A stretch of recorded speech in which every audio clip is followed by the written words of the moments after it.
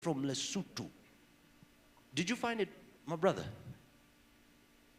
There's one called This True Life Story Will Open Your Eyes to a Lot of Secrets. African Tales by Kama. Just Kinyanjui. Well done. Well done. Well done. Let's just get a snippet of that so that we can appreciate. Wow, wow, wow, wow. This is massive. Give me a bit of sound there if you don't mind. Aha. Do you have it? Ah, fantastic. Let's just show it a bit. Show it a bit. We see.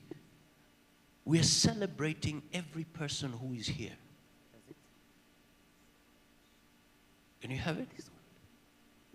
Because without energy, Kinyanjui can't do that. Those stories will fade away without energy.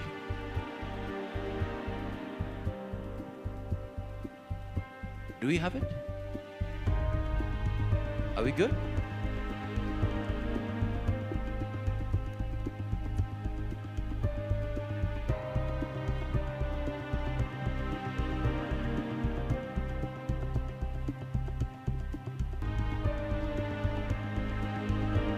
Kiamwood.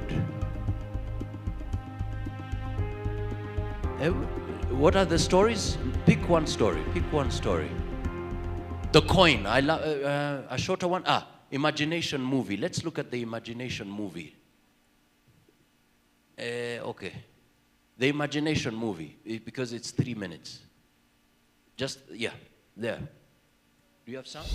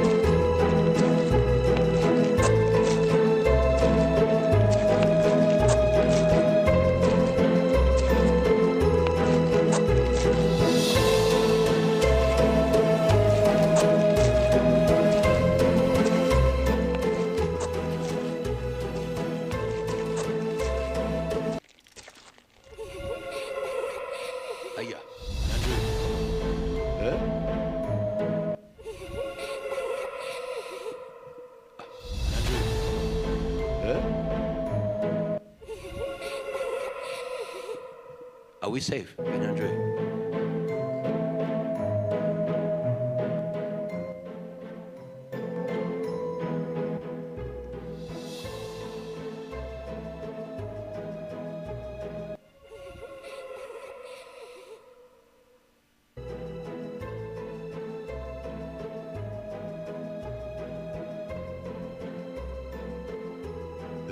Kinyanjui.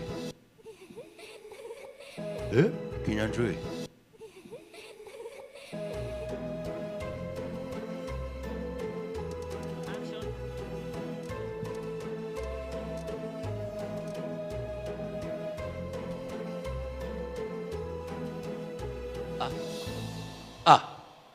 We bana.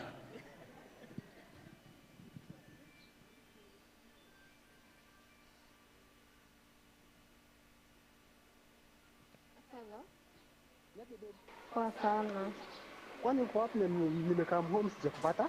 Niko kwa ofisi saa hii. Sasa je, ofisi kwani? Na kazi sikumalizia jana, ndio nataka kumalizia. Bwana, unajua usiku ulikuja saa 8 pia za usiku. Kwa hiyo kivyo tunajua venye kazi ni mingi. Sasa tabidi saa ngapi na kuchoka na. Thank you. Makofi tuki. Bwana Kinyanjui. Yes. Literally, I was waiting. Those are eyeballs. Viewership. Well done. You managed to capture people's attention. without energy, my brother. Thank you. So how important is energy access for you to do all this? How important is energy access to you? Okay. People outside there don't know what EPRA do. It's in the country. High GDP, less population, less deforestation. Wow. Sharon. Courage. Look at the possibilities. That's the Africa we want. That's the Africa we want. And it doesn't have to take 100 years. All of us here should see that Africa, witness that Africa, touch that Africa, live in that Africa. Mercy. We should live in that Africa. A world where there is seamless connectivity, no one left behind, more access and usage of the internet, digital services, the equity power, economic boom, health and wealthy. We would be a 24-hour economy, more job opportunities through live.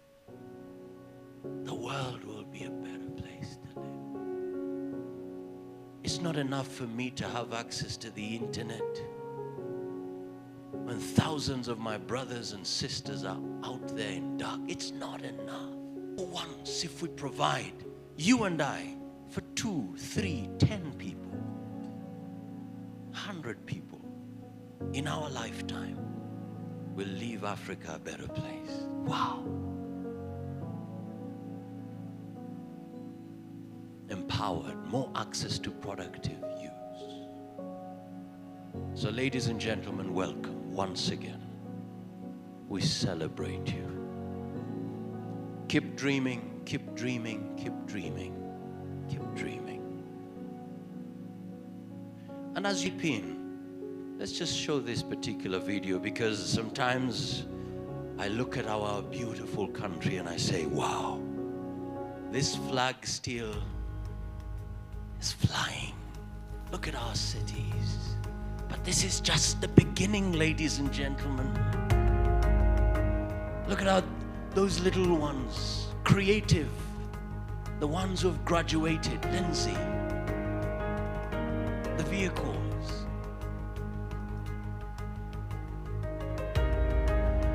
All this powered by energy. The future of education, our transport, our buildings, infrastructure, trade. It's access to energy. And not just in urban areas. And it's part of our Vision 2030, Sustainable Development Goals and Agenda 2063. That we can create that atmosphere, that environment.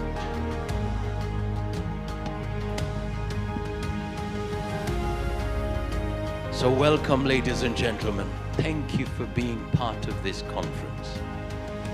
I hope individually we will be empowered. Welcome, welcome, welcome, welcome, welcome, welcome, welcome, welcome.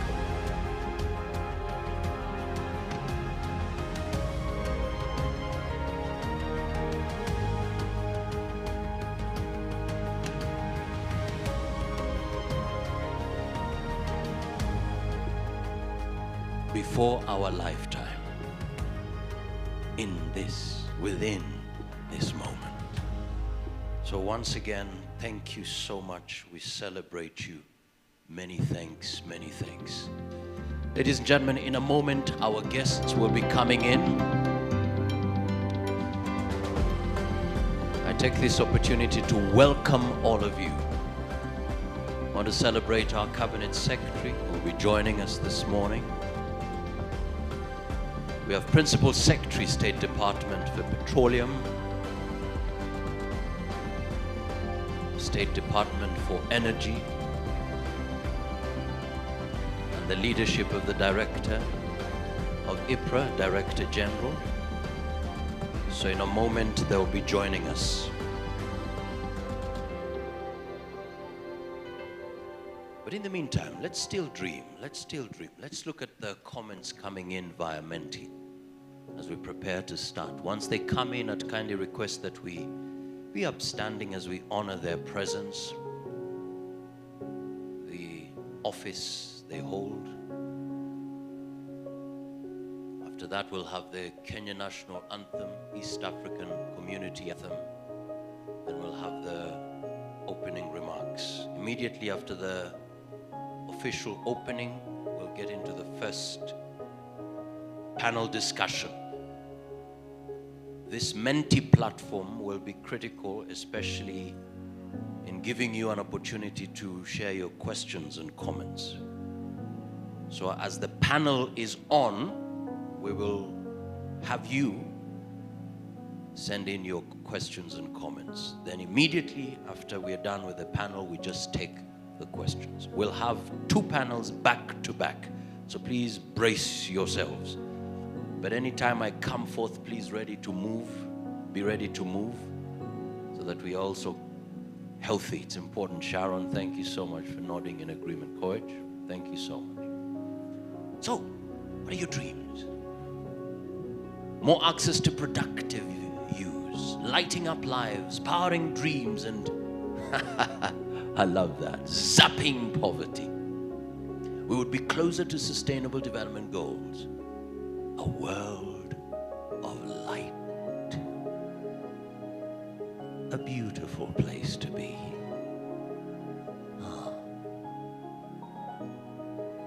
Beautiful place.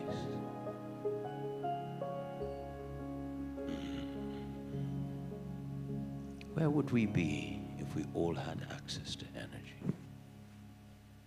Type it in, type it in. Mpoi, I want to give you an opportunity just to share with us. Any person who has been to Lesotho before? Lesotho? Robert, I told you. Coach, Sharon, Anastasia, Bwana Mutembe, Robert. Robert amefika.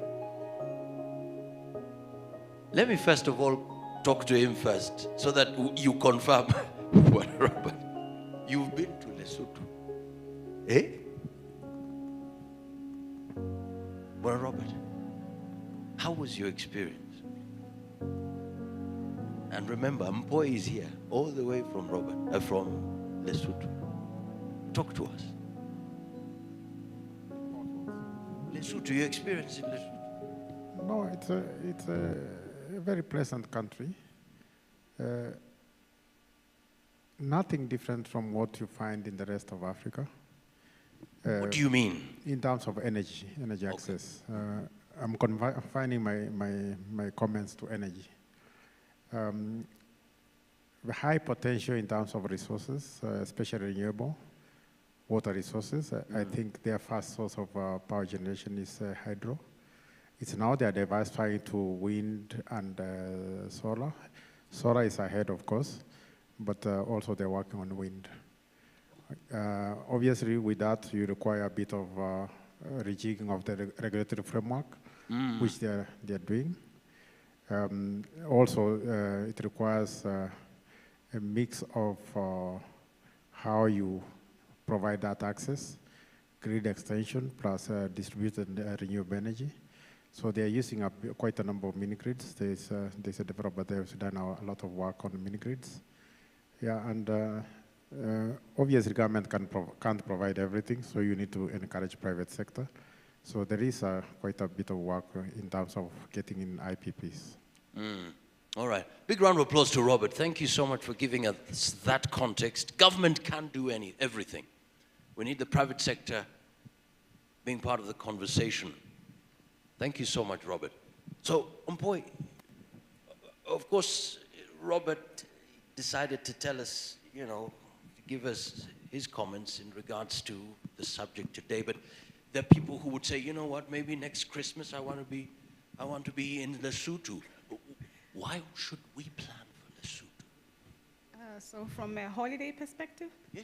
Okay, hi everyone. So I'm the president or the lady from Lesotho. Again, I'm here working for Safaricom on a secondment from Vodacom.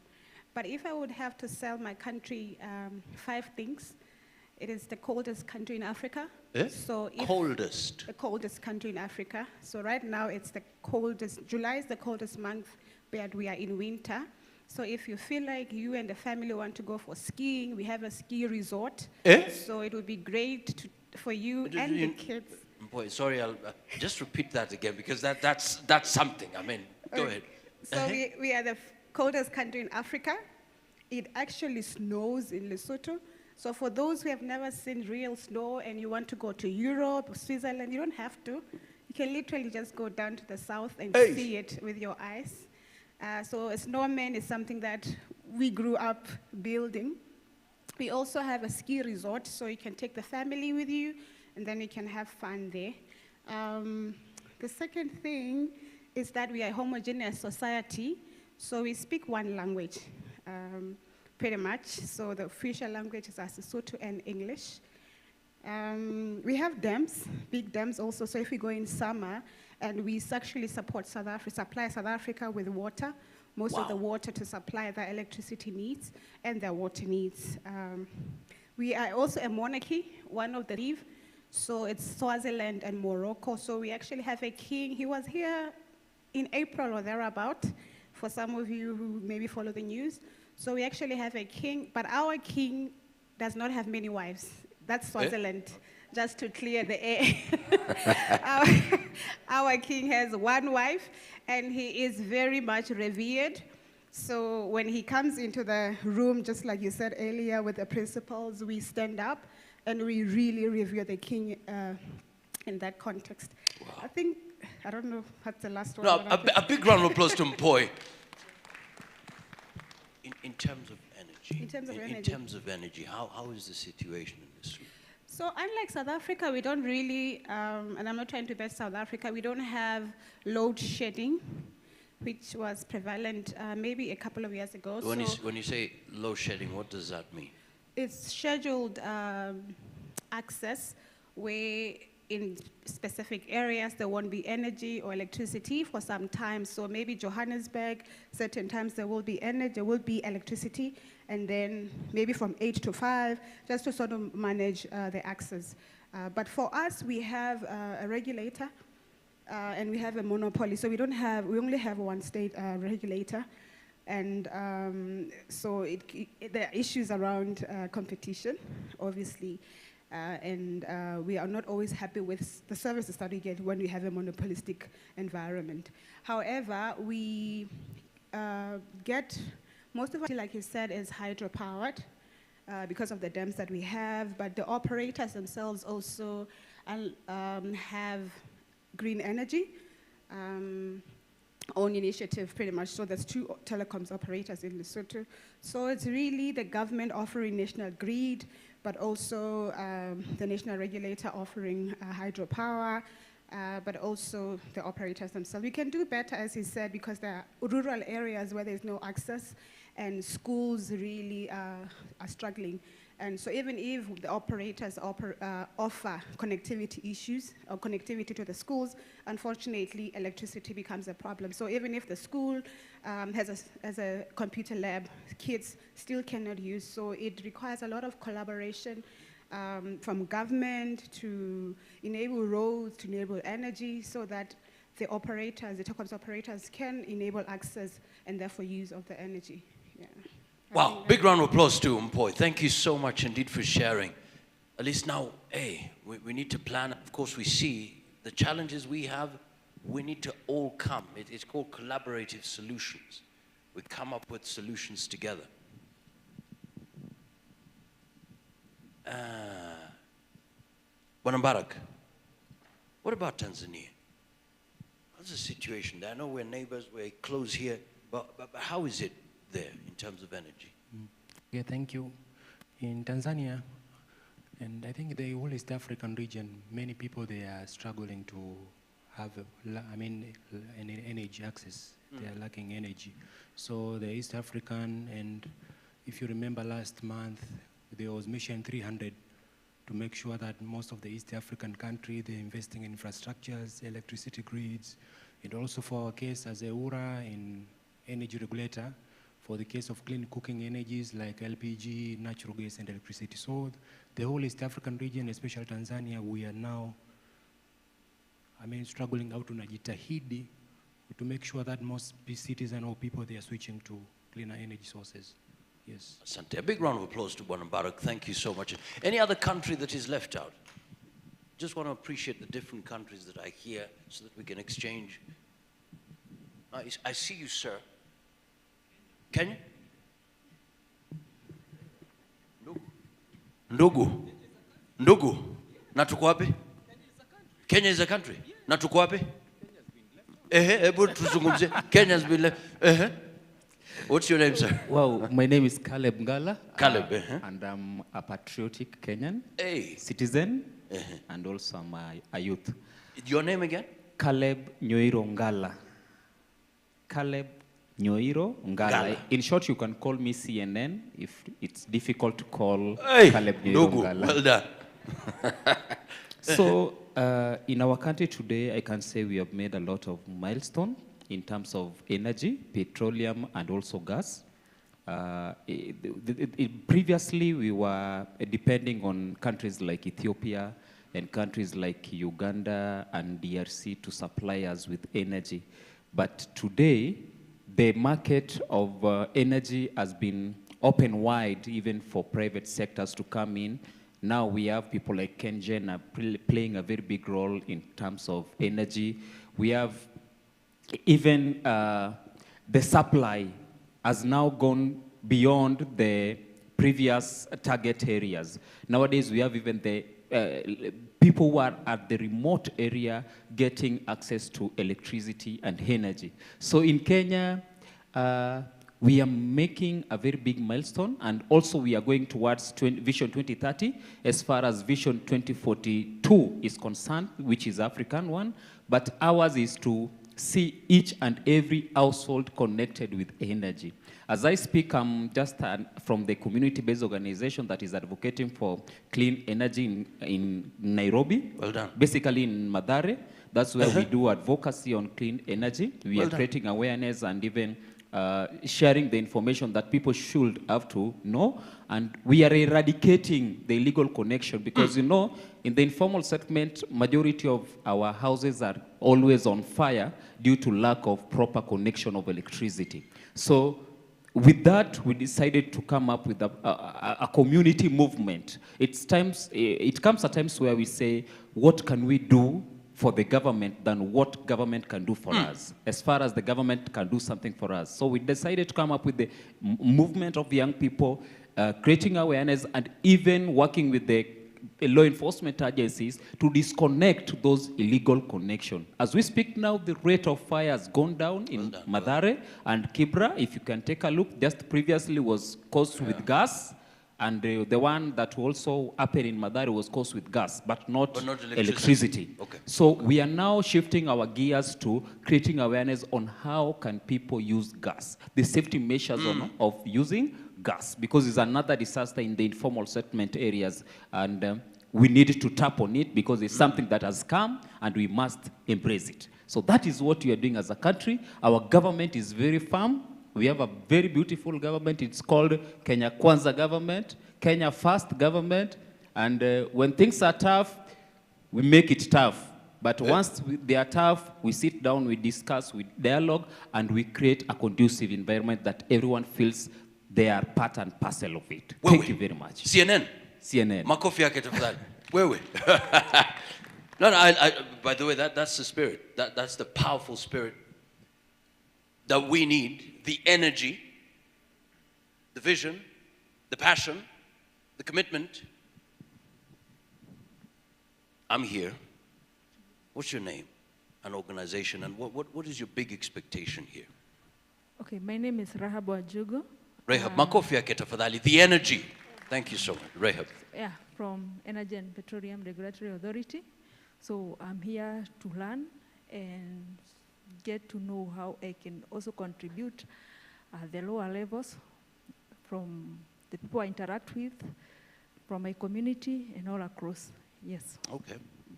Interacting. Thank you so much. I see this gentleman really nodding so intently. Talk to us. Your name, organization, big expectation. Rahab has already spoken. Okay, thank you. My name is Eric Njuri. I'm from Airtel. Eric? Yes, From sir. Airtel? Yes. My expectation is that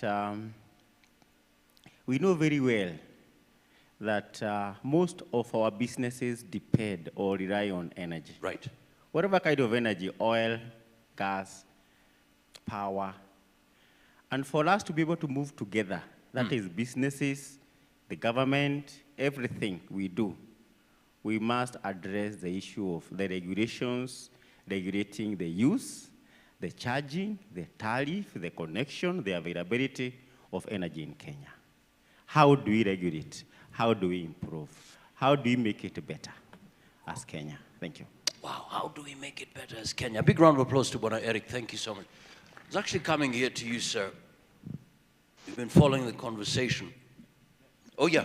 Talk to us. Talk to us. Your experience in terms of energy. Yes. First of all, your name, organization. Hello, everyone.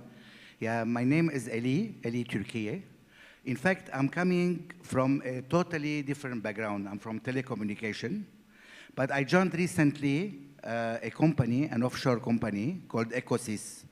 And we do solar photovoltaic solutions and battery storage, of course. So I'm still new in this field.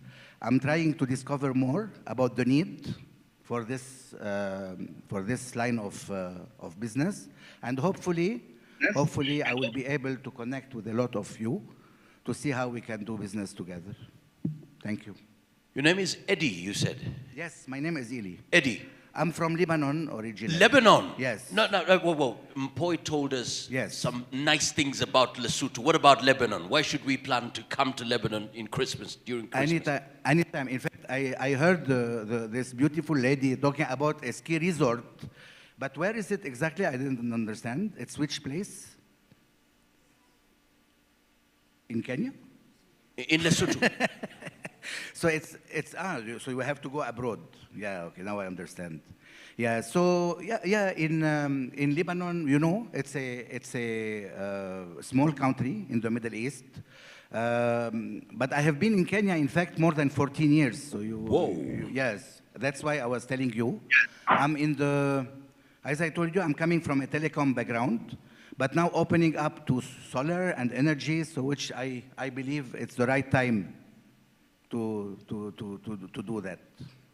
Excellent. A big round of applause to Eddie, all the way from Lebanon. Thank you so much. Thank you. Looking forward to connect with all of you. Absolutely. Thank you so much for coming as well. Many thanks. Many thanks. We celebrate all of you for being part of this engagement.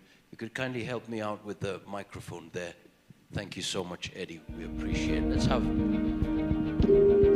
Let's have just the comments once again. Let me look at the comments. For those who are coming, thank you so much, Mpoi. Really appreciate it. Let's just look at the comments via Menti. Those joining us online or who will watch this particular program later on via YouTube or Facebook, you are part of the solution. Energy access. And if you're watching right now, I'd kindly request if you could just go to your phone. I want you to imagine, where would we be if all of us had access to energy? Where would our countries be?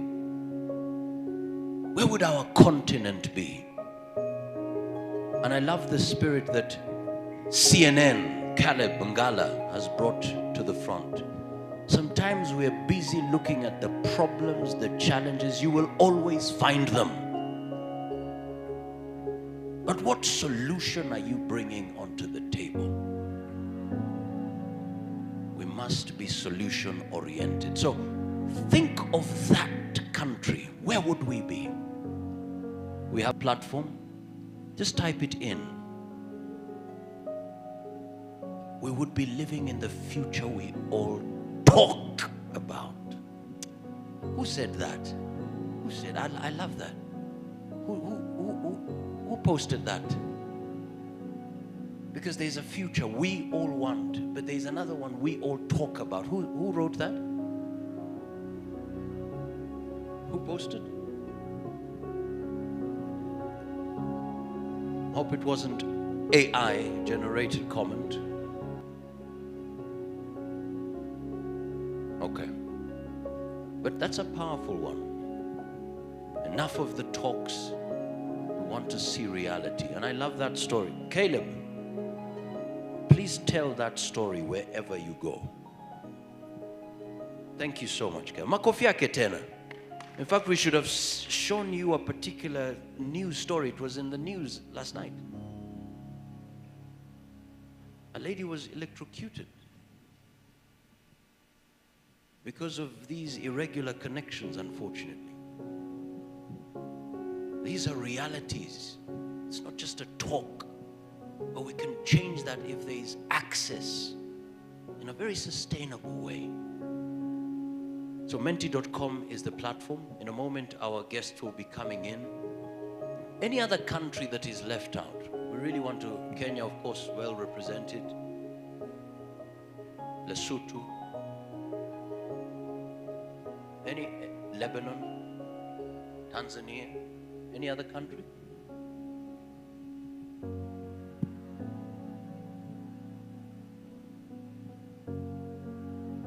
More productive socio-economically. And just before our guests come in, a final question. There was a time, how was your experience without access to energy? Was there a time in your life you didn't have access to energy? How was that experience? Just write it down. Because we don't want to assume all of us started with just access to energy. And share, how was it?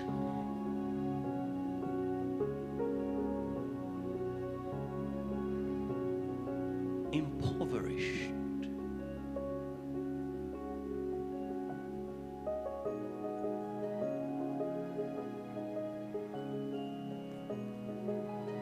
How was your experience? Limited access to information.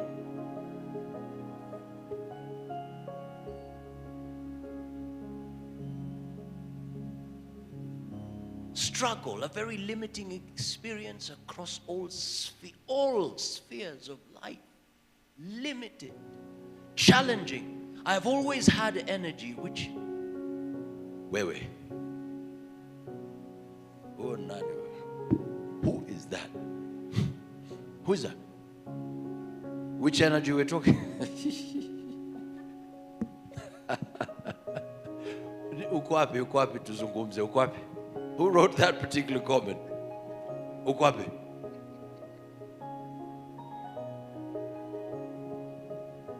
What do you understand by that energy? By the way, break it down. You know, when we say energy access, what does it really mean, by the way? Talk to your name, sir? I learned in schools that carbohydrates are energy providing food. Carbohydrates, okay. So you should be clarify whether you are talking of the whole energy spectrum or you are talking about electricity and gas. Please be specific. Please be specific. Yes. What's your name, sir? Njeru. Njeru. Makofi yake. Was there a time you missed out on any kind of energy? Yeah, let's say grid-connected electricity, because when you talk of electricity, I used to power my torch with the batteries, which is electricity. So that's what I'm saying. You try to be very specific. Very specific. Yes. So we have batteries. We have carbohydrates. We remove that. Okay, yeah. Batteries. Any other electricity? You've always had electricity, Mwananjiru, all your life. Yeah, torch battery. When you started. No, but I understand you are talking about grid-connected electricity. Yes, yes. Yeah. What about that? Have you always had that? No. How was that experience? I can only compare 2 times, because at that time we could never watch things like TV. Where was that? In Lulo, Meru. Meru? Well done, Mwananjiru. We celebrate you. And by the way, it's important for us to clarify, what energy we're talking about. Connected to the grid, renewable energy. It's very critical. But moving into the future, let's look at some of those commons. Because we're saying future, let's look at some of those commons. Because we're saying there are people who have absolutely no access to electricity, safe energy. Let's look at some of them. Sound, please. Frustrating. I could not do my homework well when I was young. That reminds me. Yeah. Because I was born and raised in Kibra, living in a muddy house. We didn't have electricity. We had this tin lamp. I connect with that. And unfortunately, we still have families who are living in that. And unfortunately, we still have families who are living in that same situation even today. Everything stopped. No communication, no light, no security, afraid, anxious. Think about that. Right now I live in a community and we're saying if every person had light just at the front, at their gates, then we would light up the whole street instead of relying on the government to provide street lighting. That's one way of empowering the community, Anastasia. Electronics only used at night with the battery charged in the nearest center. There was hopelessness and dark, unfulfilled dreams. Unfulfilled dreams. Kinyanjui. Imagination plus dreams. Without electricity, all those dreams are gone. No light after sunset. Children can't learn. Low education standards, low living standards. Delay in relaying information and sending money. Nights of scary darkness. No human being should live in that situation where they're constantly scared. Challenge was the type of energy. We used kerosene for cooking and lighting, thus health issues. The experience was harrowing. There was limited information. We struggled day after day. Electricity was a resource we did not imagine would be within reach in our area. Left behind. It felt like being blind, being in the dark. Horrendous. An experience I wouldn't wish on any kid. Not able to access internet and information through television. Security lighting not available. Electric cooking now through grid connection. Limitations for innovation. Without access to clean energy, we had different... Okay? Okay? Your name, organization, and tell us that experience. Go ahead. Morning. I'm Frank Ogeto. I work with IMEC Solutions. We do more of we make panels for different clients. We also do the solar installations. Mm-hmm. What I meant by Kuvunja Kio, before there was this, Kio Yata. For the visitors visiting country, Kio Yata is the lamp. Lamp. There used to be a glass that prevents the air from blowing off the lamp. Mm-hmm. So when there was no this clean energy as kids, we were tasked with washing the Kio Yata. Hey. Washing that. So if you found yourself breaking it, that was something different. Your supper will not be supper again. So Frank, that's my experience. Yes. That was serious, my friend. How many of those did you break? Quite a number. So you missed your lunch, your supper?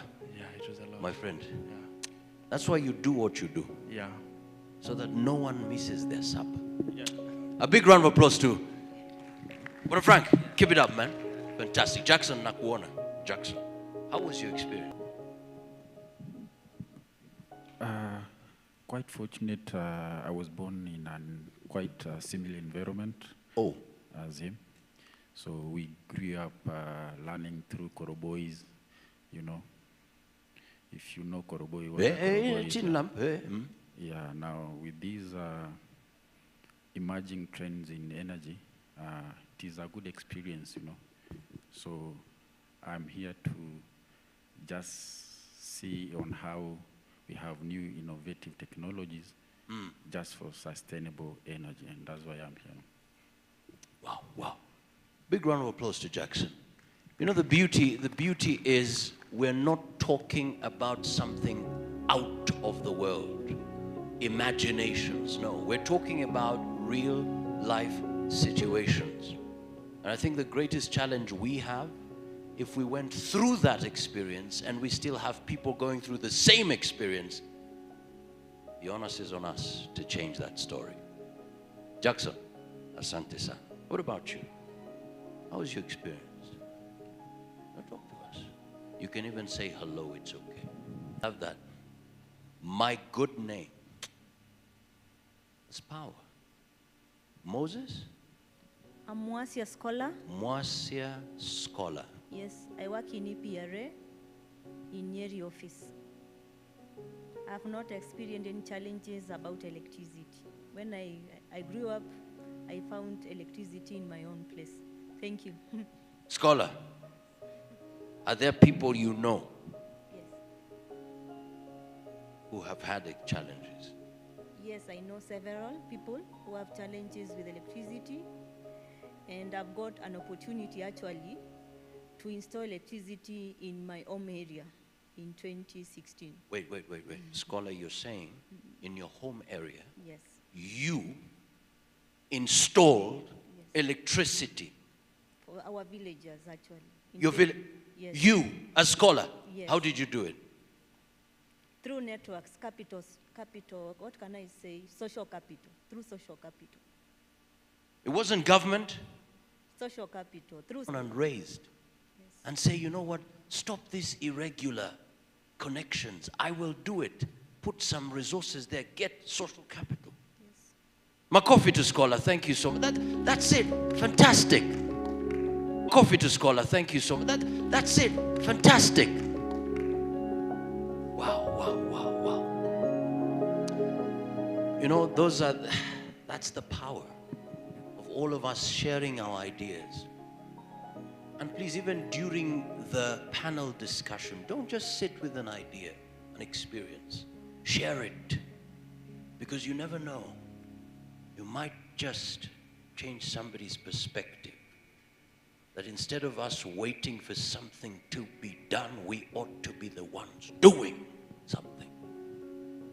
Let's look at some of those comments, the experiences coming on the screen. Let's look at that. Let me see some of the comments coming in.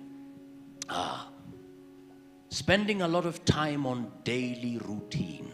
We would do everything in a hurry before the sun sets, because then there would be total darkness and insecurity. Same as living in a dark hole. Everything seemed to be limited. Koroboi was the only source of light in our mom's house. That's the tin lamp. Doing homework at night was impossible. Horrible, just darkness. Used Koroboi. We were not allowed to breathe out heavily close to it to avoid putting it off. Oh goodness, who's that? Oh my God, this is real, man. This is Nanu. Because you're so close to this particular Koroboi, if you, who's that? My friend, please, we want to share. Ukwabe? Ukwabe? That's a powerful one, my goodness. That's very true. That's very true. Because even the matchsticks were not available. If you lose that light, it's gone. Okay. The gap between the poor and the rich. Not much to do at night. It was limiting. It meant death. It reminds us that energy is not a luxury. It is actually a basic enabler of development. It's very important. I used to iron my uniform at my neighbor's place. I used to study using a paraffin lamp.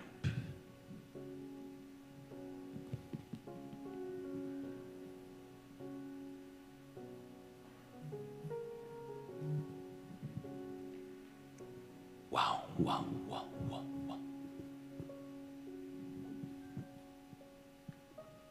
These were, that was, and I'm sure that we've shared based on the past. Based on the past.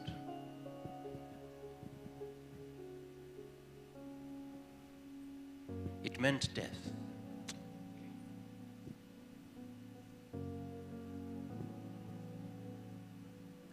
Ladies and gentlemen,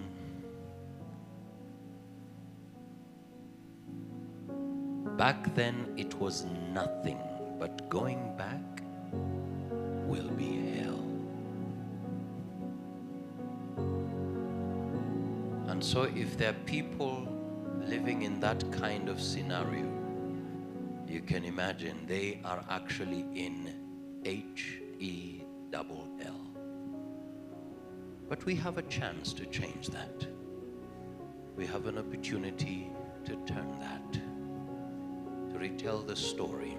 That's why this conference is very critical as we focus on energy access, universal energy access. And thank you for being here.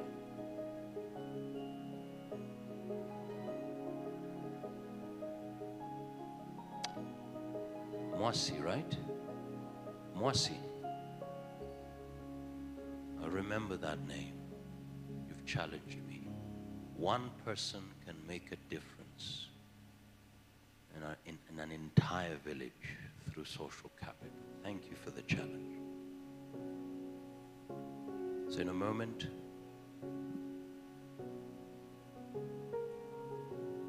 just waiting for our guests to come in.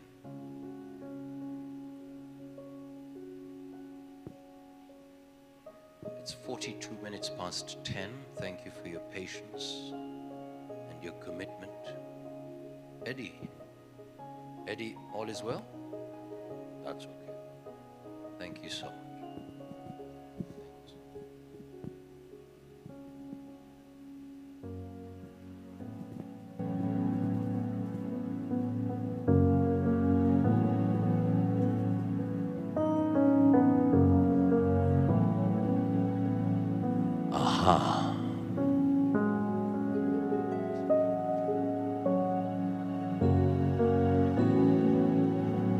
Our guests are on their way coming in.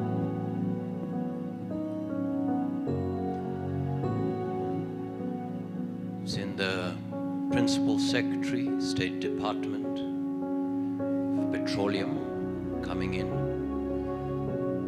Mr. Mohammed Liban. So we're ready to kick off.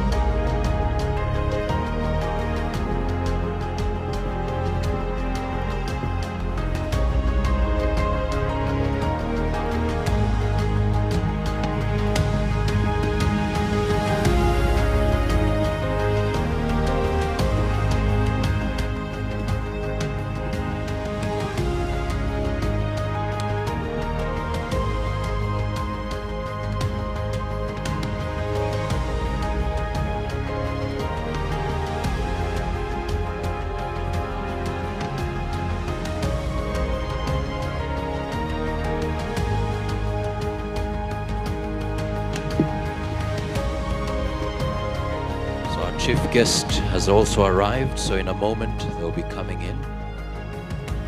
Alan, karibu sana. Thank you so much.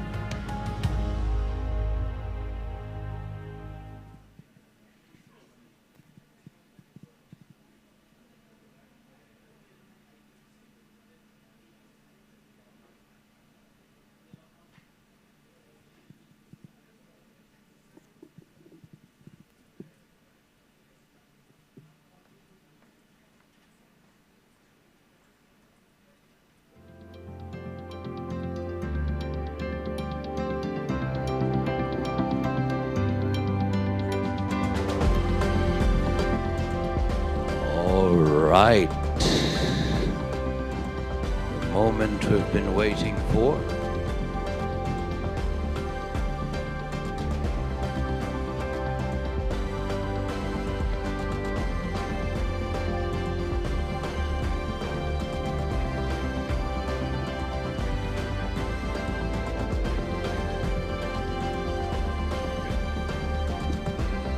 Bwana Njiru, karibu sana once again. Thank you. Karibu sana. Welcome, welcome, welcome, welcome.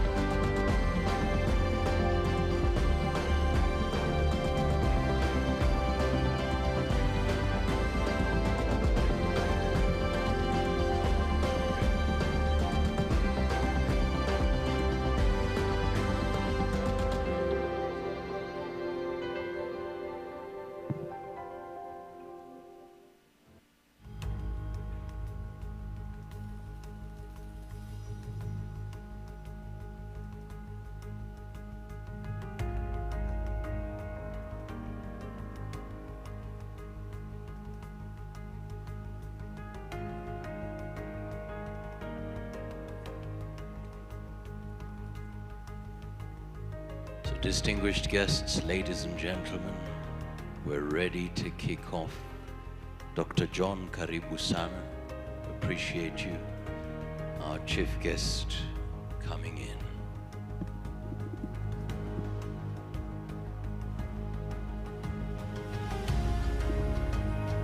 Let's also celebrate the board members of IPRA. Makofi yao tafadhali. Thank you so much. Welcome.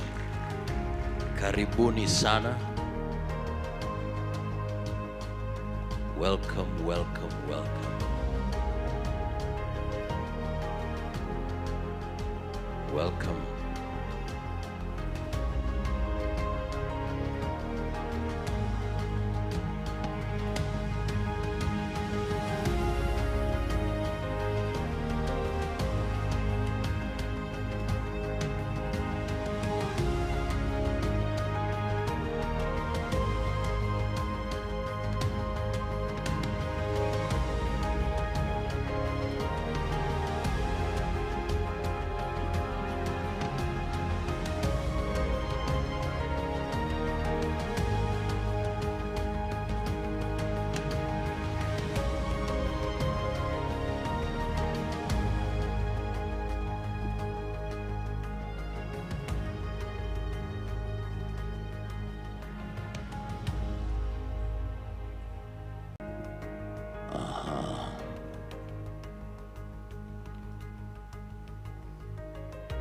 So ladies and gentlemen, once our chief guest comes in, we'll just be upstanding in honor of their presence.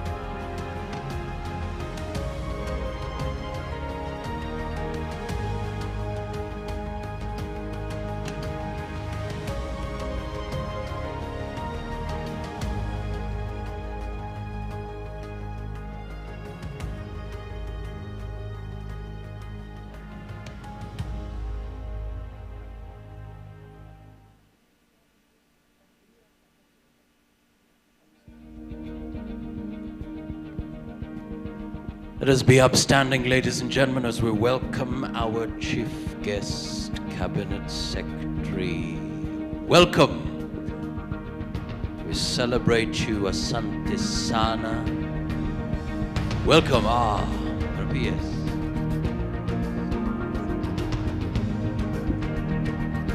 Karibuni, karibuni. I'd kindly request we remain upstanding for the Kenya National Anthem and the East African Community Anthem.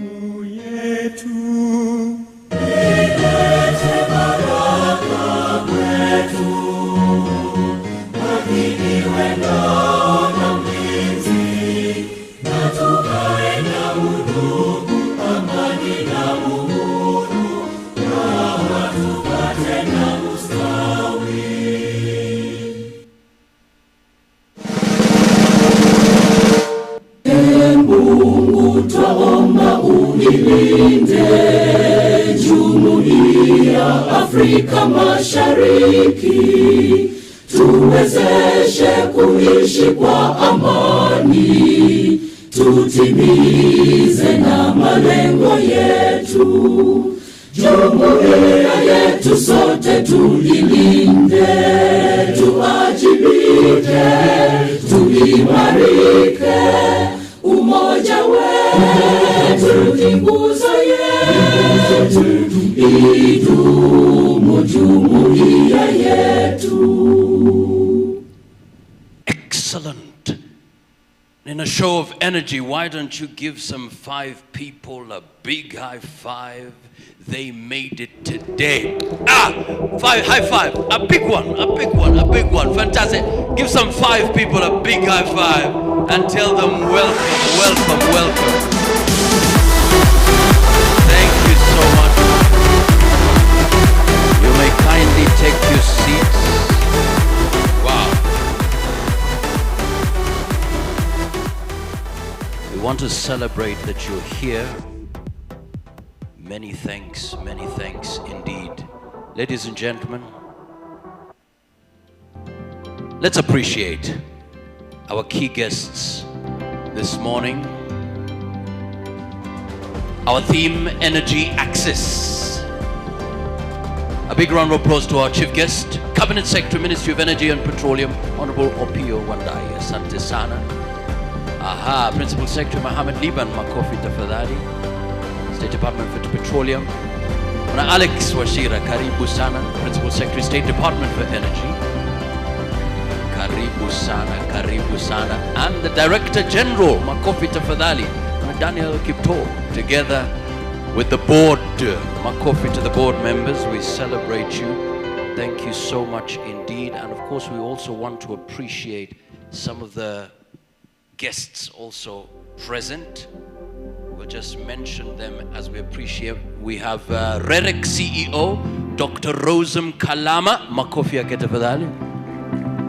International Law Institute, SA, CEO, Mr. Swithin Munyantwali, makofi tafadhali. Somali delegation, Dr. Mohamed Ibrahim from Electricity Regulatory Authority of Somalia and his delegation, makofi tafadhali. Uganda delegation as well, Dr. Okoboi from Electricity Regulatory Authority of Uganda and his delegation. We also have Guled Osman, Director Economic Regulation, Somalia, makofi tafadhali pia. Asante sana. Ladies and gentlemen, we're ready to start and to give us the opening remarks and guide us through. Please, welcome. He leads economic regulation and strategy at the Energy and Petroleum Regulatory Authority, drawing on over 25 years of expertise in energy planning, pricing, competition and policy analysis to ensure fair, efficient markets. With a proven track record of impactful research and service on key sector committees, he is poised to deliver innovative solutions that will advance Kenya's energy future and drive national growth. Please welcome the Director, Economic Regulation and Strategy, Dr. John Mutua. Makofi for that. Thank you very much. Good morning, ladies and gentlemen. To our CS Energy and Petroleum, Opio and I, Energy PS Alex Washira, Petroleum PS Mohamed Liban, the Chair of the Board of EPRA, DG EPRA, and also CEO Rerek, and of course our sector colleagues, as well as EPRA colleagues. Good morning. This is the 6th Research and Innovation Conference for EPRA 2025. It means we have already done 5 of them in the last 5 years. And basically, as EPRA, we are empowered in the law, the Energy Act, Section 10D, to collect and maintain petroleum data, and Section 10JJ, maintain energy data. The key objective of the Research and Innovation Conference 2025, whose theme is Energy Access, we aim to bring together stakeholders in the energy and petroleum sectors and share our experiences, key policies, regulatory outcomes, challenges, and opportunities. We normally encourage collaborative research, the triple helix approach, where government, the investors, the academia, and development partners work together to share knowledge. Again, one of the objectives is to ensure knowledge management, because we do understand that the energy sector generates a lot of information and knowledge. A lot of models are used, but unless we keep that knowledge in a place where it can be retrieved and also utilized by the Ministry of Energy and Petroleum, the agencies, and the country, then we'll not be achieving our role. And again, we need to continually share data and research findings to ensure efficient regulatory outcomes. And again, Research and Innovation Conference promotes accountability and transparency in the energy sector to ensure that we have trust with our customers, and also to provide information to our investors and financiers. And lastly, supporting information and achieving knowledge, we need to have a continued engagement as EPRA, whereby we develop regulations, models, and all the time, because we are ISO certified, then we are able to ensure that we are among the best. Our colleagues from Uganda, I think you have heard about the Electricity Regulatory Authority of Uganda. They have been voted the best regulator in Africa, actually for almost 4 years. We have also been top there, but we have not been a #1 DG. Maybe there must be a surprise this year, but let's hope for the best. So asante sanda. So at this point, I would like to invite our DG, Daniel Kipto Bagoria, to come and make his remarks and take the program from here. Thank you very much, and karibuni sana. He leads EPRA with unmatched expertise, guiding Kenya's energy and petroleum sectors toward innovation and fair regulation. With his legal acumen, global education, and commitment to policy excellence, he inspires transformative growth that will power Kenya's future. Please welcome the Director General of the Energy and Petroleum Regulatory Authority, Daniel Kipto Bagoria. Thank you. Johnson, I'm looking at you and I'm hearing the voiceover, you're doing the voiceover, you're being the MC, so I'm a bit confused there. Our chief guest, our Cabinet Secretary for Energy and Petroleum, Honorable James Opio Andai, our PS responsible for petroleum, Dr. Mohamed Liban, our PS responsible for energy, Honorable Alex Washira, our board members present in the room. I know our board member that will be making a speech on behalf of the board will take the time to introduce our board members so that everybody can get to know them. All our innovators, our researchers, our industry experts who are present, our colleagues, ladies and gentlemen, good morning once again. I wish to take this opportunity to thank you very sincerely for you attending this first day of the 6th Annual EPRA Research and Innovation Conference. We, as an authority, are very humbled by the support that our policymakers, our colleagues in the sector and in academia have continued to give us as we grow this Research and Innovation Conference in leaps and bounds. This year's conference, which begins today, running through to Thursday, has each unique session, offering everything under the energy and petroleum space under the theme Energy Access. On behalf of the authority, I want to take this opportunity to welcome you to this critical forum that will bring together like minds that will shape the sector of our sector through research, innovation, and collaboration. I also want to thank our colleagues who have joined us from far and wide. We have guests from all over the globe who have joined us. I think some of them have been mentioned. And through the next 3 days, you will get to interact and engage with them and to share experiences. Ladies and gentlemen, this theme today is very timely because access to affordable, reliable, and sustainable and modern energy remains one of the most defining challenges of our time, and particularly in the global south, and particularly sub-Saharan Africa. This is why I acknowledge and commend all the researchers, the innovators, our students, policy experts, and practitioners who have brought forth papers and insights that will be presented during this conference. The diversity of the topics on hand will give us a lot of dynamism in the sector and also be able to drive knowledge-driven progress. Sessions that cover the just energy transition, solar water heating, renewable energy, desalination, regulatory inference, sector resilience, and investment in oil and gas presents a very wide scope of relevance in innovation across all our subsectors. These discussions are not only happening in isolation, but are central in how we shape our country's energy future towards Vision 2030, our SDGs, the Sustainable Development Goals, and our National Policy Development Agenda. Ladies and gentlemen, we have today made due consideration for the conversations that happened at last year's conference, and in order to make this year's conference better. We heard from you when you said we should include youth in research for the sector because they hold the key to innovation and modern solutions affecting our communities. This year, the inclusion of both youth researchers and Women in Energy Forum marks a significant welcome revolution in our approach. It is no longer only important to innovate, but we also must empower. EPRA recognizes the vital contribution of young people whose creativity and solutions are driving new frontiers in technology and sustainability. Likewise, we do support and celebrate our women who are daring to break glass ceilings and lead with impact across our value chain. I think Waziri and PS, I think the energy sector has done quite well when it comes to empowerment, not only of the young people of our country, but also in our women. Today we are represented here by the CEO of REREC, Dr. Rose, and I want to acknowledge her, and our colleagues who have gone before her, your colleague CS Rebecca Miano, who was a CEO in the sector before, Ambassador Monica Juma. We've had a lot of representation. I see our Vice Chair of the Energy Tribunal here as well, Doris.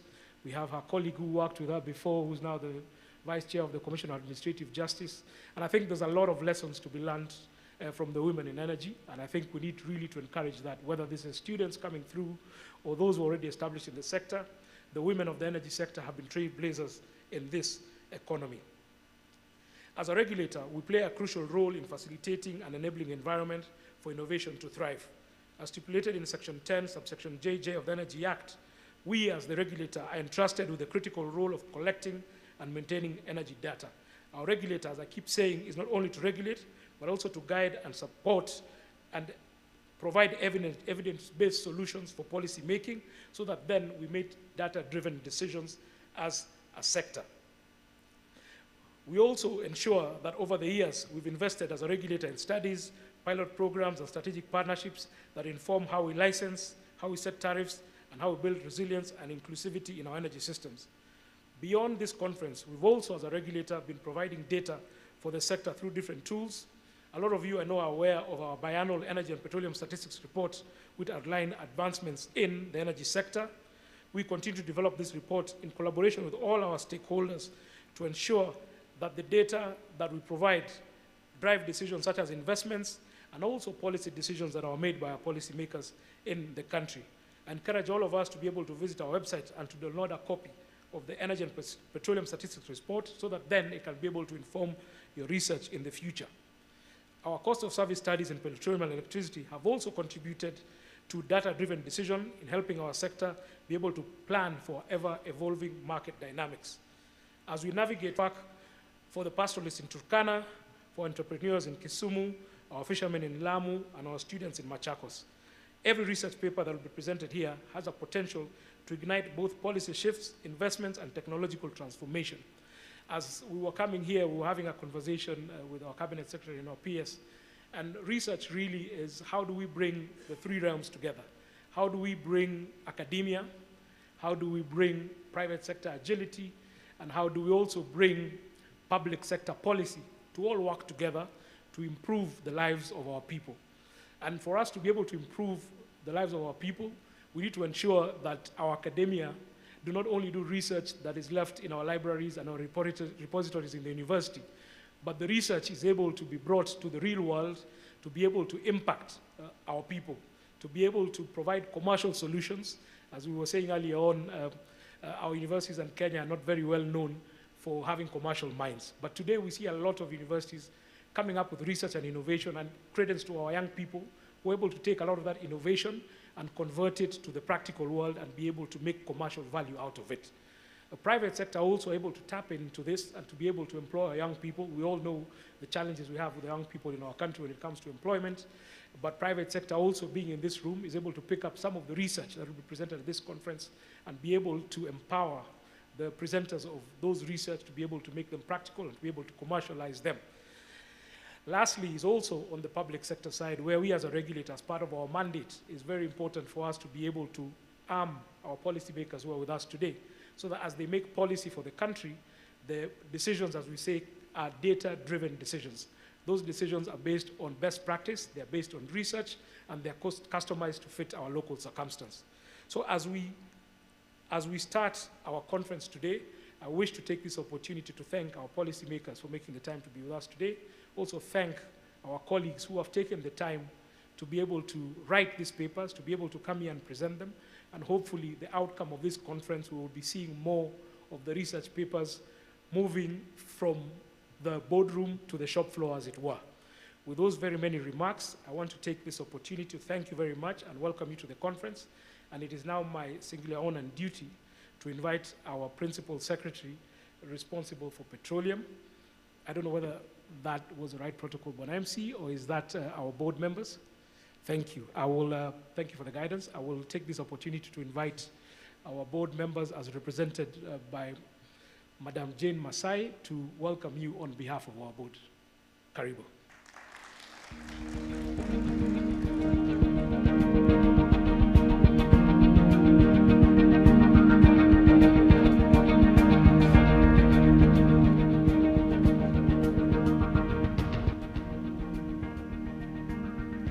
Thank you, DG.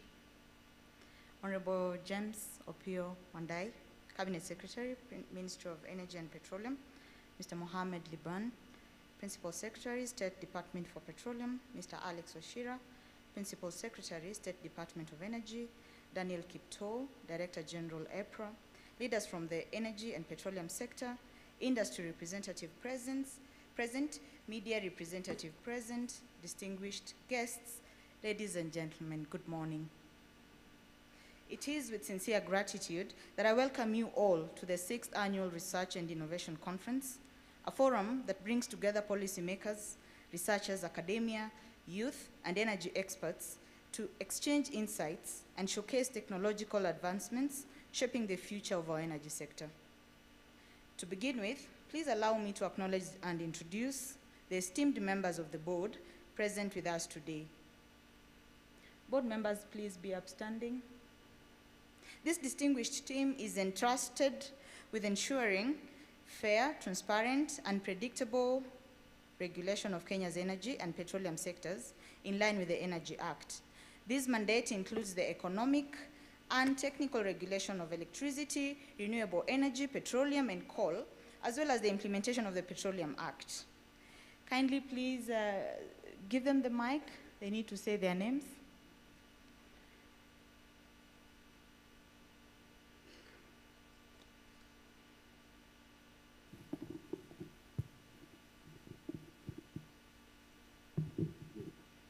Good morning. Good morning.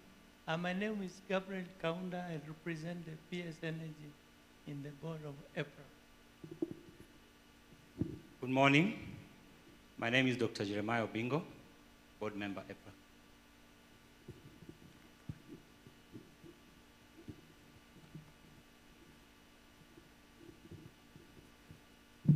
Good morning, everyone. My name is Anthony Gashau, board member, EPRA. Thank you, directors. You may be seated.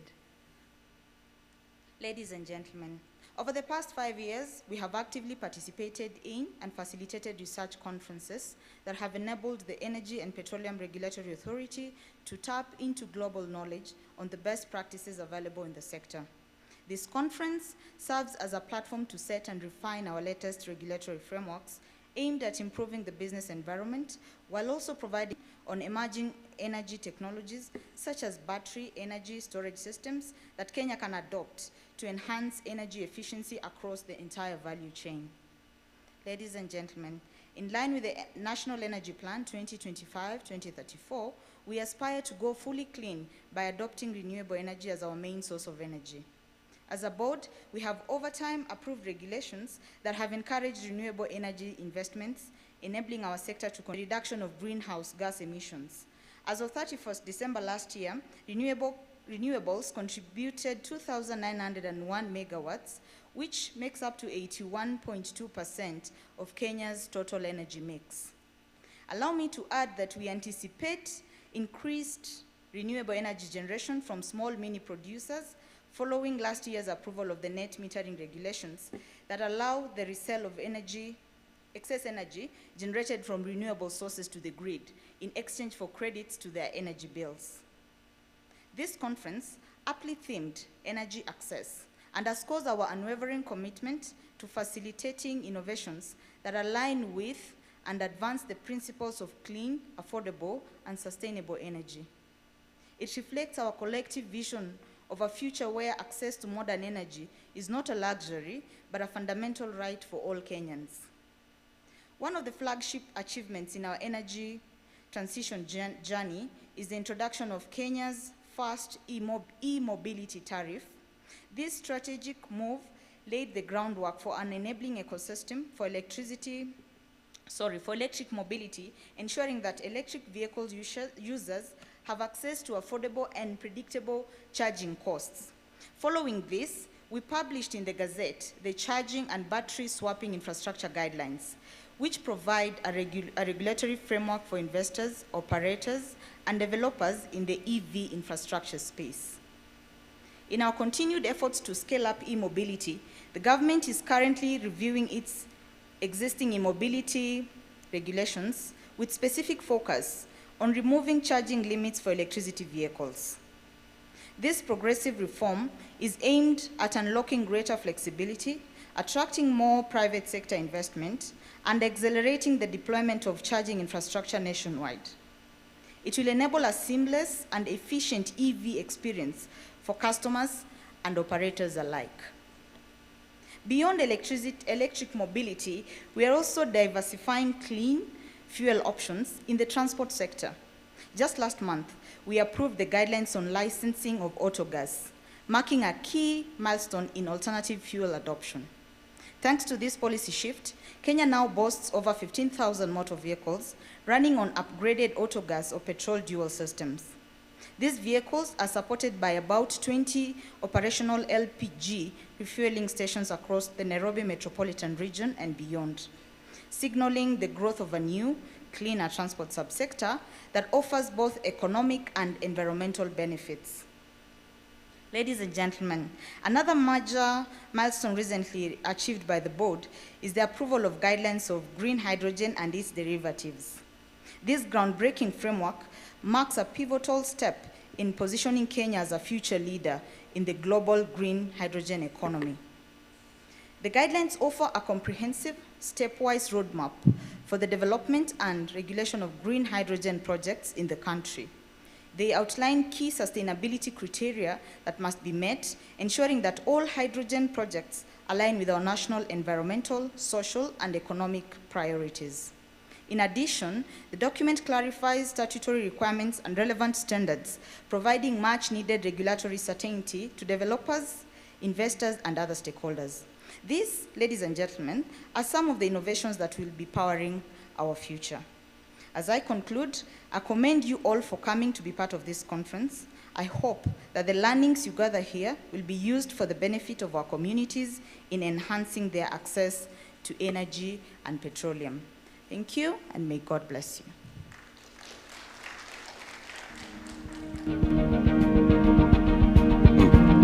Thank you so much.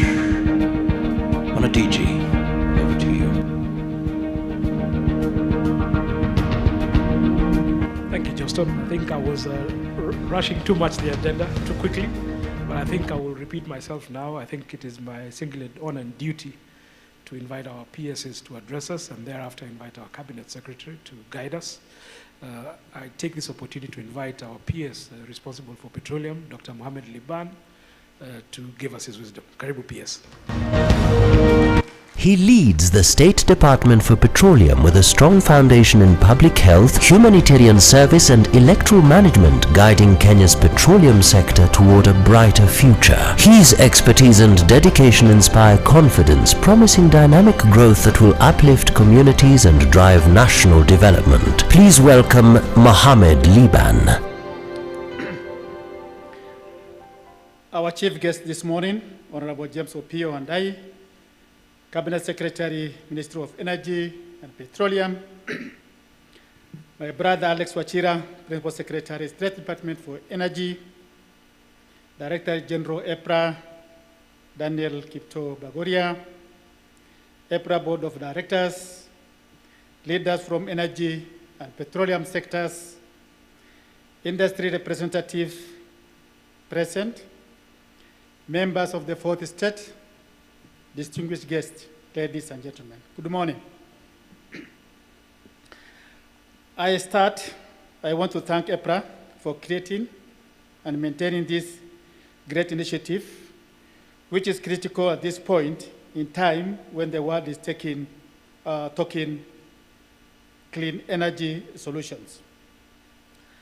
I have had the opportunity to review the exhibition booths outside, and I'm encouraged to witness firsthand the innovations that continue to emerge in the sector.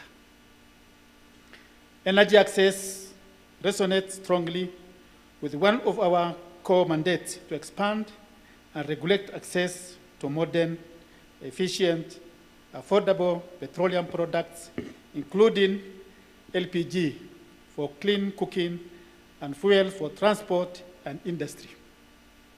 It aligns with our ongoing efforts to scale up LPG adoption through the National LPG Growth Strategy, expand petroleum storage and distribution infrastructure to underserved regions, and improve supply chain efficiency to ensure stable, reliable petroleum fuels availability across the country and the region.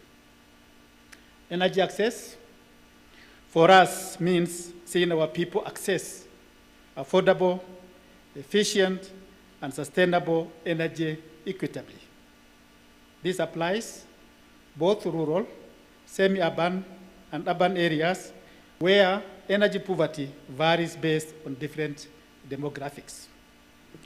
Ladies and gentlemen, a key area we are actively promoting is the transition to clean cooking through adoption of LPG. This transformative initiative aims to accelerate the transition from traditional biomass fuels, such as firewood and charcoal, to cleaner, safer, and more sustainable cooking energy.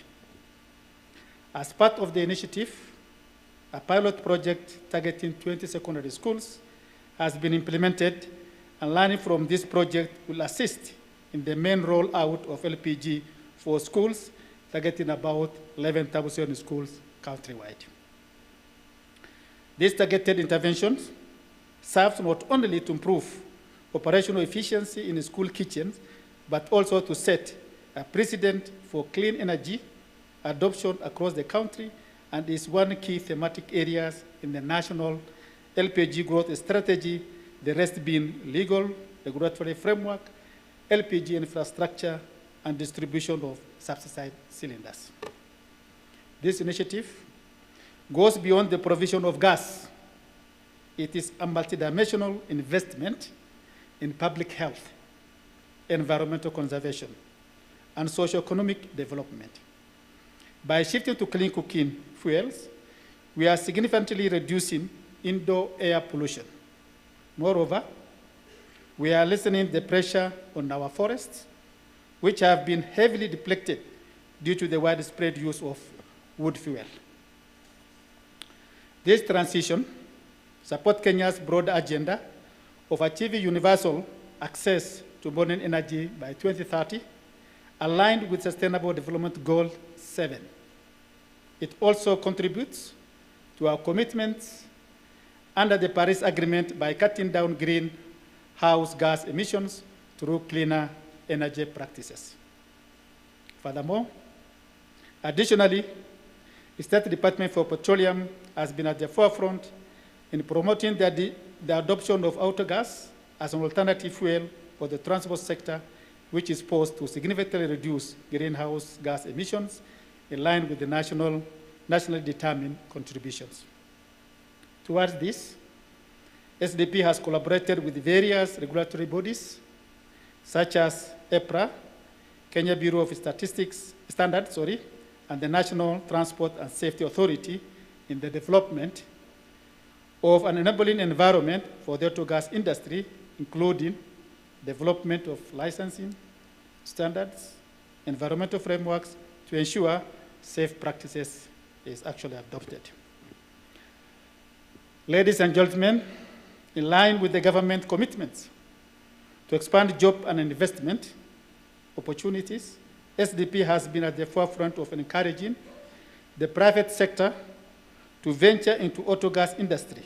About 15,000 motor vehicles have been converted under the auto gas program, and about 20 auto gas stations built in the country. SDP will continue working with the relevant authorities to ensure proper installation, maintenance, and dispensing LPG at the station for mobility purposes. As I conclude, I would like to encourage all of us to look into ways to further improve penetration for this clean solution, especially in mashinani. In our midst is the key to innovations that can work with us to unlock this future. Thank you once again for joining us today, and may you have a fruitful deliberations for the next few days to come.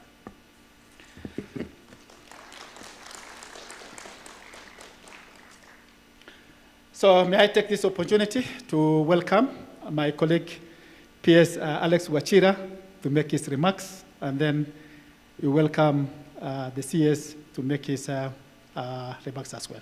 Karibu, my brother.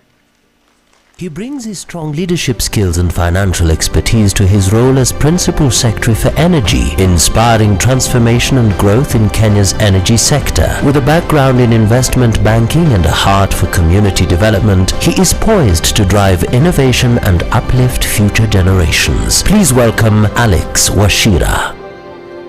Thank you, Johnson Mwakazi. I was looking at you. I can hear the voice, but I cannot see your lips moving.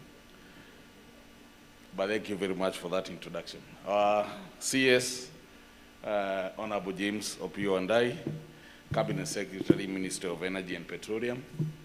My brother PS, Mohamed Liban, PS Petroleum. Board members present.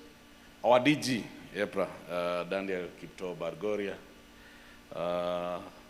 Innovators, distinguished guests, and I've missed our CEO for REDEC, Daktari Rosum Kalama, distinguished guests, members of the fourth estate, ladies and gentlemen, good morning. Good morning once again. I begin by appreciating each and every one of you for taking your time to be part of this important forum. Your presence here is a testament to the shared commitment towards the advancement of energy sector in Kenya and aligning it to the current global trends. We should not at any one point be left behind, and research is a critical component of this goal. At this point, allow me to thank Energy and Petroleum Regulatory Authority for convening us here this morning and today, for continued support in shaping a resilient energy sector. Let me say that, DG, this is a very important occasion because we are on the 6th edition of Research and Innovation Conference. And they usually say that in this world, there is only one thing that is permanent. And change is the only thing that is permanent in this world. But for you to embrace change, then research and innovation has to be there because we must continuously improve ourselves. We must keep bettering our best. And so therefore, this is a very important event, and we should actually work towards making bigger and better every year. Ladies and gentlemen, this forum holds particular significance for us as in the Ministry of Energy, as this year's theme of energy access speaks to our commitment towards ensuring access to reliable and renewable sustainable energy for all Kenyans. As a matter of fact, we have a robust program that is speaking towards this increasing the energy access. For the sector to function sustainably and meet the growing demands of our population and industries, it must be supported by a broad ecosystem of partners, including academia, research institutions, financial institutions, innovators, and policymakers. Our commitment to emerging energy trends such as e-mobility reflects to broader ambition to meet national development goals and also fulfill our international climate change obligations. However, to achieve this, we require data-driven insight to help identify the most effective pathways and adapt solutions that cater to unique needs and ensure our transition is both evidence-based and locally relevant. Ladies and gentlemen, in the area of electric mobility, we have taken a leading role in shaping progressive policies. One key milestone is the 2020 Kenya National Energy Efficiency and Conservation Strategy. By the year 2030, at least 5% of all imported vehicles annually should be electric, aligning with our commitments under COP26 declaration on accelerating the transition to 100% zero-emission cars and vans. To support this shift, the government, through the fourth medium-term plan, 23-27, of Vision 2030, has rolled out a range of strategic initiatives, such as the formulation and implementation of a comprehensive e-mobility policy, the development of a nationwide charging infrastructure network, and support of local manufacturing of electric motorcycles. Ladies and gentlemen, beyond mobility, Kenya is making significant strides in promoting clean cooking solutions with a growing focus on transitioning households from traditional biomass fuels to cleaner sources such as electricity. Through initiatives such as Clean Cooking Strategy, ongoing investment in last-mile connectivity, more Kenyans are gaining access to electric cooking technologies. To accelerate this progress, we must embrace innovation like energy-efficient electric pressure cookers, smart meterings to manage electricity costs, and solar-integrated cooking systems for off-grid communities. By supporting local manufacturing, enhancing consumer awareness, and incentivizing adoption, we can ensure that clean electric cooking becomes a sustainable reality for every Kenyan household. I therefore call upon partners in all sectors, policymakers, academic researchers, to work with us in building a future where every Kenyan enjoys reliable, sustainable energy by building on these solutions further. With those few remarks, ladies and gentlemen, I had only one main obligation to invite our Cabinet Secretary, Minister of Energy and Petroleum, Honorable James Opiyo Wandayi. Let us welcome him with a round of applause. Thank you very much. Karibu sana Waziri. Asante. Of ensuring public accountability, a strong private sector background and multiple national honors, including his deep commitment to fairness and his experience as Member of Parliament, he is leading bold, positive change in Kenya's energy sector. Please welcome the Cabinet Secretary for Energy and Petroleum, Honorable Opiyo Wandayi. Thank you very much, Bwana PS. and dear colleague PS Petroleum, leadership of EPRA, led by the DG and the chairperson of the board. Okay. CEO Rerek, distinguished guests, ladies and gentlemen. Actually, my duty this morning is simply to declare this conference open. Yeah. But before I do so, just allow me to make some few remarks, very, very few remarks. And I'll start by acknowledging that research and innovation is one of the key tenets towards unlocking Kenya's energy future in a dynamic and rapidly changing world.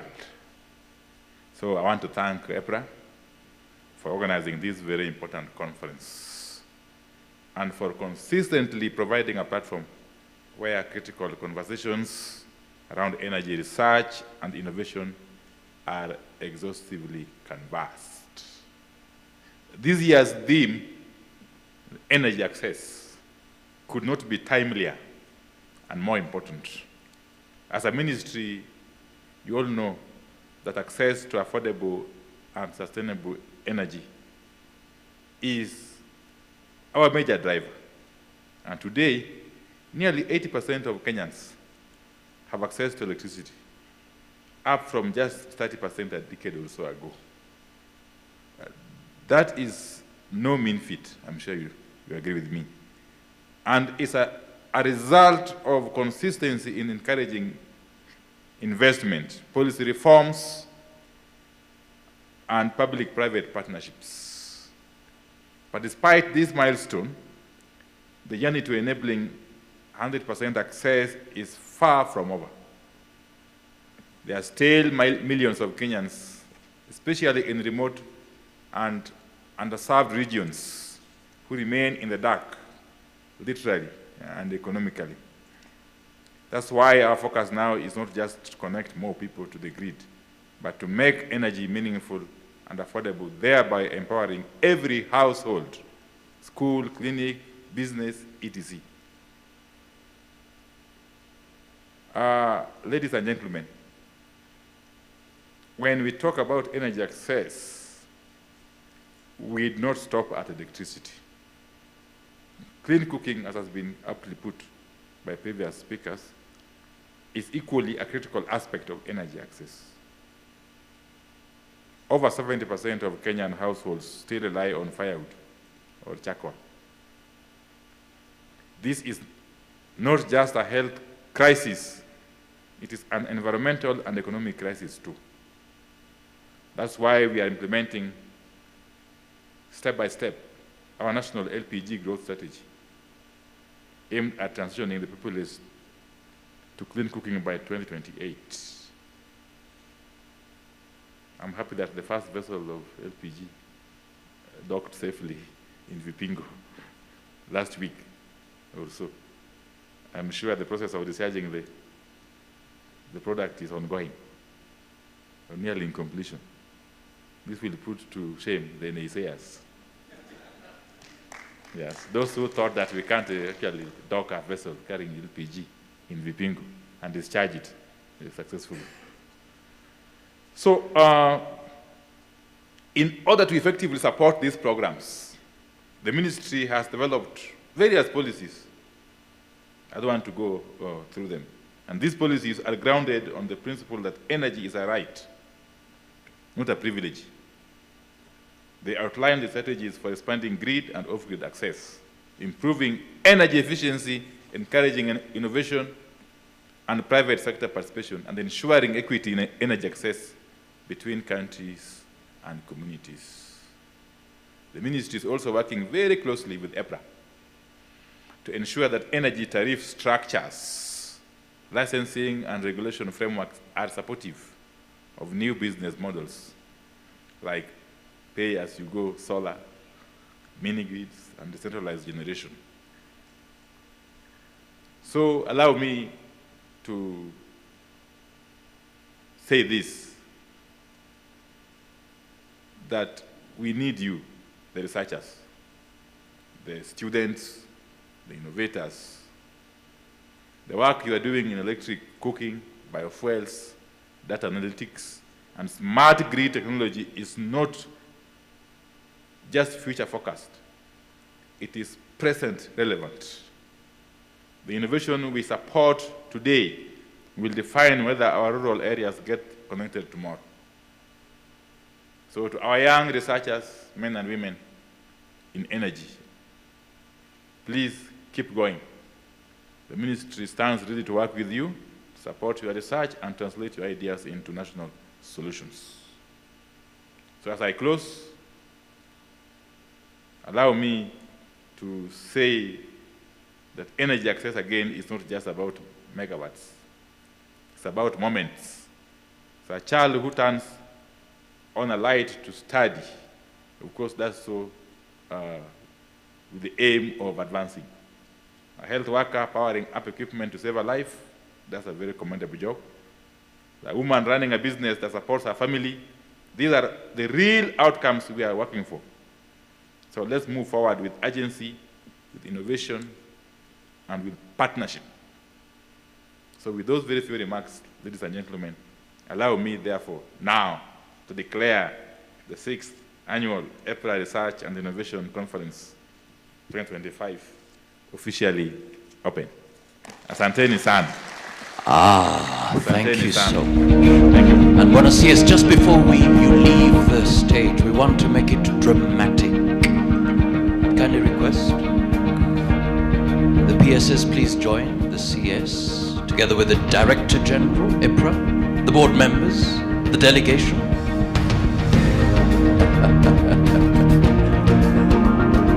And we'll come to the center here. We'll come to the center. Thank you so much. All right.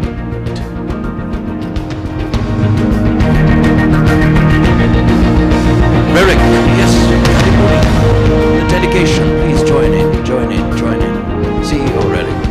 The board members, please join, join, join. We're ready, ladies and gentlemen. Are we ready? Okay, countdown. And once it gets to 0, ladies and gentlemen, we stand and give a big round of applause as we mark the opening of the conference. Ladies and gentlemen. All right, there we go. 10, together. 9, 8, 7, 6. Asante. Makofi tafadhali to Buenos Dias, the PSS. Asante sana, makofi yao tafadhali. Thank you so much. And because we want to pick the energy up, we did it earlier. Everybody, let's just be upstanding once again. Everybody be upstanding. Energy, we were told it's not just electricity, but energy that you can also derive from within. So we're going to jump a bit so that we're ready for the first panel discussion. Okay? So get yourself some space. So don't worry. 3, let's go. 3, 2, 1, let's go.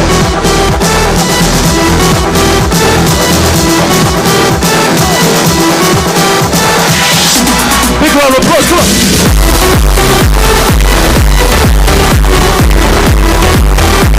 Well done. Buenos Dias, Alex. Thank you. Well done. You may kindly take your seats. Thank you so much. Yes. PSS Asanteni sana. Thank you so much. Thank you so much. We are ready for the first panel discussion. Let's have the Menti platform ready. If you have any questions, comments, we'll have that particular platform ready for you. If you're just joining us, menti.com, the code is 17035525. Or you can simply scan the QR code. Our first panel discussion will focus on charting Kenya's path, just energy transition and universal access through innovation. Please welcome the moderator, Miss Jacqueline Waihenya. Makofi yake tafadhali. And just to let us know, we have 40 minutes, 30 minutes to engage the panelists and 10 to engage the audience. Once you hear that sound, that's the clock. It means you have only 1 minute to wind up. So your timer begins once you start. 30 minutes. Go ahead. Thank you and good morning to you all. Good morning. Good morning. I want real evidence that it is indeed a good morning. I'm going to try this one more time. Good morning. That's more like the energy people. And clap for yourselves for coming with all the energy this morning. Like you've heard, my name is Jacqueline Waihenya, and I'll be taking you through the discussion, charting Kenya's path, just energy transition and universal access through innovation. I'm going to call Mr. Daniel Kiptoo Bargoria. Put your hands together for him, please. Dr. Grace Njeru and Mr. Jeff Murage, Mr. Brian Muriuki. As they come this morning, allow me, yes, put your hands together for them. As they settle down, allow me to lean very heavily on the protocol that has been established this morning. Because I do not have that time, I will be chased away when 40 minutes are up. They may be seated. I just want to tell you something very brief about Daniel Kiptoo Bargoria, OGW. He is a lawyer like myself. He is an energy sector practitioner. You know him very well. He has been with IPRA since 2021. He has an LLM from University of Dundee in petroleum law and policy. He has an MBA from the University of Cambria. He has served in many, many capacities. I will also let you know that he is an athlete. I don't know whether he has told you that. He can give you a hard tackle any one of those moments if you don't agree with them. I don't know whether I'm correct. And then allow me to also say something about our panelist, Dr. Grace Njeru. She's with the World Bank. She's an energy specialist. She has a PhD in economics from the University of Nairobi. She has served in various capacities in KETRACO. She has licenses and certifications in PPP. You couldn't get a better person on economics and policy in this area. And Mr. Jeff Murage, is that you? Yes, KfW Development Bank. He's a senior portfolio coordinator in energy infrastructure and finance here in Nairobi. He has extensive experience and expertise in project management, sustainable energy development, and development finance. I don't think Mr. Muriuki is here with us. I'd hope that he would be present with us today. But then without any further ado, allow me, because he is our host, to make or direct my first question to IPRA's Director General. And while we're asking the questions, let's think about cross-cutting issues in this continent of ours, where we have both energy poverty and fossil fuel wealth. What really does a just energy transition look like for Africa, and who must lead it, but specifically for our Director General? Maybe you can tell us about some regulatory innovations in this area by IPRA to encourage a just, inclusive, and market-driven energy transition. Thank you. And I think in terms of a just energy transition, I think I will start by speaking to our mandate as the regulator, which is the technical and economic regulation of the energy sector. We don't only undertake the technical regulation, which includes licensing and enforcement, but also the economic regulation. A lot of times there isn't a lot of focus on economic regulation, because when you speak about access, which is the theme of this conference, a lot of the barriers to entry when it comes to access is really economic. It isn't technical, it's economic. It is an ability to pay, an affordability. And I think when it comes to Kenya's energy transition, as was said by, I think, the CS also and the PS, is Kenya has had a very interesting journey. And recognizing we also have a lot of people from far and wide in the room who are not necessarily Kenyans. What the CS has said and spoken to the issue of access As a country, in 2012, Kenya Power had less than 3 million customers. I believe 1.8 to 2 million customers in 2012. Our access was under 30%, about 25, 27% access of electricity in the country. Today, we are at close to 80%, even with a growing population. And that is really an interesting story. If you put that access conversation together with the conversation of our energy mix being predominantly green, when you talk to our transition, the transition conversation is moving away from carbon polluting our environment to cleaner, greener fuels. But when you look at Kenya today, our mix on average on a day-to-day basis is about 92% green. Our target as a regulator, and we monitor electricity dispatch by our licensee, Kenya Power, on a daily basis. Our target as a sector is to keep thermal generation at under 5%. Sometimes we achieve, most of the times we achieve that target, but sometimes when you have planned or unplanned maintenance, that number goes to about 9%. So Kenya, I think, is in a very unique space in terms of moving access from the 25, 27% to now close to 80%. But the real challenge now is the last 20 percentile to get us to 100% access. A lot of those areas are areas that are technically challenging, or areas where the grid has not been able to reach there. And that is why we're having conversations around distributed energy. You're having conversations around how do we license mini grids, and you've asked me how is the regulator assisting in the energy transition. We're now licensing quite a number of mini grids. We have grown the captive power market to today about 600 megawatts today of licensed captive power. This is basically your rooftop solars, your industry is generating for their own use, and there's a lot of innovation that the regulator is doing along that front on captive power. Also, as has been spoken to, I think, by John, we, at the tip of the spear as the regulator, I don't know how many other regulators, when we go across the country and across, rather, the continent, when you talk about e-mobility guidelines, we are now moving from e-mobility guidelines to now developing e-mobility regulations. You have seen a lot of innovation. I think some of the presenters out there, you can see the government incentives in terms of removing taxes on EV, the regulator publishing guidelines, 8 shillings off-peak, 16 shillings off-peak, peak, which is helping us also dealing with an issue of curtailment of some of the geothermal and wind power in the night.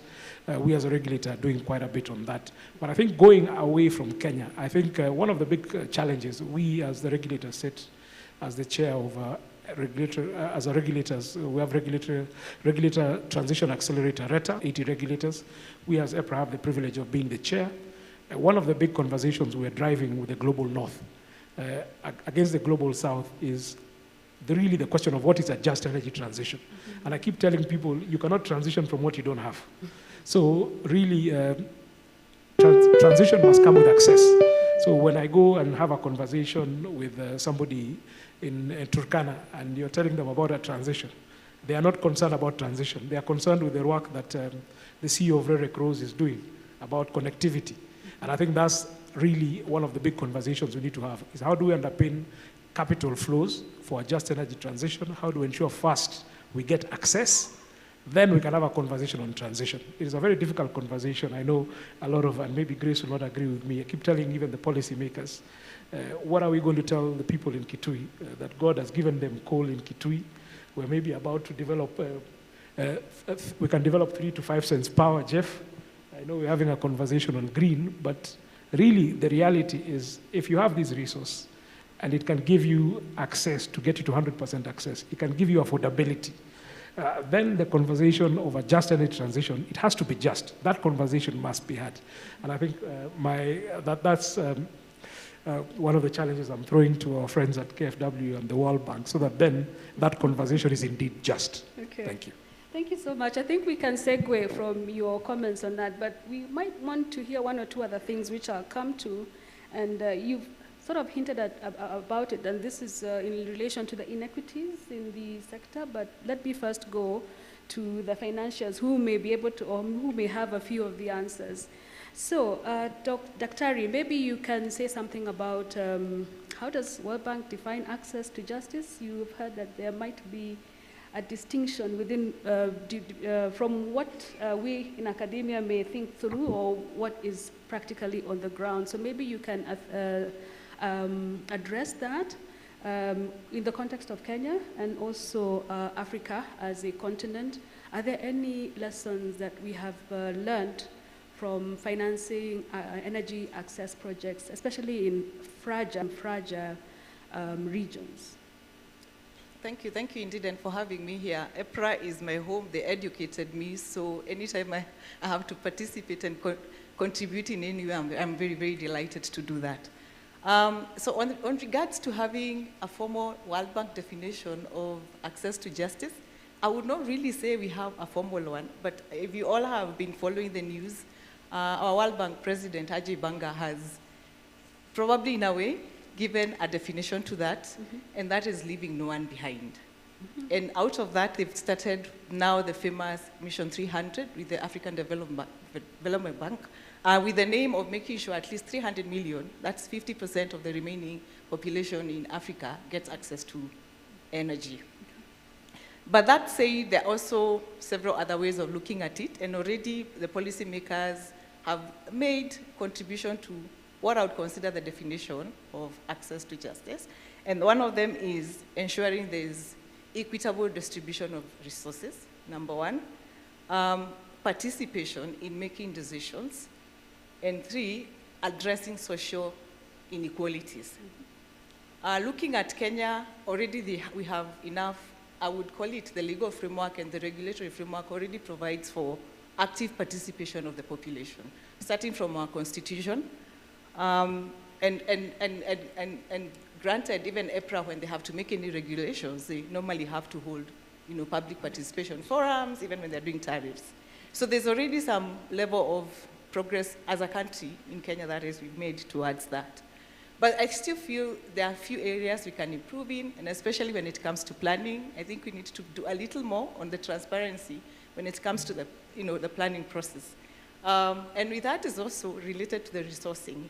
For example, the renewable energy, there's need for some level of knowing who goes where, or does what ahead of the other. So planning, procurement, there's some level of transparency that is still needs a bit of work, DG, I'm sure you.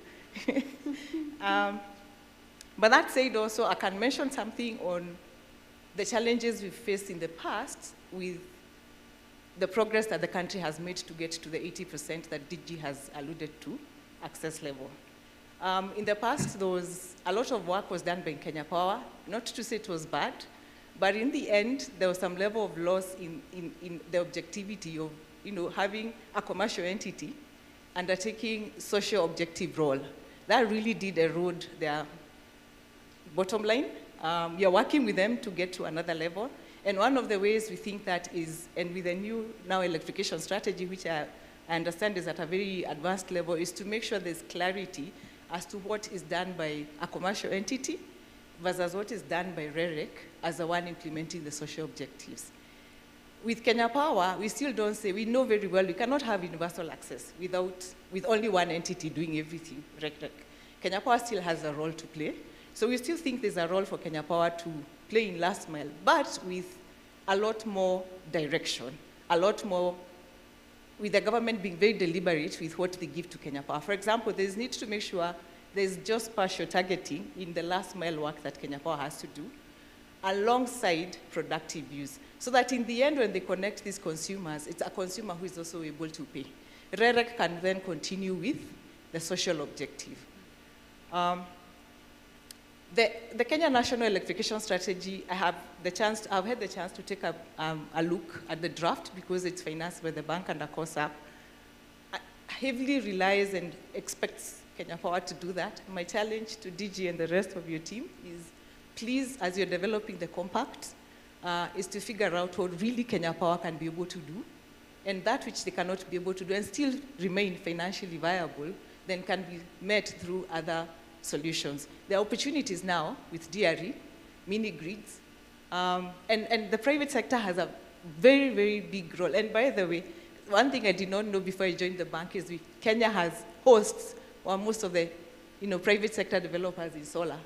So we really have the resource around to actually help us reach universal access without really having to dent any of our utilities. That said, DG and your team is please do not forget to always have the lifeline tariff. There will be those people, as our brother CNN said before you joined the meeting, there will be people in Kibra who have access to electricity, but they're not big consumers. So the lifeline tariff serves to meet that need, again, providing justice to access. I think I will submit for now. Thank you. Thank you, Dr. Ari. I think there are a few points that IPRA DG has made, but before we do that and give him an opportunity to comment on them, allow me to request, Jeff, how is KFW incorporating social equity metrics? I don't know whether Dr. Ari has already let the cat out of the bag that maybe that may not be possible, but how are you incorporating social equity metrics into financing frameworks for, you can say, Kenyan African energy infrastructure? And are there any mechanisms to de-risk the portfolios? Maybe you can consider that, and then we can take the discussion forward. Thank you. So first of all, I mean, I hope I got you right when you said de-risking from a financing perspective. And I want to be very, very clear that, for example, recently KFW as a bank has just signed off a de-risking facility, at least for 7 countries where Kenya is included, to concessional financing envelope for the energy sector. So we understand the challenge that Kenya as a country is at when you look at it from a debt perspective, and we appreciate that there's still so much more to be done from an investment perspective. So relying solely on the sovereign support from the government might not be enough. So we have to go a little bit further and get more creative. So we are sourcing for different instruments, PRGs. We are looking at different other instruments from partners across Europe, for example, the European Union.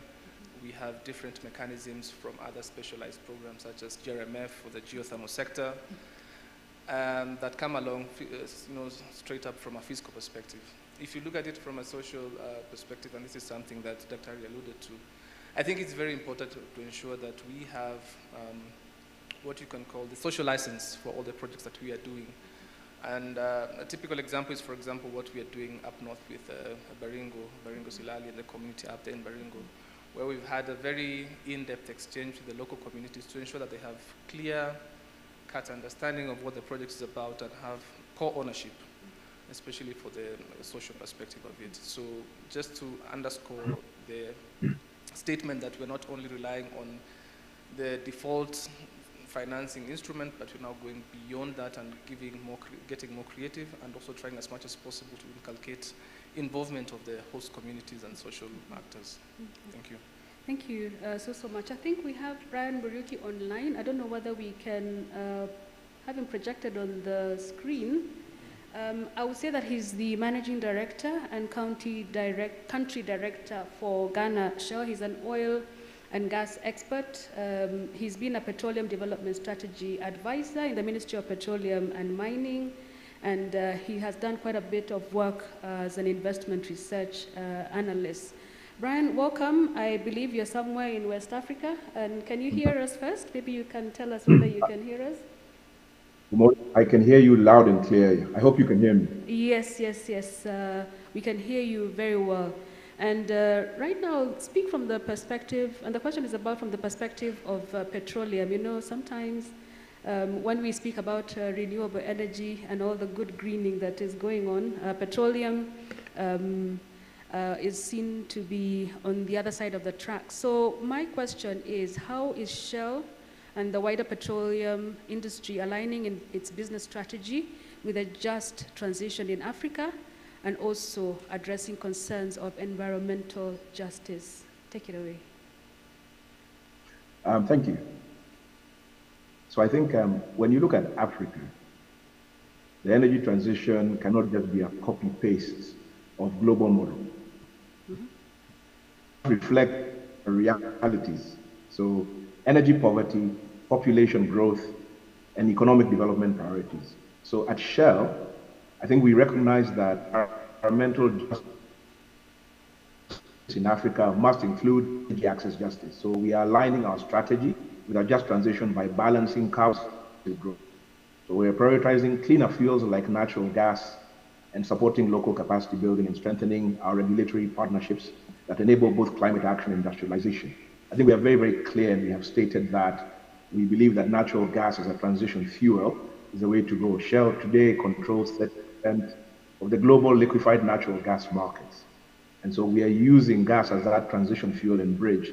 But in addition to that, we're also looking at gas to power initiatives across Africa.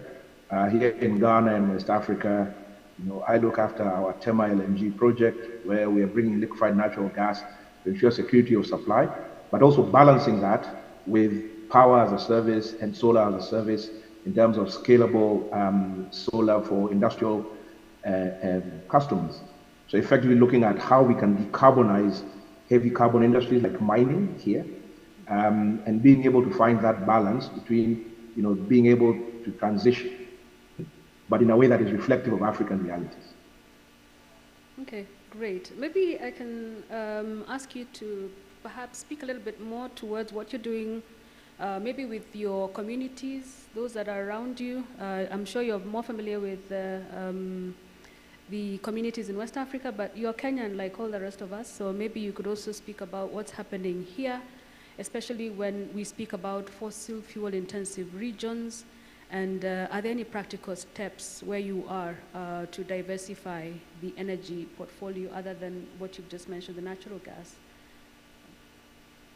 Yeah, no, indeed. And I think, as we say, if you look, Kenya has ambitions to become an oil producer. I spent a lot of time with the DG of moons ago up in Turkana, where we look at a model of trying to think about how Kenya, gets to a point of being a producer. But at the same time, when we look across fossil producing regions, they're home to farm. But we're actually focusing on long-term community resilience. We're investing in skills retraining, youth entrepreneurship, local enterprise development, and health and education infrastructure. So basically thinking about how do we, have this energy transition upskilling so that we make sure that no one is left behind, as the continent indeed looks at ways of transitioning. So for us, it's really about a pragmatic approach to energy diversification, one that bridges today's needs with tomorrow's ambitions effectively. So not natural gas footprint, and as an alternative to diesel and heavy fuel oil, we are piloting decentralized solar solutions in peri-urban and off-grid communities. We're also working with regional players to assess scalable models for biofuels and clean cooking innovations. So our goal really is to catalyze partnerships that demonstrate how private capital, community co-ownership, and supportive regulation can unlock inclusive energy innovation across the continent.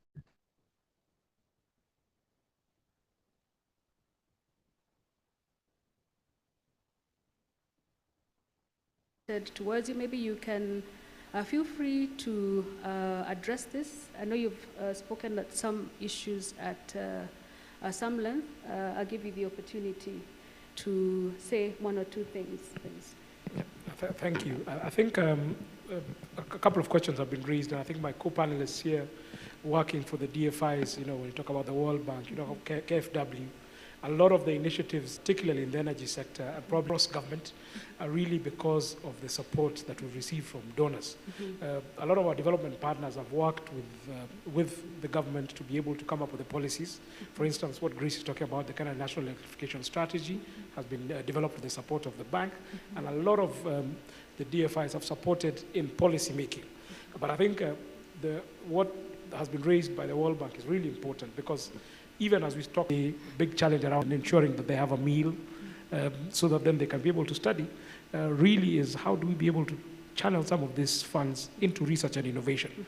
Because how do we have these incubation hubs at our universities, at our tertiary colleges, to be able to drive innovation? How do we ensure that entities such ourselves as EPRA, who are mandated in the law to collect data, how do we ensure that public sector organizations which are forward-facing in projects, for instance, in our energy sector, do not only focus on projects, but also put resources aside to build our centers of excellence. Before we came into this room with the PSs and the minister, we're having a debate about a geothermal center of excellence. There is one being developed by KenGen under the support, I think, of KfW, I believe. GDC are looking to do a similar thing in Kabarak University, and one of the discussions we were having before we came in here is how do we synchronize and bring this together so that then the scarce and limited resources that we have, we're able to pull them together.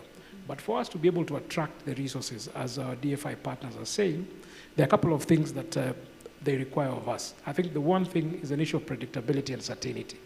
And I think as Kenyans, this is one of the challenges when you engage, and I think it's not a challenge only from the DFI, but also from private sector, those who are in the private sector space. To use an example, when I talk about e-mobility, one of the big challenges has been around predictability, particularly on tax policy, where you have an annual finance law that is changing on a year-on-year basis. You're looking at private sector to make decisions for investment with a break even in year 9, 10. In our sector, where you have 20-year PPAs, for instance, you need predictability and certainty.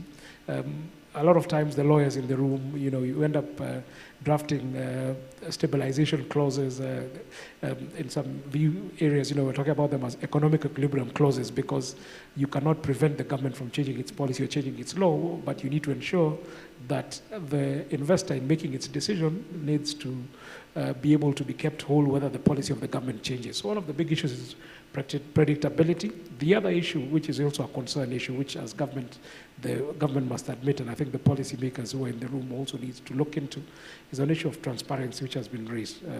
In our sector, we have been having conversations around our renewable energy auctions policy. When it comes to planning, which project comes before the other. I was having a conversation a few days ago with one of the board members of Kenya Power and the MD, and said, look, if a project is not in the least cost, don't send it to us. Because we're hearing about projects, Grace on expansions, I don't know which plant and another plant. I said, look, where does this fit within the least cost? So I think also it's a real issue in terms of having that transparency which has been raised. But again, I think also is another unique Kenyan problem. I say the issues of public participation in making policies. But again, is an issue of impact, because when you have very good regulatory governance, if you look at our laws are very robust, if you look at the substance of it, but at the end of the day, our question, I think as was said by the CS, is the impact. How will this electrification help the student who is in rural Baringo Silali, where KFW is working with GDC to be able to study to become the next drilling engineer in Silali working with GDC? That's the real impact, because the question we need to ask ourselves, are the policies that we're putting in place driving real change and driving real impact? And this also is linked to the issue of research again, because if we're undertaking research that cannot, as I said in my speech, be moved to the shop floor, then they end up in our repositories, then they're really not helping us to drive in our countries. But importantly, when it comes to technology, because today technology is moving ahead of innovation, technology is moving ahead of regulation, technology is moving ahead of policy. And that's why sometimes you see government struggling, when we want to regulate, for lack of being politically correct, our social media spaces. We're now in the age of artificial intelligence. I know there are a lot of researchers in the room. I don't know how academia is dealing with the issue of plagiarism, because today you have AI, you want a 5-page article on tariff setting. All you need to do is go to DeepSeek and you'll get it in 5 minutes. But is that really real innovation? Are we driving that as really real change? Because those are the real conversations. And where tech is going ahead of research, is going ahead of, and this AI is really a big issue for us, even as a regulator, because when you talk about managing grids, smart grids, there are challenges and there are opportunities. When you talk about big data, data centers, everybody, as you said, we have a lot of developers in Kenya, but everybody is looking to sign a PPA with a utility. But we've demonstrated that there are other pathways. When you talk about captive power, 600 megawatts going to 1,000 megawatts. We're now talking about data centers and AI. I was speaking at a conference last week in Abu Dhabi, and one of the big issues here is about industrial cooling, data centers. Data centers require cooling that requires big capacity. So when you have an industry coming into your country, and maybe they are steel or they're coming to put up a data center, some of them are requiring 0.5 gigawatt. Our system is 3 gigawatts.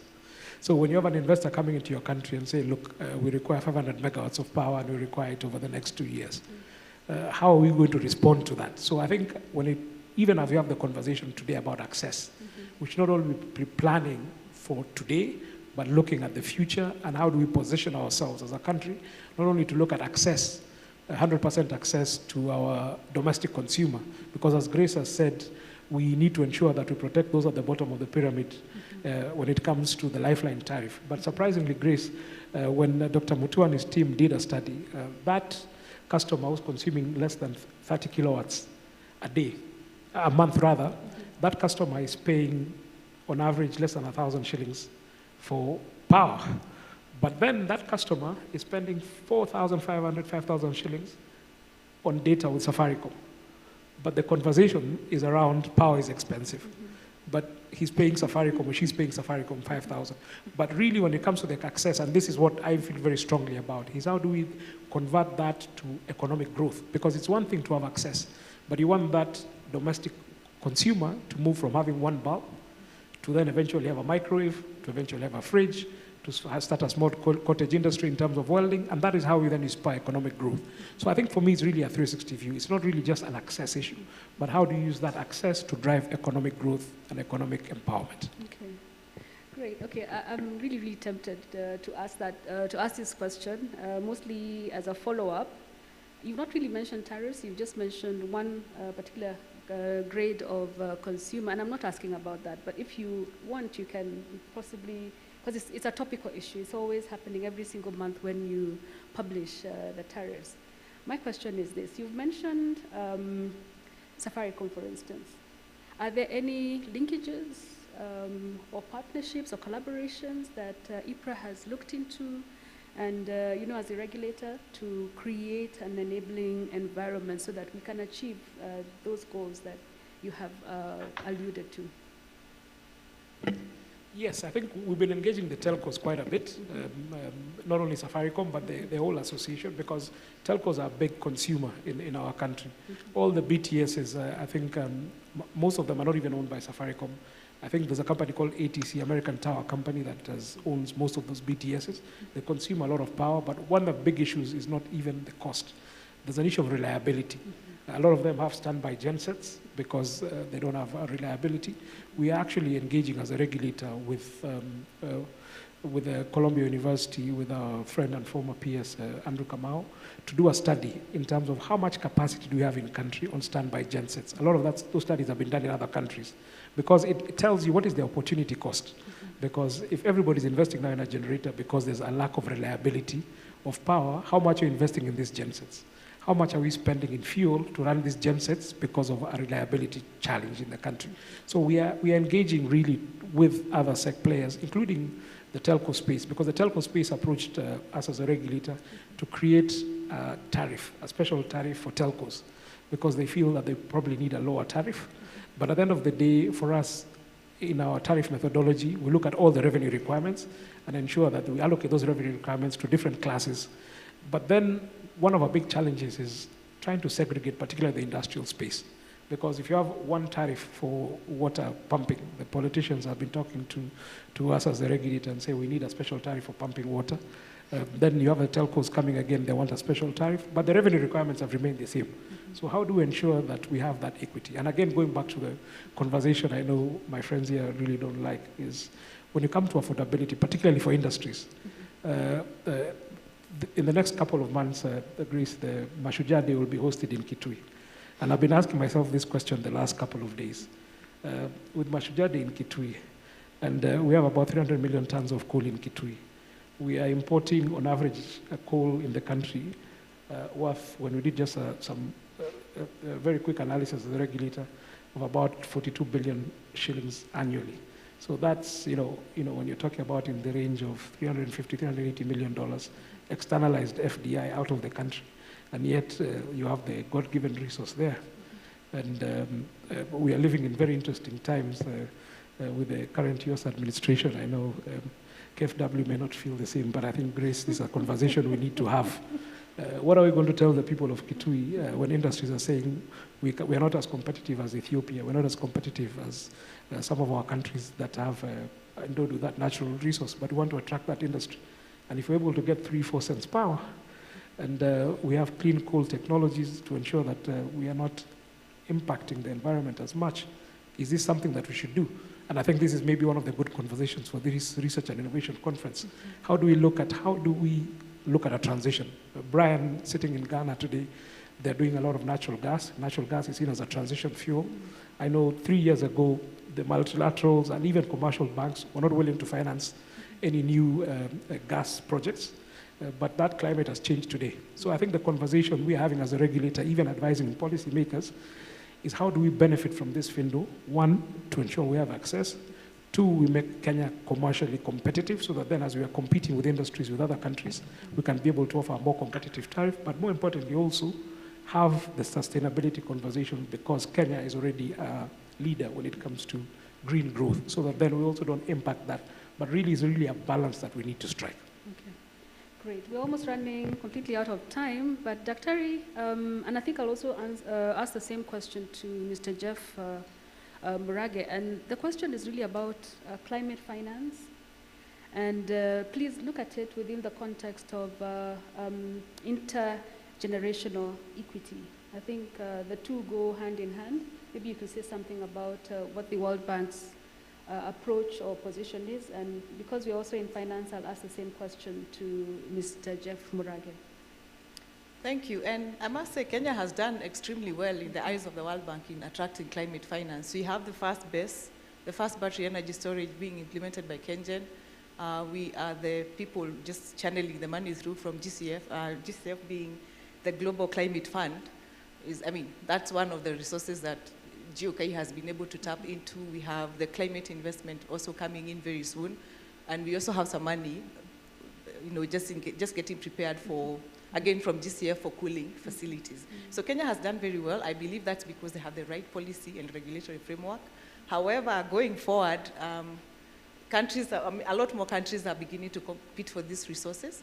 And what you're beginning to see is an appetite to have a lot more private sector forming as counterpart into this relationship between government and the climate facility, the climate funds. So for example, in the recent approval that was granted to Kenya, I think for 46 million, 10 million was for direct for implementation with support of IFC, but for private sector, for battery. So I believe this is going to be the case going forward, where private sector is being seen to play a bigger role, because also, even these donors who provide these funds are also beginning to realize, depending on the fiscal spaces for governments are shrinking. But again, to just reiterate, without transparency, again, that becomes a challenge, because private sector then will have no appetite. Thank you. Thank you, Daktari. Mr. Murage? Yeah, very quickly, in the interest of time, I think I would be, just reiterate what Daktari has said. Look, Kenya is a big boy within the clean energy, climate finance space. If you look at all the fund flows into this country and the region, for example, at KFW we had the Green Hydrogen Fund. Globally, only 7 countries were selected. Kenya was one of them. Because of the potential that was seen for it, we have 20 million that are just coming from the EU as a grant to support TA and also pre-investment support. But just to be clear that we should not look at ourselves as being successful yet. We have quite some effort to do. We have to follow up on our energy planning and ensure that we're actually mobilizing, absorbing all these funds to make it an opportunity to deploy in the future. Thank you. Thank you so much. And I think so that we could also include Brian. Are you still online? I am. Yes. I'll ask you, because the reality is that we are still very fossil fuel dependent. I want to ask you the same question, but thinking about intergenerational equity from your perspective. Yeah, so I think in summary, the reality is that we must adapt to our specific developmental stage and where we are. I think that it is very, very clear that as we talk about this just transition, think about intergenerational equity, that the realities of Kenya and Africa in terms of where we are in our energy journey must reflect what we are trying to do. So as we talked about, for example, gas as a transition fuel, talked about how we scale and ensure that energy is priced in a way that is affordable, to ensure that the public-private partnerships that we get into are able to deliver just pricing and are able also to be right-sized in terms of the developmental stage that we are in as Kenyan. lost the sound. For example, did you lose me? Yeah, just the last sentence. Maybe you can just repeat it. No, so I think in our context, for some examples, we think about women forming the majority of the clean cooking value chain, yet receiving only a small fraction of energy financing. We have a youth bulge, so 70% I think of our population is under 30 years old. There's a huge opportunity for a new energy workforce in terms of skills and pathways. And also thinking about how we work our informal economy, because for us, I think Juakali is the bedrock of our economy. Yeah. And how do we make sure that we have the right framing to be able to ensure that we have the energy to power these sectors? So, okay. But I think I'm very bullish about the future of Kenya in terms of providing access to energy, and we see every day the growth that this is bringing about and the need across the country. Okay, those are very good sentiments. Ladies and gentlemen, we've had Mr. Daniel Kipto Bargoria, Dr. Grace Njeru, Mr. Jeff Murage, and Mr. Brian Muriuki speaking to us about charting Kenya's path, just energy transition, and universal access through innovation. And now you have an opportunity to ask them a couple of questions. We'll take 3, and if we have time, we'll take another round of 3. So if you have a question, please put up your hands. When you're asking the question, I will request that you say your name, the institution that you come from, and then ask the question to the panelists that you want it directed to. Good afternoon, everyone. My name is Eric Amkor, former regulator, but now a consultant with GME Global. My question goes to Daniel Kipto, the CEO of the Director General of EPROM. When you talk about the sustainability of the process of energy access, do we also look at the sustainability of the utilities undertaking energy access and making sure that it's efficiently done? So, in example, Kenya Power, for example. Kenya Power is charged with asset development, and it's also charged with operation and maintenance of all the assets, including the REREC assets, when undertaking last mile electrification. But when you look at the revenue requirements, the ones that were approved in 2021, we see that only a portion of the O&M costs were covered within the tariff system, capped at 2.5 billion Kenyan shillings, with annual O&M for Kenya Power going in excess of 6 billion Kenyan shillings. This gap is expected to be covered by the government, but I think if you look at the annual reports of Kenya Power, you see that the gap has not been covered consistently for the past few years. So my question is, as we path towards last mile electrification, and with this gap in financing for O&M and asset development, how are you going to make sure that these utilities, Kenya Power and REREC, continue to become sustainable even as we chart the path forward? Thank you. We can take question 2 and question 3. Thank you very much. My name is Caleb Ngala from a community-based organization known as Light of Hope Away from Home. We are based in informal settlement called Madari. My biggest concern as a person who is more interested in these matters of energy is when it comes to sustainable development goals. Remember, our driving force is on goal number 7. And as things stand now, do we as a country think that we are going to meet the sustainable development goal number 7? About connectivity, about accessibility, affordability, and even availability in our country, are we in a good state, or there is still something needs to be done? Another thing is about, let me talk about accessibility and affordability. Currently, we have some policies that are guiding maybe people like Kenya Power, but when it comes to connectivity of electricity, you find there is a lot of gap between the corruption that needs to be done for someone to be connected, especially in the rural areas. We have some wards like Madare in Hospital Ward. We have a ward where 3 clean years without electricity connection. So this brings a lot of fear for us champions of clean energy on matters of sustainable development goals. Are we on the safe drive, or something still needs to be done as a country? Thank you so much, Caleb. We can take one third question. Thank you very much. My name is Doris Mwirigi, and the DG keeps saying what should the people of Kitui be told. And I'm particularly interested to hear from Grace and Jeff about what the people of Kitui should be told, and in particular about this energy access, you know, as opposed to transition.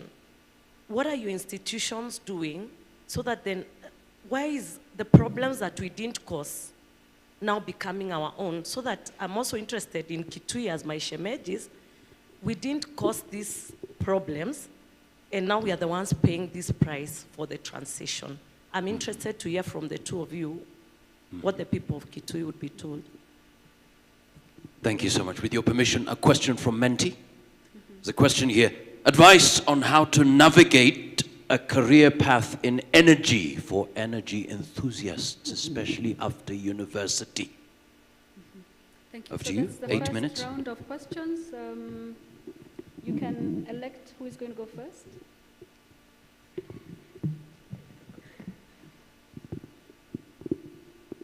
Yeah, I think I'll go first. I'll start with a question of Eric.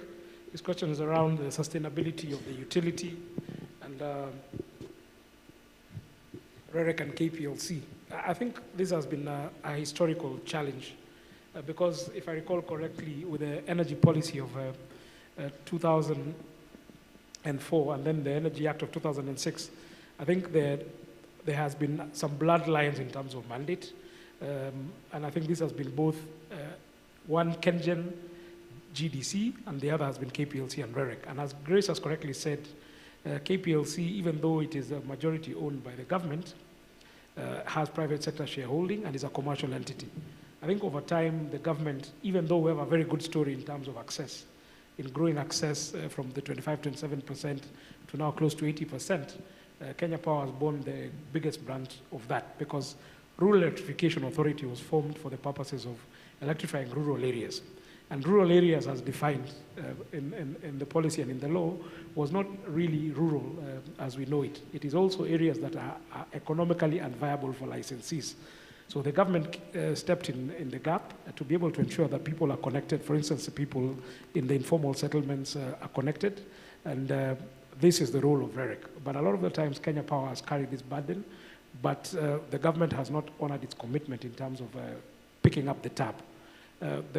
The institutions, that particularly the bank and the IMF, have really taken a very firm position on the economic sustainability of the utility over the last couple of years, and we've done quite a bit of work, both as the regulator and also the policymakers, financially sustainable. If you look at the numbers the last financial year and this financial year, there has been an improvement. As Dr. Mutua and his team would tell you, largely that improvement has been on two fronts. Commitment that they shall reimburse, but because of other competing interests, they've not been able to reimburse. In terms of going forward again, as the regulator, we have developed bulk supply open access regulations, because one of the issues here is that we're looking to move to power markets, not only as Kenya, but also in the region and the East African power pool. So as we move from this single buyer, having the principle of open access, to a modified single buyer, and eventually to a competitive market, one of the big issues that need to be addressed is, correctly as you're saying, Eric, is the assets that are owned by REREC, that are managed by the utility KPLC. What becomes of these assets? And this, as I said, is also a conversation we're having between Kenya Power and KETRACO on the transfer of the legacy transmission assets that are sitting on Kenya Power's books, so that then they can move on to KETRACO. That again needs a check to be written. So it's a wider conversation that needs to happen, but ultimately it depends on the government being able to provide the resources to be able to fully sustain the rural electrification drive on the conversation of access, but also transfer these assets. So then we can have a very clear-cut line when it comes to mandate. As I've said, some of it is historical.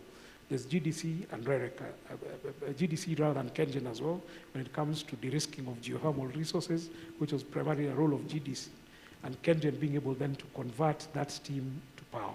But sometime there you've seen there's been a bloodline over the years. There needs to be very clear policy direction on that.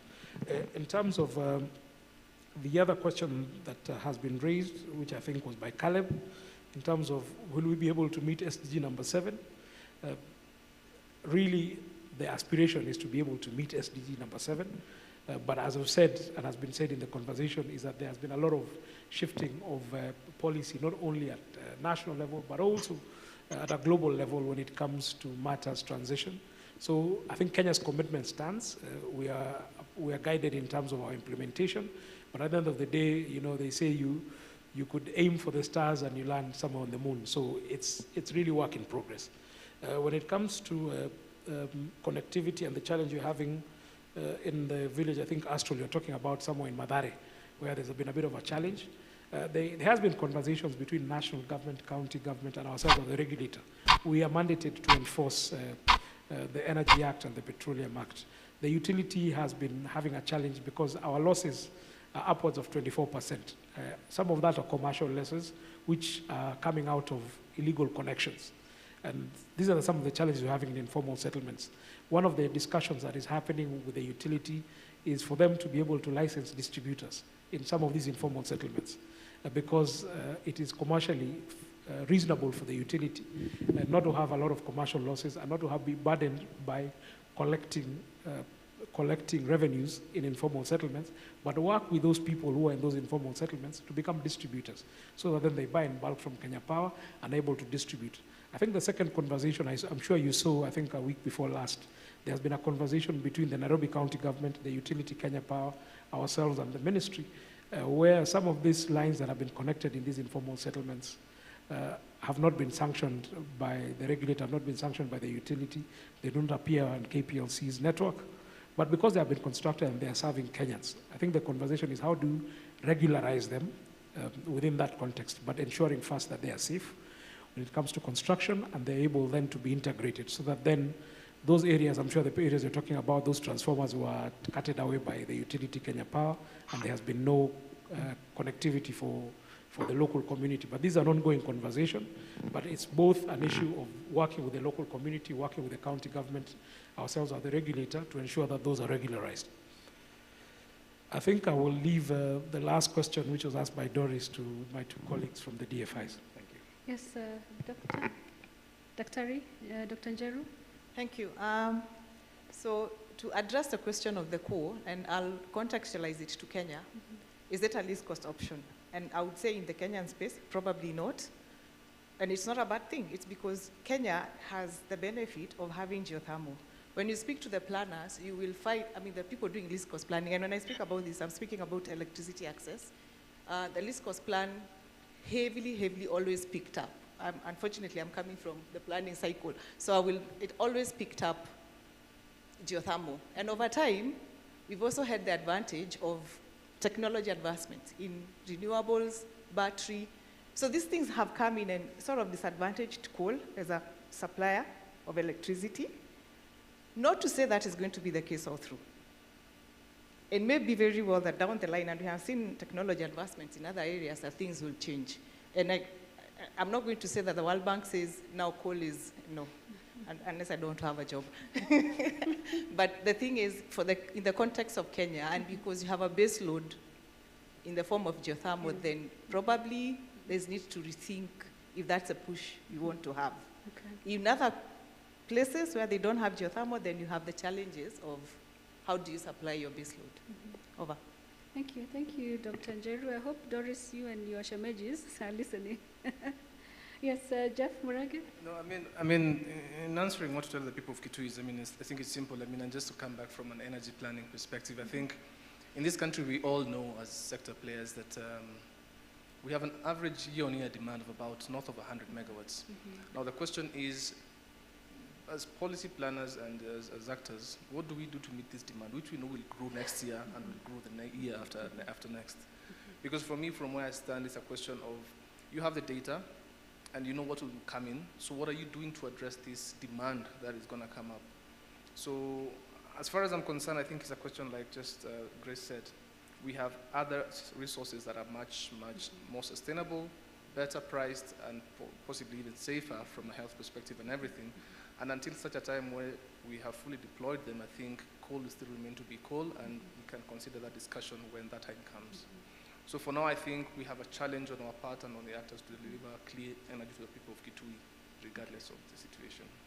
Okay, great. Thank you so much. I'm being told that time is literally gone, but Brian, I want to give you an opportunity to just say, yeah. Okay, I'm so sorry, Brian. Technology has collapsed when you're speaking. We actually can't hear what you're saying. We have just 1 minute more. I'm unable to take any more rounds of questions.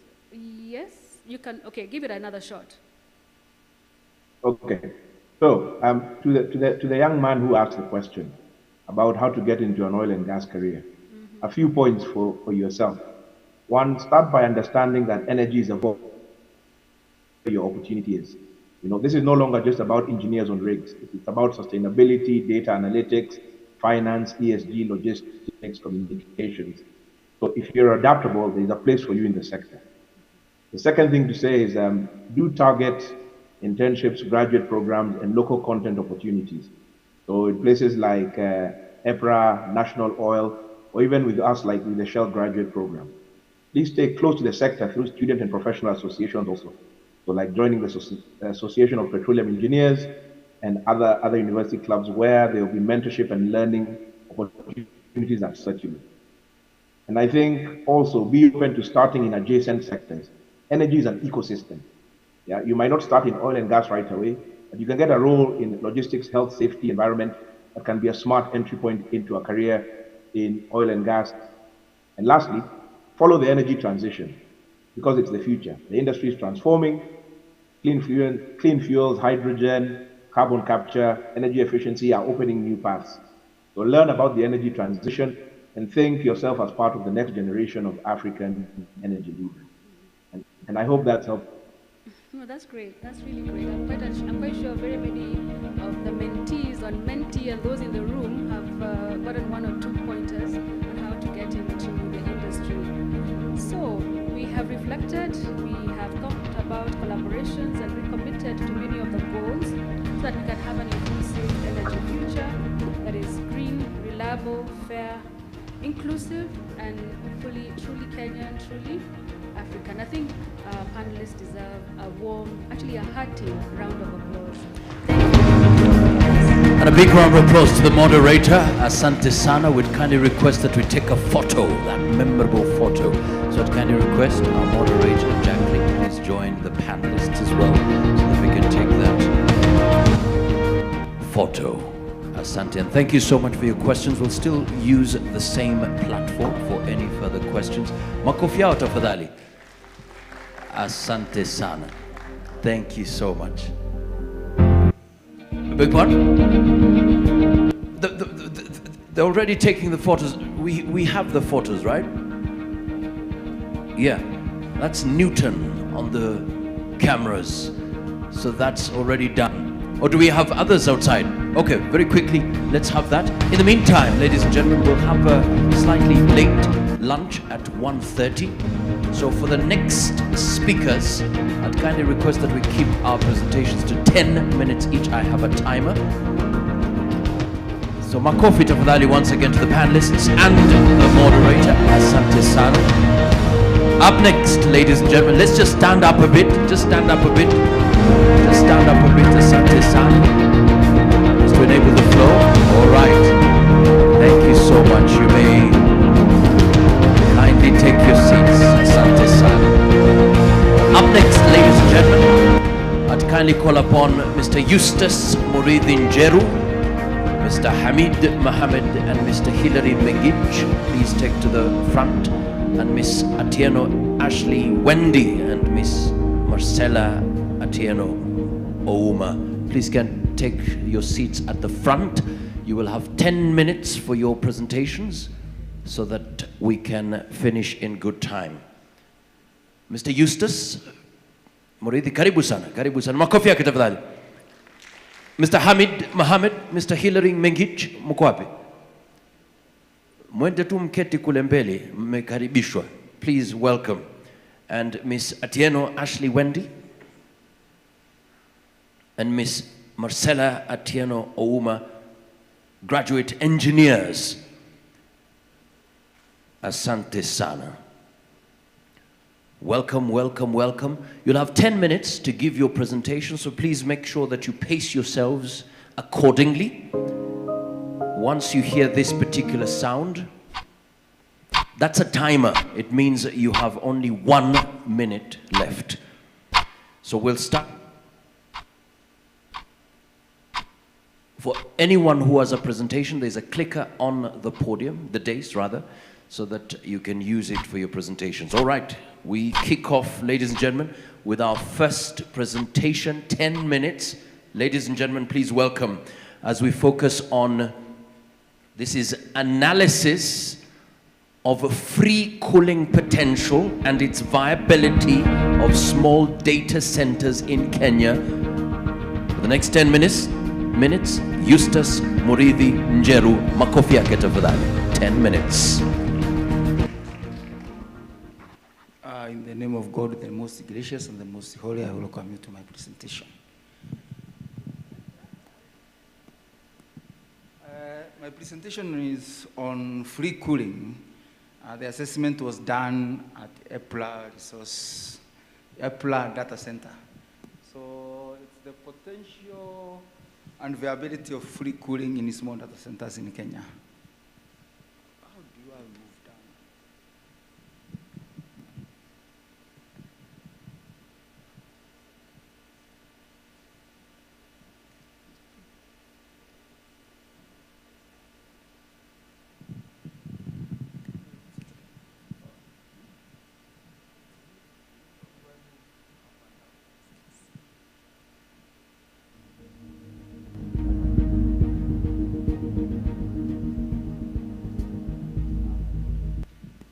You still have your 10 minutes. Your 10 minutes begin now. Go ahead.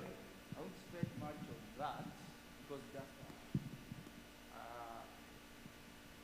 so the background of this presentation was on there is increasing demand for data centers in Kenya because there is demand for increasing data centers in Kenya because of the IT development.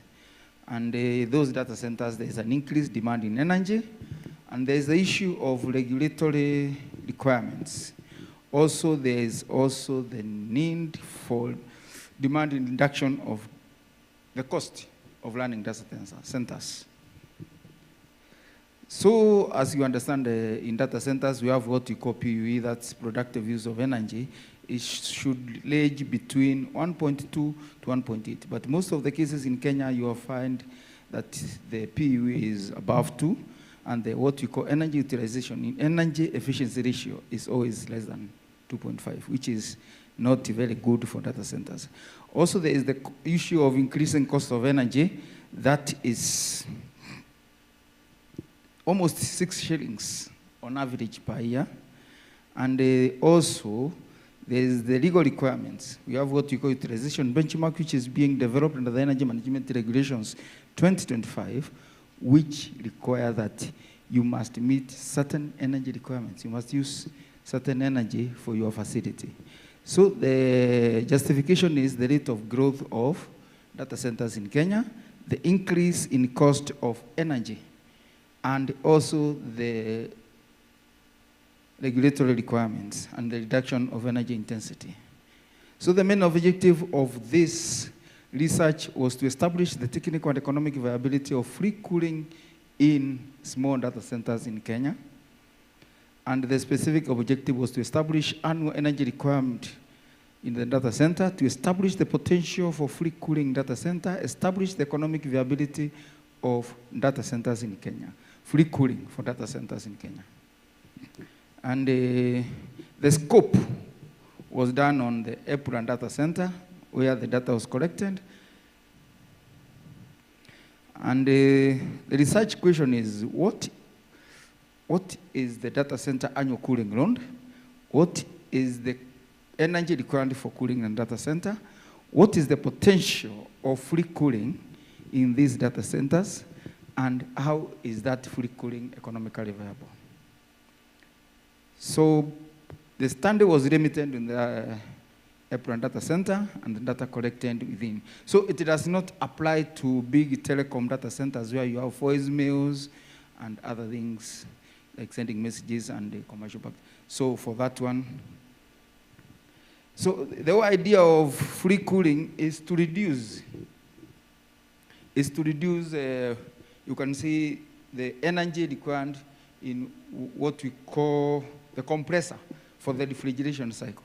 We need to reduce that one as much as possible, or we need to eliminate that one by using free cooling whenever the temperatures around the surroundings are below the requirements of the data center. For example, if the data center requires 22 degrees or 20 degrees, and outside we are 13 degrees, how do we use that air outside to cool without engaging the energy-intense compressor? And that's the compressor we are using.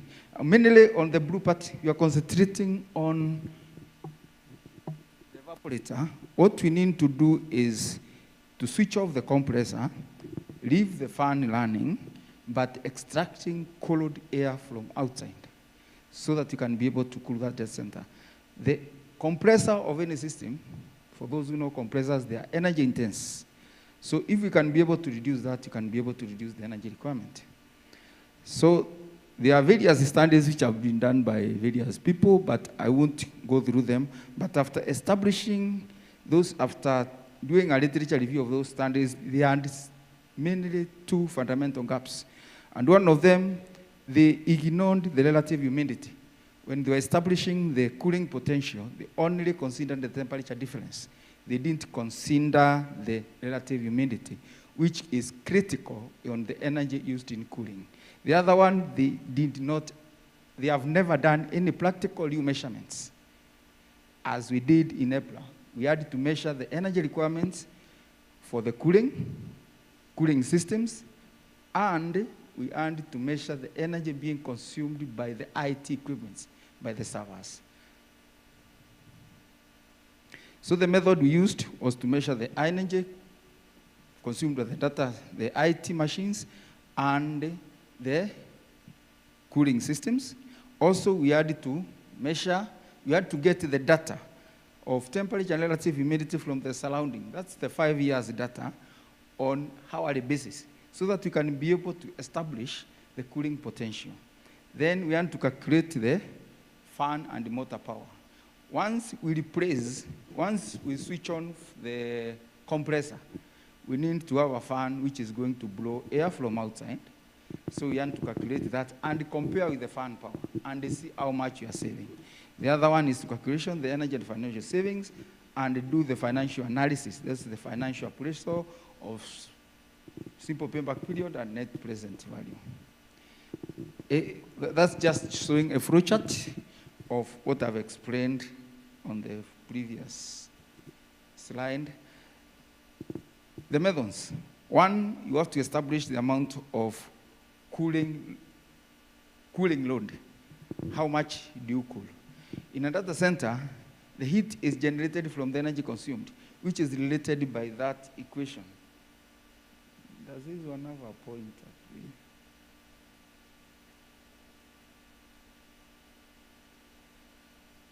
So, and from the equation, you can see the heat generated is related to electricity by that equation, Q equals C EIT, where C is the conversion ratio factor, which is almost between 0.9 to 0.99. So you can see most of the energy supplied in IT equipment, most of it, almost 99% of it is converted into heat. And that is the energy you are supposed to remove. That's the heat you are supposed to remove so that the IT equipment can work well. Because if the temperatures go beyond 27 degrees, it collapses. So that's an equation of showing the amount of heat which can be gained from outside whenever the temperatures are higher than the data centers, and also the amount of heat which can get out from the data center if the temperatures outside are low. In most cases, this equation will only be applied when the temperatures are high. outside than the requirements of the data centers. I won't go for it because of time. I won't go what it represents. Then from there, this is the main equation which is going to establish or to size the fan. In cooling, in free cooling, you want to concentrate on what we call mass movement in vis-a-vis the change in temperature. Because we want to take the cold air from outside and use it to cool the data center and then move it using a fan. That's where you have the mass flow rate and the enthalpy change time.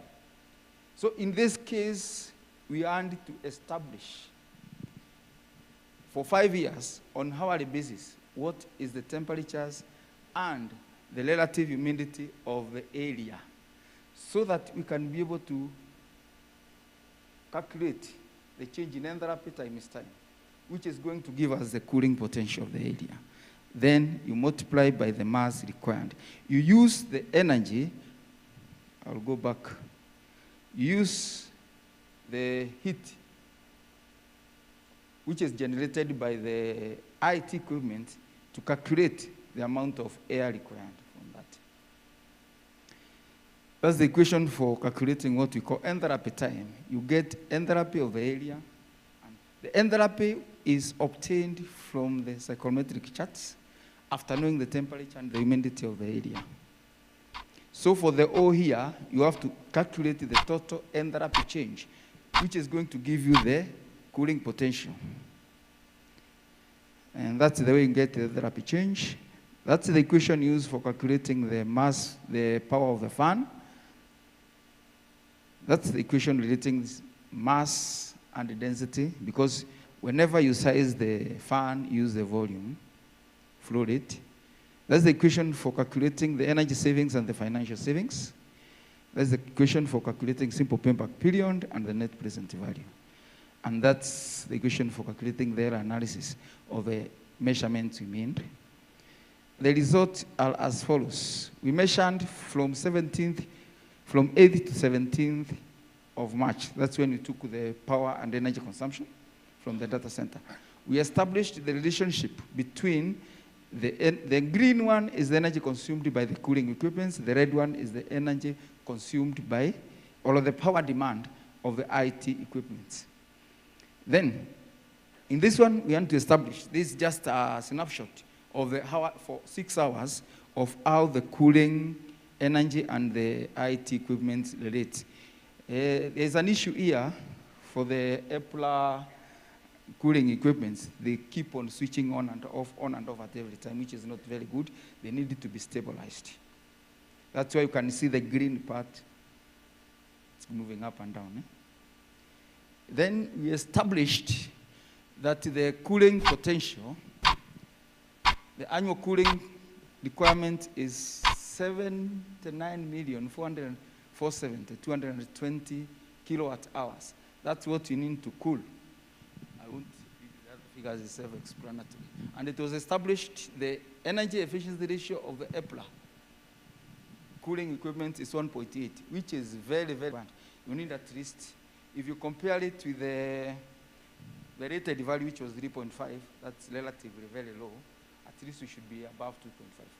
This is to establish the relationship between the energy consumption and the speed of data processing within the IT equipment. You can see it doesn't change very much. And that is from the fact that the equation is most of the energy is changed into heat when it comes to the IT equipment.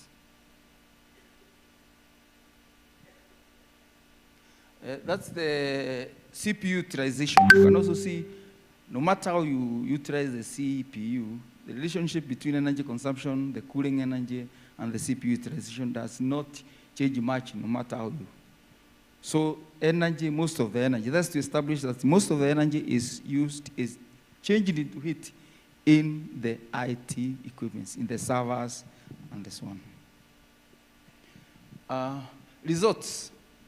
1.8 is the energy efficiency ratio of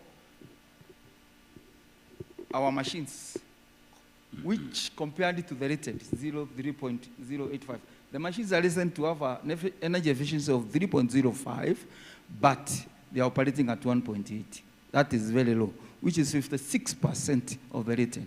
You require them to be at least 70% of the rated in any operation.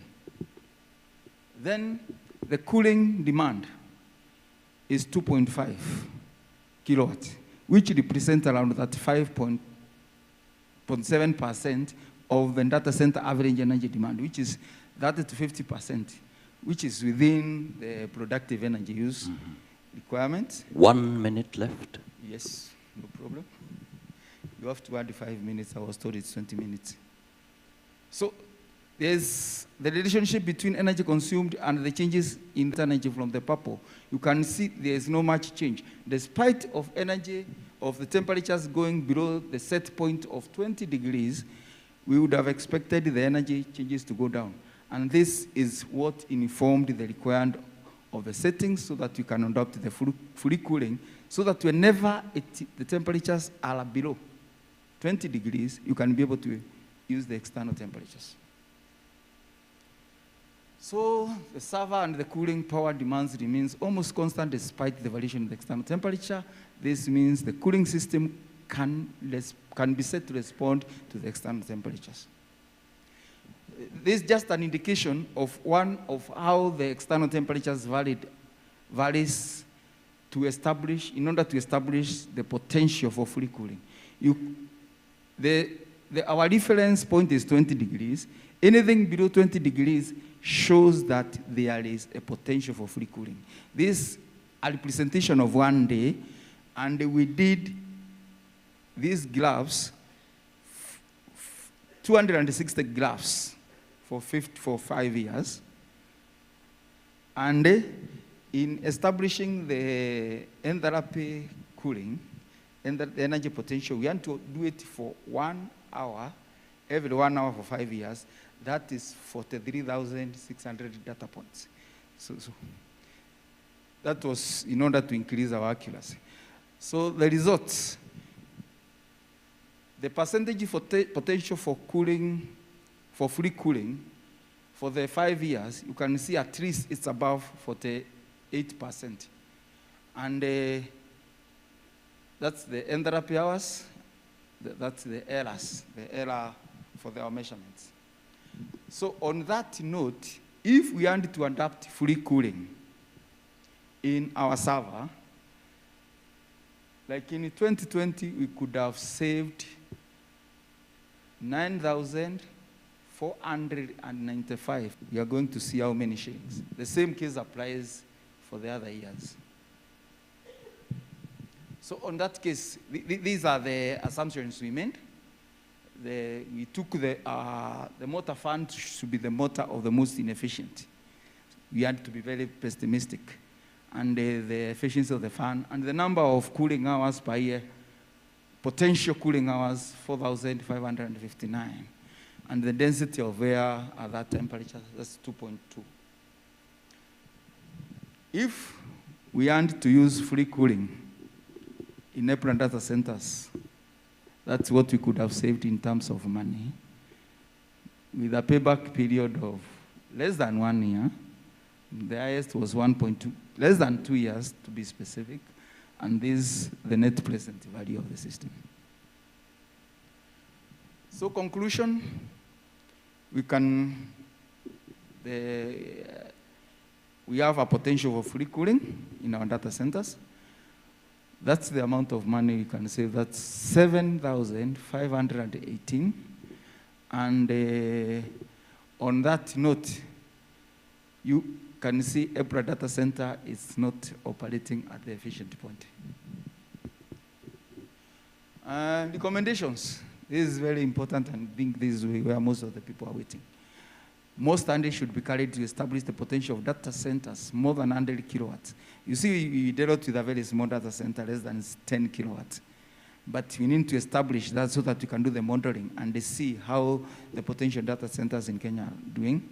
Then the other one, study should be carrying to develop a model for optimizing cooling in data centers. And a comprehensive study should be done to establish the cooling energy utilization index for data centers and other facilities. Studies should be carried to develop what we call a cooling potential atlas. You heard DG talking about the development of data centers in Kenya and how energy intense they are. We need to adopt free cooling so that we can be able to save more energy and become competitive. The atlas will assist somebody wanting to install a data center. Where do we install it? You don't have to install a data center in a place like Mandela, which is very hot, probably Limuru or something, so that you can take advantage of free cooling. Then I started to establish a policy framework because the regulations on energy consuming facilities, on the amount of energy they should, what should be their minimum energy utilization index. Thanks. But before I end, I would like to recognize the number of people who are used on that, especially Lois Anono, who was very critical in setting of the experiments and the instruments. One and Colin, data analysis, Caroline, Dr. Musonye, system in analysis and putting the questions together. So from that you can know who owns the research. Thank you so much. Eustace Muridhi Njeru, makofi yake tafadhali. Up next, ladies and gentlemen, 12 minutes from 10. 12 minutes. Petroleum truck accidents along the Kenyan Northern Corridor. 12 minutes. Go ahead. Good afternoon. My name is Mengich Hilary, and this is my study alongside my colleague Hamid Mohammed. We did a research on petroleum truck accidents along the Kenya Northern Corridor. When we talk of energy access, particularly in the petroleum sector, there is some challenges or some hindrances which actually disrupt the smooth supply of petroleum products to the consumer. And the major challenge is actually petroleum accidents.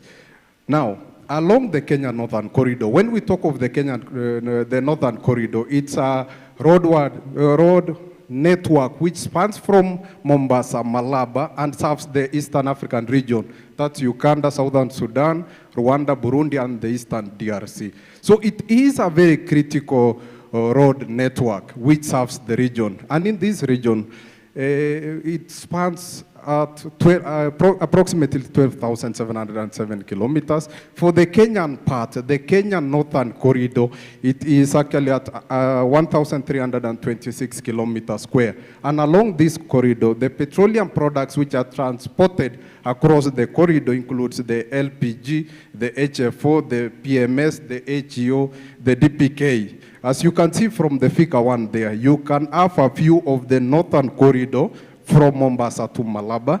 Then you have the Lapsset Corridor, then you have the Central Corridor on the other end. Now, along this corridor, accidents, petroleum truck accidents have been reported, which have actually disrupted the smooth supply of petroleum products. Now, when these accidents happen, they normally have what we call the socio-economic impacts. They also have the health impacts and the environmental impacts. Now, a report which was done by EPRA, the statistical report, it actually gave us an indication that nearly 2 to 3 accidents are reported averagely per month in our republic. So you can see from the feature, you can actually have a view of the magnitude of a petroleum truck accidents. You can see that gas, you can see the inferno, you can see the smoke. Then sorry. Now, you can see from the table there, in the year 2006, December, there was a petroleum truck accident which happened near Naivasha. It led to 30 fatalities. In 2009, it happened at Sajangwan, at Molo, and 111 fatalities were realized alongside 200 people who were injured.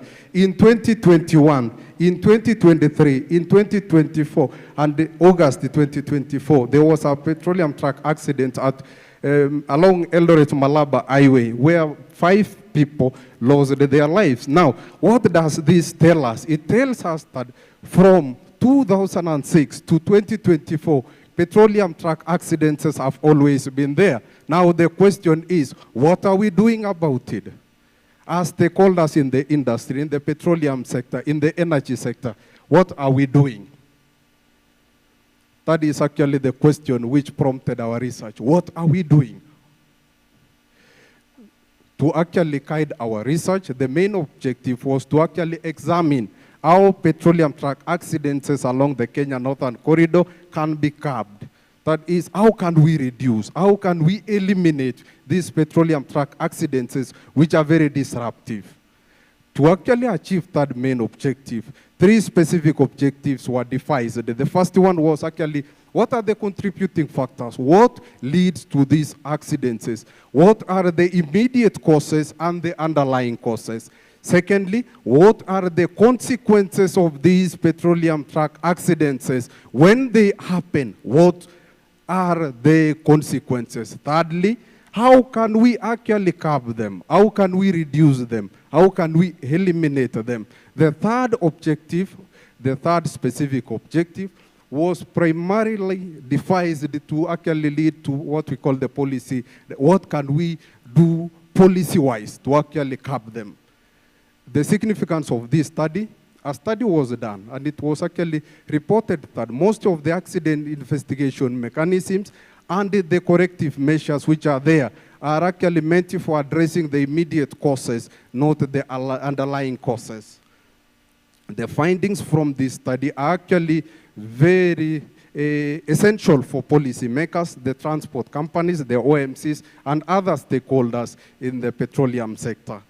To actually guide our research, we primarily used or utilized the 2 theories. One is the systems accident theory of causation, then the other one is the Peterson's theory.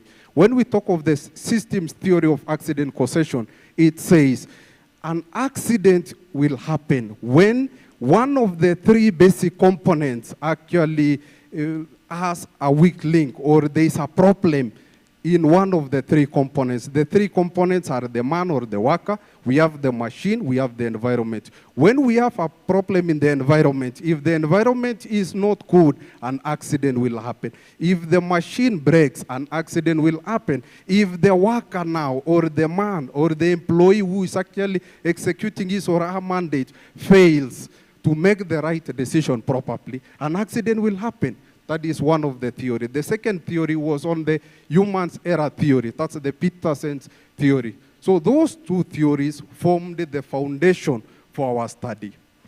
On the research methodology, we did our research, and it was actually constrained along the Kenya Northern Corridor. As you can see on the figure there, it actually spans from Mombasa all the way to Malaba. That was actually our transport corridor. It's called the Kenyan Northern Corridor. On the study design, we used actually a mixed method study design where it integrated both quantitative and qualitative techniques.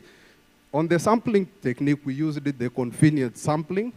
Data collection, the data was collected from the historical accident reports, the data, checklists and interview guides. Third, then on the data management and analysis, the data was collected and actually organized in Excel, then coded into SPSS for analysis. These were our results. From the year 2021, financial year 2021-22 to 2023-24, 179 petroleum truck accidents were actually collected from IPRA. 179 of them. 62 from the first year, that's financial year 2021-22, 65 for 2022-2023, then 52 of them for financial year 2023-2024. Now, of the 179 petroleum truck accidents which we collected the reports, some of them were not located along the Kenya Northern Corridor. That is, they happened outside the corridor from Mombasa to Malaba. So we excluded them, which actually left us with only 40 petroleum truck accidents which happened along the Kenya Northern Corridor, which actually formed now our data set. As you can see on figure 7 there, it gives us a spatial distribution of the accidents. You can see in Mombasa, we have a small dot. which actually represents the accidents all the way to Nairobi, all the way to Eldoret. They are at a place called the Total. The span of the transport network, one heads to Kisumu, then to Busia, then the other one to Eldoret, then Malaba. They actually form part of the northern corridor. Now you can see the spatial distribution of the accidents. One, it was the road conditions. Now we wanted actually to know what leads to happened. They were actually on regions where the stretches were a little bit long. Then there was sack-off. There was that transition from a descent to an ascending lane. That is a valley. There was a depression like, which actually sparked our thinking, why?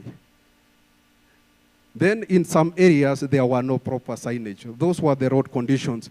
The second thing was on the driver fatigue.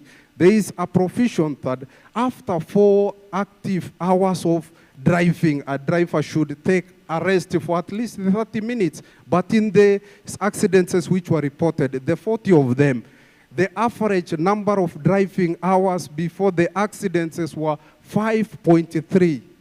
That is 5 hours and around 20 minutes thereabout.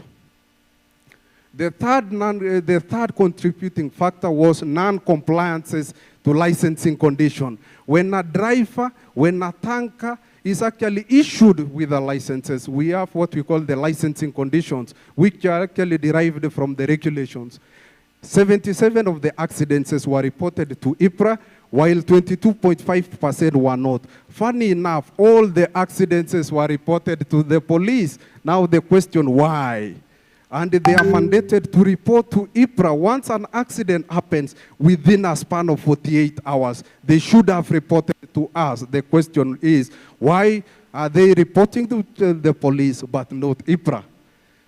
The second non-compliance is 87.5% of the ill-fated tankers had no channel plans. They had no channel plans. Remember, one of the conditions is they should have a channel plan. A channel plan specifies that from the depot, the driver will actually drive for this number of hours to this particular destination, take a rest for a particular number of minutes or hours, then proceed with the journey till the destination. They had no journey plans, 87.5% of them. 25% of the tankers were fitted with working GPS, while 75% were not. Yet they were actually supposed to have been fitted with a working GPS. The GPS should actually provide a room for actually knowing the distance, the time, and the speed. 82% of the drivers had valid IPRA license, while 17.5, that's 82.5, then 17.5% had no valid license. 87.5% of the tankers had valid IPRA license, while 12.5% had no valid license. What are the consequences? That was the second specific objective. One, this 40 trucks led to 17 fatalities. 17 people lost their lives from the 40 accidents. Remember, those fatalities, those people who lost their lives are aid dependents. There were some people who were depending on them. It also led to 75 injuries. Remember, when someone is injured, the hospital bills and all those costs. It also led to infernos or big fires. And there was a product loss of amounting to 116,916,002 shillings for the 40 accidents, but products were lost in 24 trucks. When an accident happens, an average of 15 million is used by the transporter to do actually the recovery, to actually do the cleanup, an average of 15 million. When this product spill, there is a degradation of the environment and the biodiversity. Then we have a delay in the delivery of products, which was actually an average of 3 to 4 days is lost. Then finally, there were economic losses and ripple effects. These consequences actually paints a picture that petroleum truck accidents are very expensive.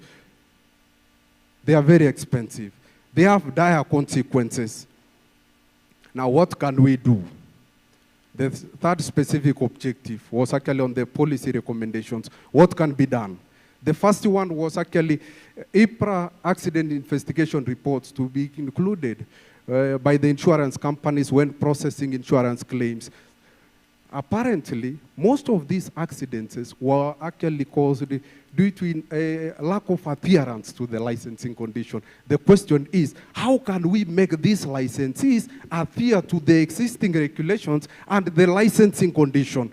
And the research actually informed us that if we integrate IPRA's accident investigation report to the insurance claim, the licensee will take the mandate to actually implement all the licensing regulation. Secondly, the sensitization of the county rescue teams and the police on petroleum products, how these products are, how they can be handled in case of an accident. Then thirdly, regular maintenance and updates on the road signages, that's the regular road risk assessments. Regular road risk assessments. Then on the study recommendations from the study now, you see we have those SACAFs, these FALEs. A study can be done to determine if these accidents which happen along the FALEs or the SACAFs are only unique to petroleum trucks or even these other, the PSVs. Then a further study can be done on other contributing factors. So thank you very much, and God bless you. Wow, thank you so much indeed.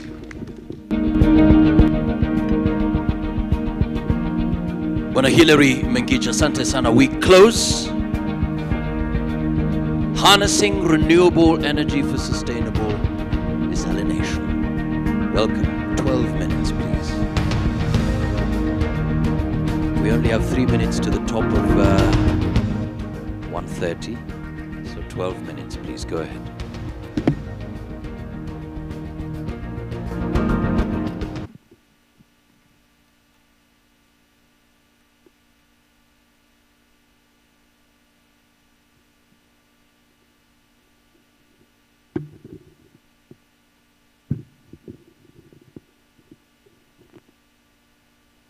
Good afternoon, everyone. I'll start with a short story, or a sentence rather. A friend of mine once asked me if everyone was to go to the Indian Ocean with a bucket of water and take as much water as they could or they wanted, don't you think we would have solved the issue of people not having enough water or water scarcity in just Kenya only? And then I laughed and I told them, don't you know that that water is actually salty? So that's what our project is about. My name is Ashley Wendy Atieno, and my colleague is Marcella Atieno Ouma. We are recent graduates from Moi University. We studied electrical and electronics engineering. And the title of our project is Harnessing Renewable Energy for Sustainable Desalination. The idea was to integrate solar, energy storage, and wind technology. Okay, the study addresses Kenya's growing fresh water scarcity by exploring sustainable and cost-effective desalination technologies. So, water scarcity is a menace in the world. Everybody knows about that. And the situation is similar to the country as it stands. So up to 40% of Kenyan population have no access to clean fresh water. So with the rising rate of development and in renewable energy system, there is a need and there is a demand for fresh water. Recently, just in April this year, the government allocated 250 million shillings to the county government of Turkana in the county aggregation and industrial parks to enhance sectors such as cotton, livestock, and fisheries. This speaks high demand. There is high demand for water, but there is no supply. So that brings us to what we are doing research about. So The research gap we're talking about is constrained economic feasibility and in the existing projects.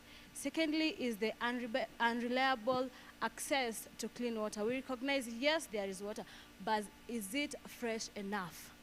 Is it comfortable for you to use it at home, for domestic use, for industrial and commercial use? The next one is the high energy consumption of desalination systems that are existing. So our objectives are, one, to conduct a techno-economical evaluation, basically just a lot of maths, the same maths engineers do. So this whole research is mathematical evaluation of the existing desalination technologies. Two, to evaluate the economic impact of integrating renewable sources such as solar and wind, and to design a cost-effective and recommend a renewable energy power desalination system for optimized for water-scarce regions in Kenya.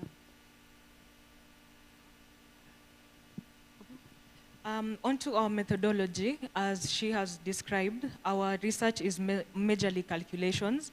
So the images portrayed about, as shown, are to guide the research, to guide the implementation of this, where we are thinking of a solar PV system along with a wind turbine system, and then we feed this to a DC or AC converter, and then this is directed to the desalination plant for powering it. To ensure the 24/7 operation, we will store some of the energy in the battery storage.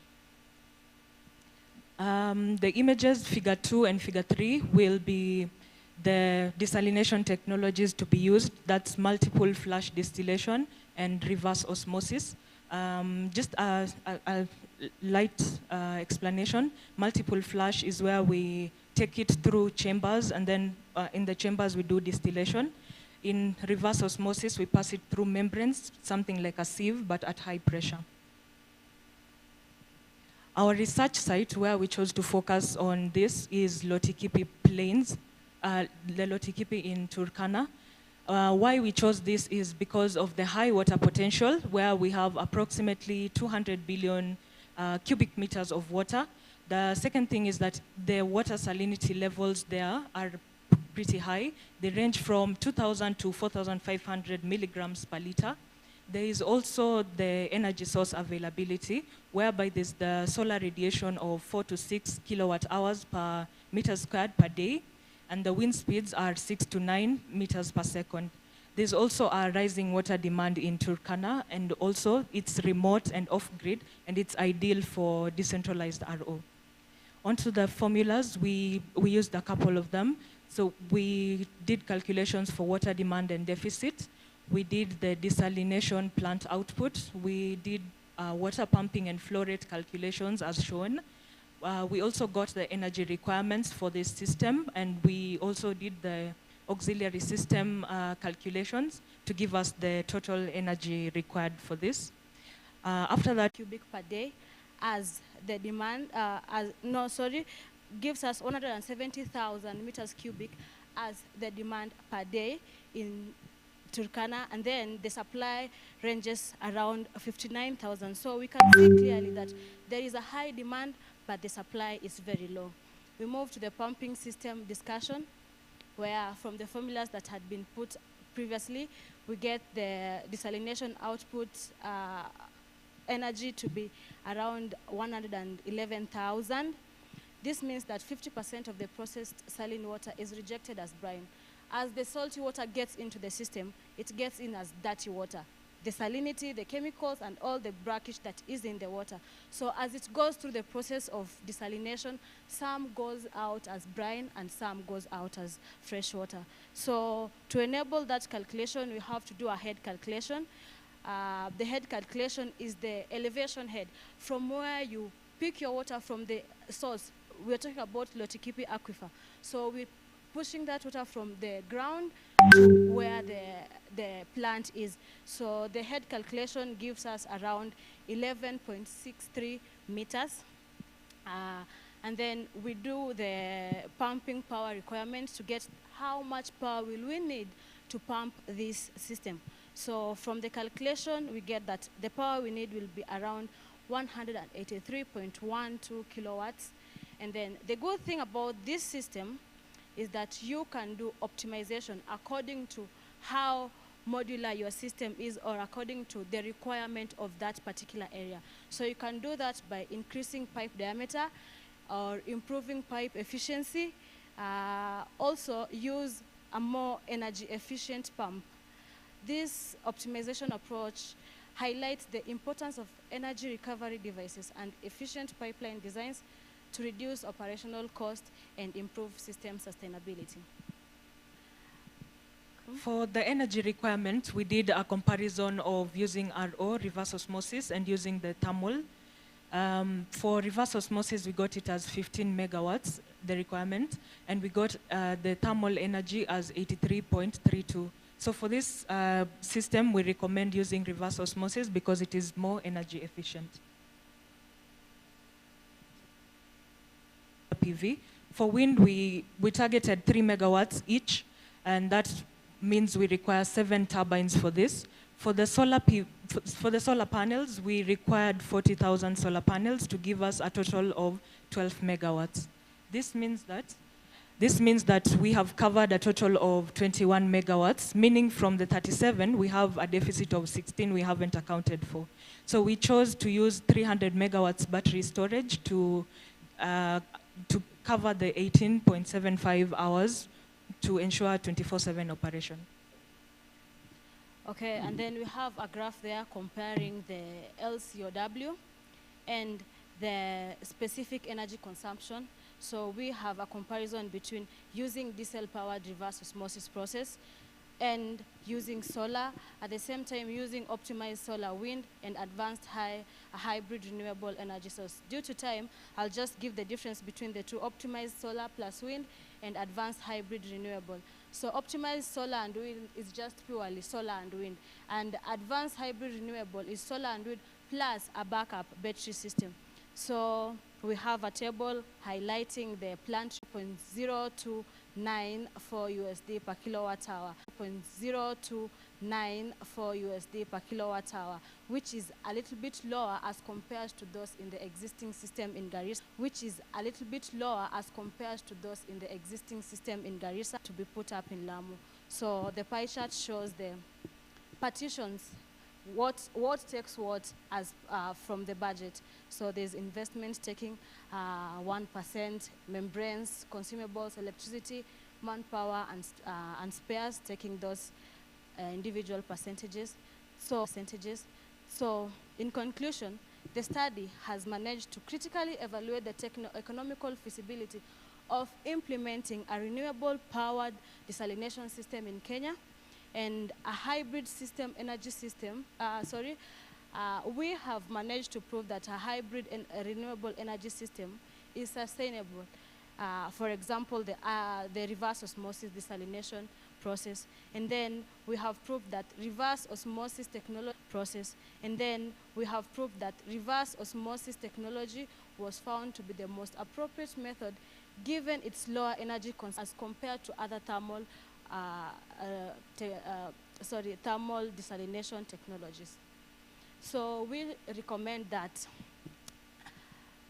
first, the policymakers should develop an integrated water energy policy framework, in that there's a framework that relates water to energy. We need water, but at the same time, we need to get a source that is renewable and sustainable to ensure that we get to the goals. Secondly, establish incentives for renewable desalination investments. And thirdly, mandate energy efficiency standards in desalination. These efficiency standards include mandate that there must be certain components in the system, such as energy, ERDs, energy energy recovery devices, which recovers the energy which would have otherwise been lost in other processes. Thank you. And as we finish this, as Mr. Bargoria had said, we hope that this opens up opportunities for us, and as we think of pursuing this further, we ask to be involved in the process because we know the county government of Turkana has been in talks with different stakeholders to explore the Lotikipi Aquifer. Thank you very much. Well, thank you so much. We celebrate you, Asante Sana, Ashley, Marcella. Many thanks. A big round of applause. We'll take a final photo. Are we ready? The photographers? So that we just capture all the three. Aha, okay. So that we can take that photo. Thank you so much. I know time was limited, but you still delivered. Makofi out afadhali. And let's have the QR code. Let's have the QR code. All these materials that they've presented from, the presentations, you will have them via this QR code. Makofi out afadhali as they take their seats. Asante Sana. That's the QR code. 3 announcements. Number 1, QR code, scan it. You'll get the program, you'll get all the details. Number 2, please make your way to the registration desk. If you don't have a tag, badge, very important, make your way there. And then immediately after that, 3rd announcement, lunch is served. We meet here next 1 hour. Wananjeru, guide us 1 hour. So please, get your alarm clock, 1 hour as you take your lunch. Asanteni Sana. Other panel discussions happening in the afternoon. Asanteni Sana, all the best. Bon appétit, merci beaucoup. All the best. Let's meet in the afternoon. Asante Sana.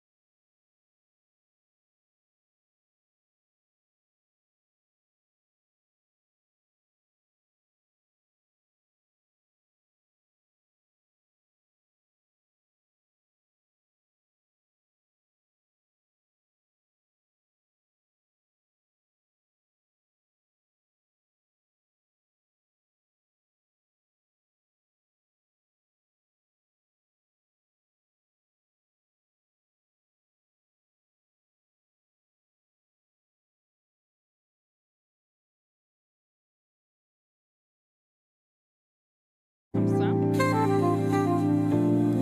have Professor Israel Da Silva, who is a Deputy Vice Chancellor of Research and Innovations at Strathmore University.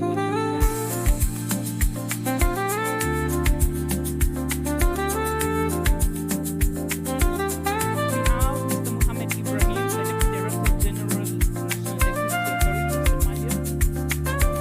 Welcome, sir.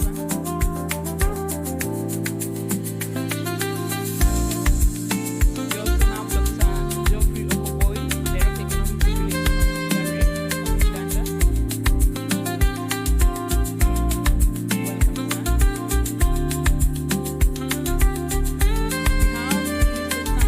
Thank you. I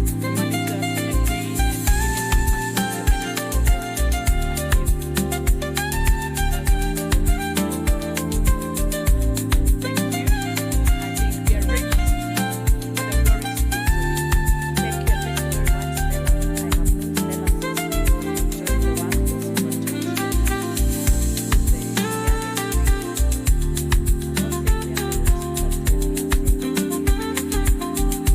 Please join me in welcoming a panel that has of our neighboring countries. Give them a more energetic round than that. So delighted to welcome you and moderate this exciting panel with distinguished experts, from around the region.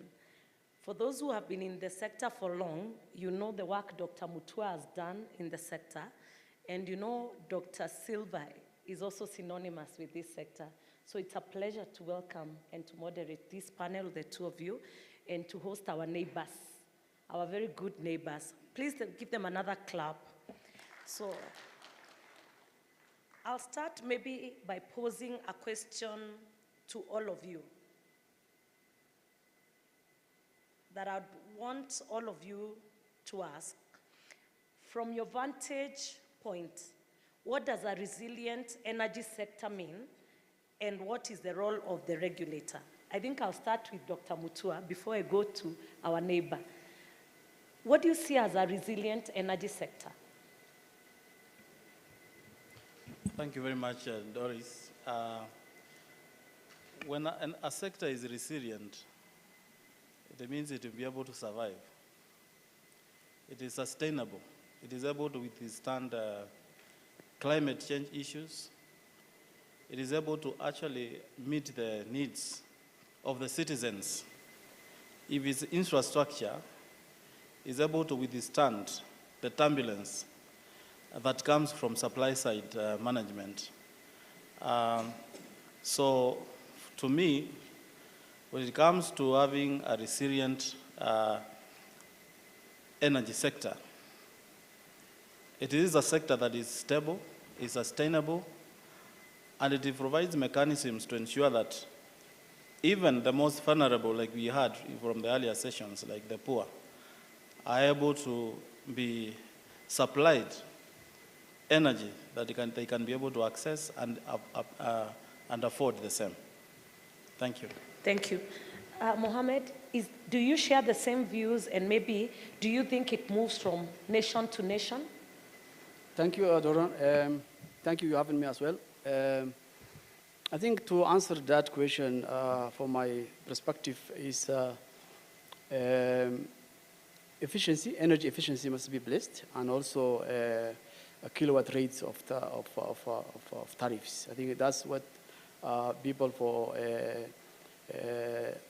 not receiving for the sufficient for energy, I think to uphold for that, and also quality service, also utilities, they have to be also provide quality service for the community.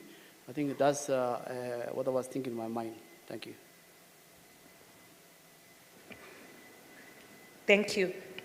Samson, is it the same? Do you share the same? And is Uganda different, would you say? Geoffrey, sorry. Geoffrey. Sorry, Geoffrey. Okay, thank you.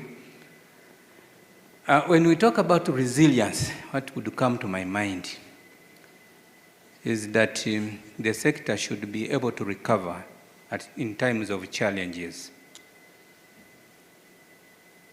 When there are difficulties in the sector, if it is able to be back on its foot without support, it means that it has all the necessary capacity within its own industry to recover and be able to move to the next level. You can give an example where you have an economy which is affected by, for example, COVID. If the economy or that sector requires external support in order for it to survive, then it is not resilient. That is what would come to my mind. Thank you. Thank you. Samson? Yes, I just want to agree with all the speakers who have spoken before me and add that it is a network or a system that is able to withstand the various shocks that could come on its way, and is also has the right safety standards that can sustain the customers that are hooked into the network, even into the future. Thank you. Let me ask you, Professor De Silva, from a research and academic perspective, what innovations or policy interventions have proven most effective in enhancing grid resilience and energy efficiency in Africa?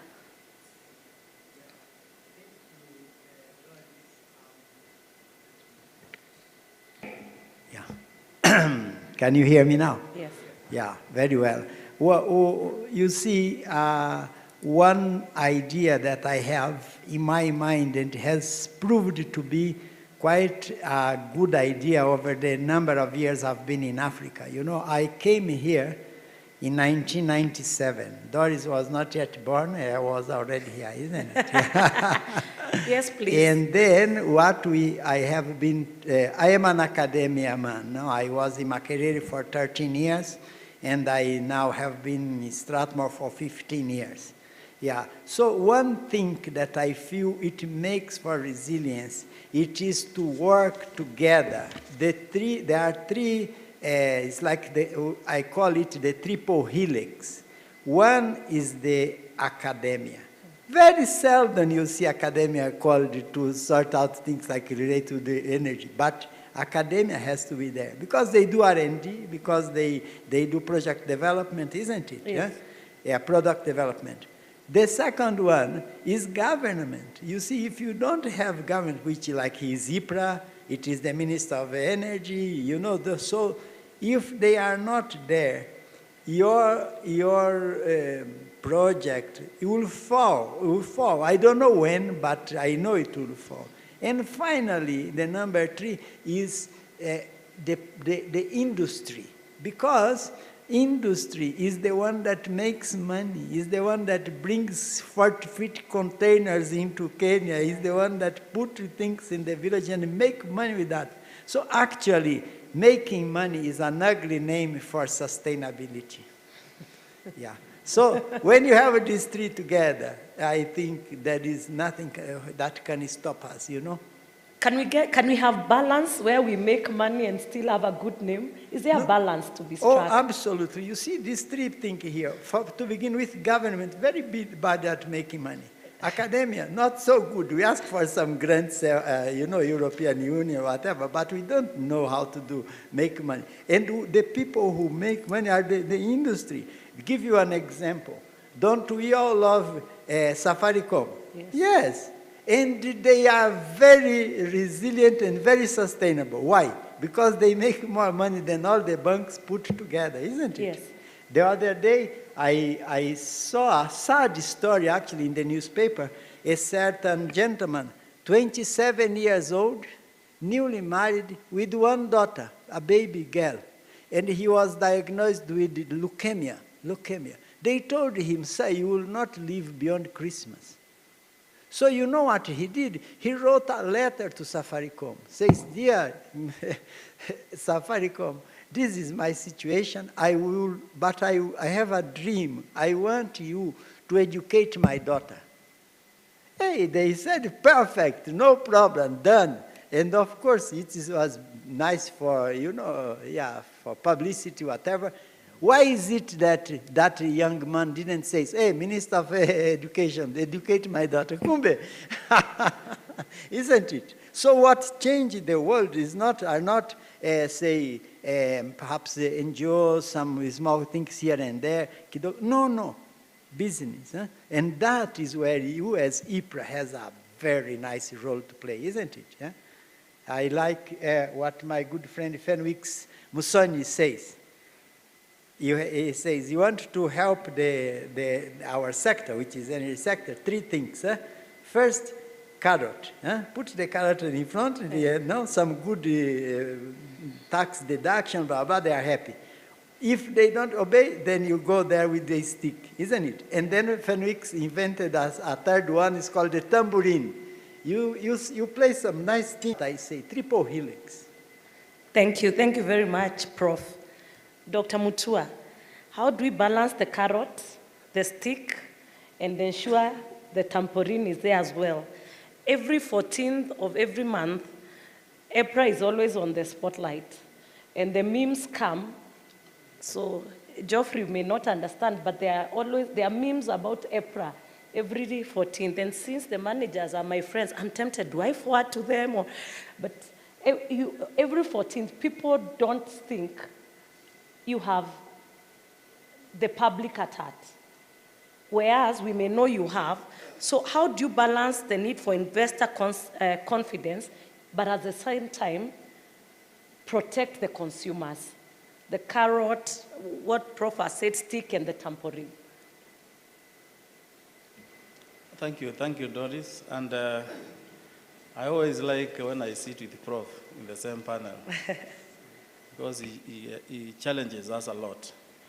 And when it comes to that balance between the investors and also the public, and given the role of a regulator exists, first of all, to ensure that the conditions or the environment of doing business is enabled. And that's a story we have heard about as we talk about reforms. And as a regulator, regulators exist to regulate the sectors, whether it is energy, whether it is petroleum. And when you are doing the regulations, for example, beginning with the regulations, you find that if it is a pricing regulations, you want to ensure that there is fair pricing, and also there is some stability, again, in the market. On one hand, you find investors will always ask for more money. For us, when we are compensating the sector for the revenues, that are expected to be recovered, it is not about how much it will cost, but you have to look at what we call cost reflectiveness. What is that cost that once you put into something, if it is you're building a power plant, you'll be able to recover a cost that is sustainable. So you have to balance the interest, because again, in one hand, the investors are looking for a higher return on their investment.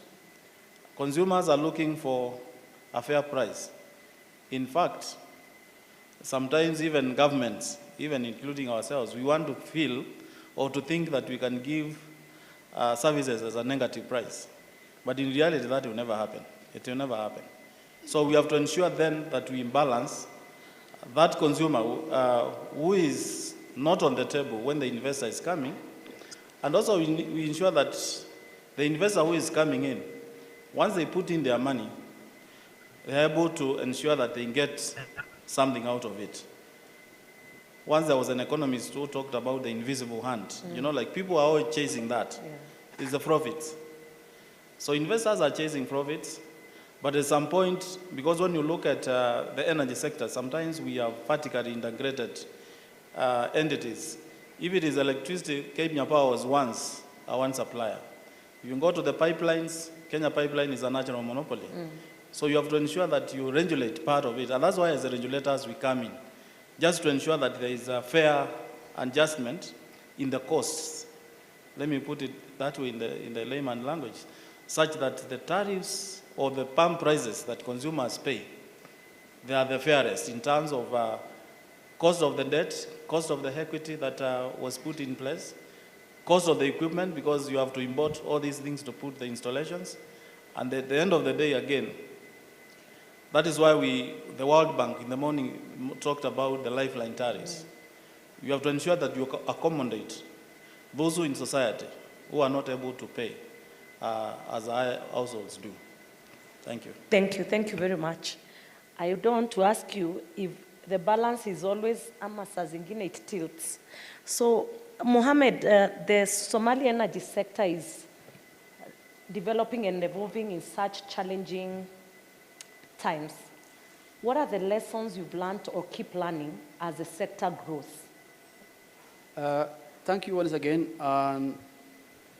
I would like to just mention that our regulatory, we are regulating only energy. Okay. We don't have petroleum. That's the side. The other side is our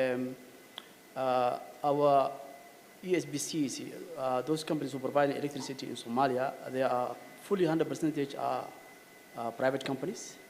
Always private companies, when they doing for utilities, there is a positive side and negative side. We have also the other side, IPPs, those companies who come to the country who want to generate for the power. In overall, the challenges we have, always the companies, they are looking for their side to make the profit. End of the year, they have to make it profit their spreadsheets. On other side, we have got challenges of the consumers' kilowatt rates, which is sometimes the highest of the region, the kilowatt they are receiving for the consumers. So we have got both challenges, but consumers, what they have now is sufficient service, and also they have it high rate.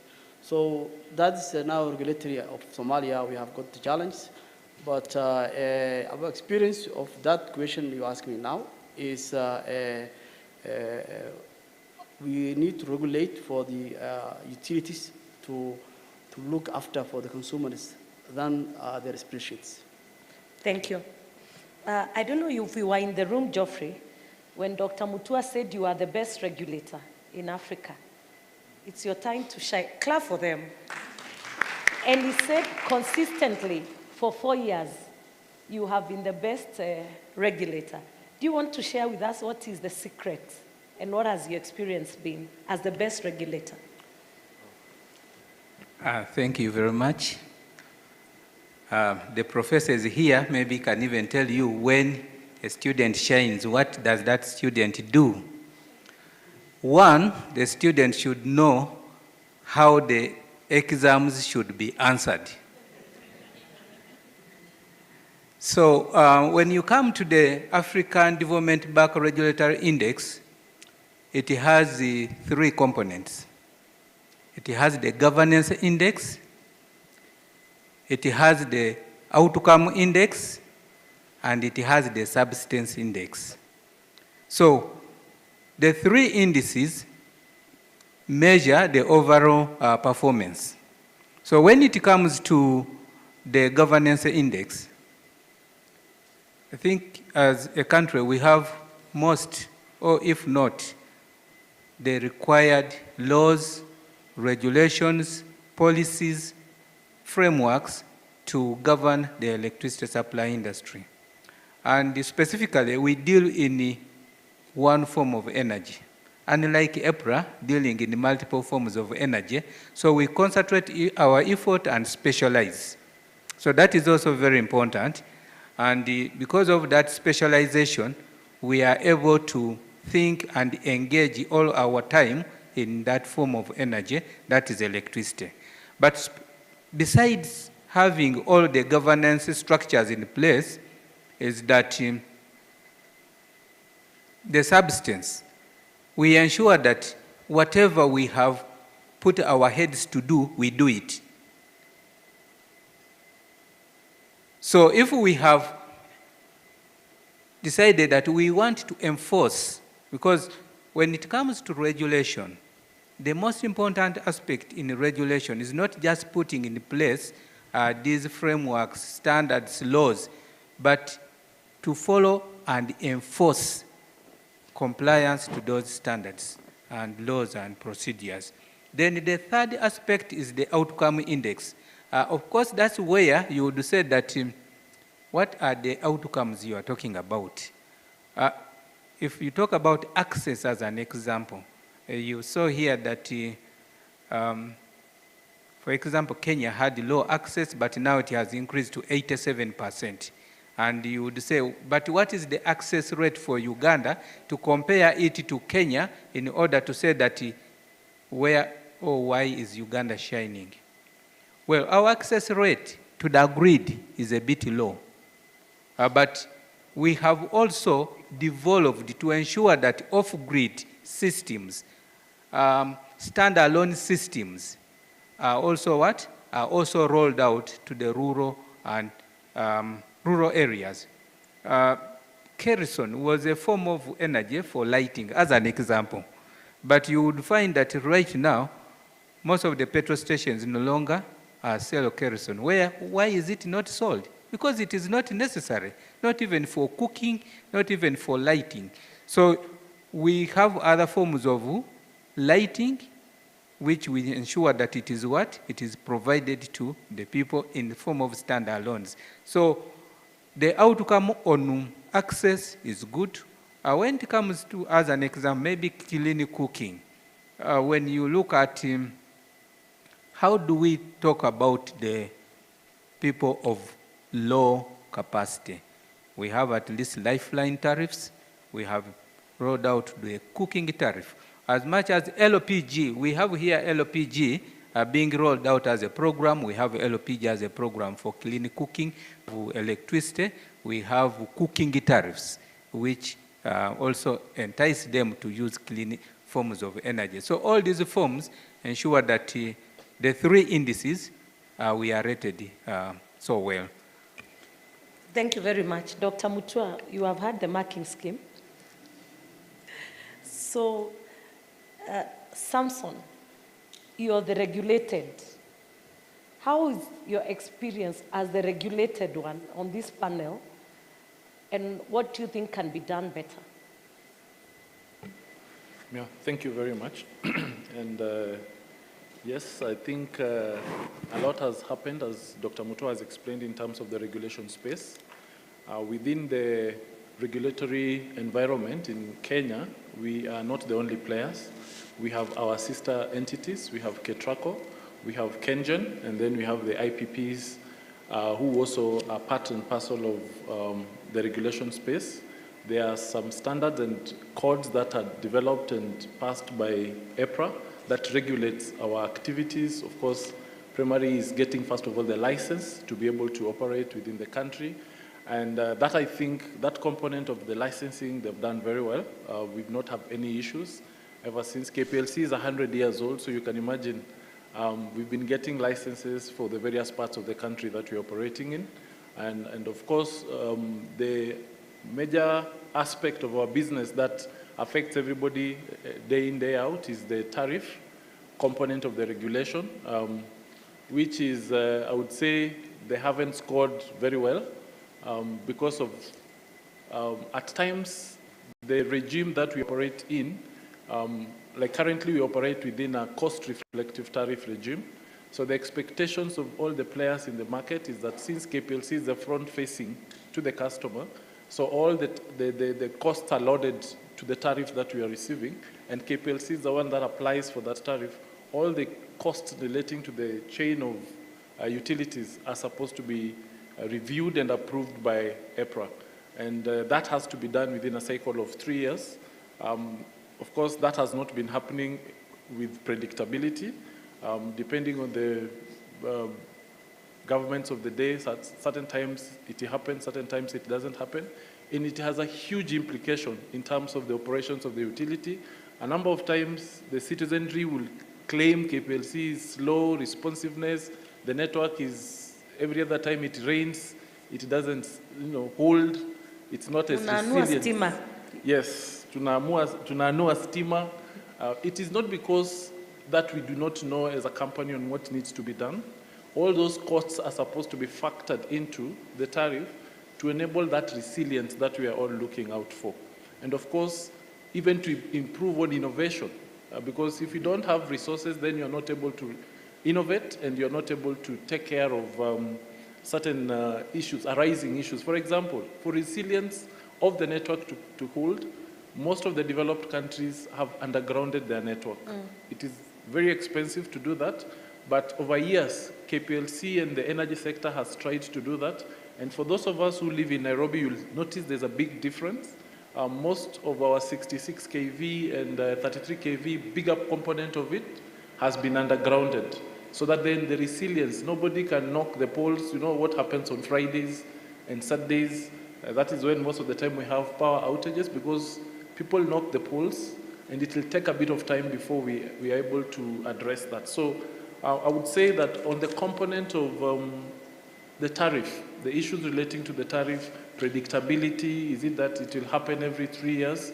That the regulator hasn't really given the utilities the assurance that is expected. And of course, the issues that upon review are all the costs covered so that then the utilities are able to get the resources required to support the network. Thank you very much. We will not tell Geoffrey and Mohammed why poles are knocked on Fridays. That's Kenyan thing. I want now to open to take a few questions. Stella, you'll help me. We have one here. I can take 3 questions. Anybody? Yes, I see you. There's someone there. You will be next. So thank you. There's a lady. Please stand, introduce yourself, and ask the question. My name is Michael Kenywa. I'm a petroleum expert in oil and gas. My question is regards to, in terms of clean access, clean cooking, which focuses more on LPG, as well as electricity in terms of its use. And this connects to, in terms of the technical access, as well as the economic aspects of that, where we see, I think it's the PS who talked about that there's a program that is supposed to now look at ability for using electricity to cook, which now transition from traditional use of biomass to electricity. So how do you create an enabling environment to be able to use clean cooking using electricity? And how does it also connect with the program that you have on LPG access, using LPG as a clean cooking fuel? Thank you. Thank you, Michael. There was a lady there. Okay.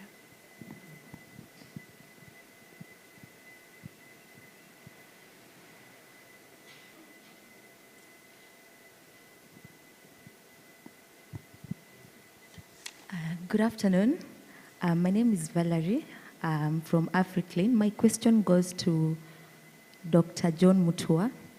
So I work in a pyrolysis plant that produces diesel from plastic waste. So one of the challenges we experience is having the right license to be able to run our plant. So how is EPRA trying to ensure that we are also included so that at least we're able to sell our product without any challenges? And then my next question is, one of the recent advancement is product blending, that is blending ethanol with gasoline, and also pyrolysis oil blending with the existing fuel. So how does EPRA ensure that this technology is, how do you ensure that the technology is well driven and the youths are also encouraged to participate in it so as to ensure we have the right product? Thank you. Thank you, Valerie. Doris is another one here. Assalamu alaikum all. Alaikum salam. I'm Horopios, K2 from Media Africa. So I wanted to ask a question to Mohammed Ibrahim. What is the main source of energy in Somalia, and also do you have local sustained capacity, or you do also importation of electricity? Thank you, Doris. I think we start with those three. Thank you. I think Dr. Mutua, you may want to go first.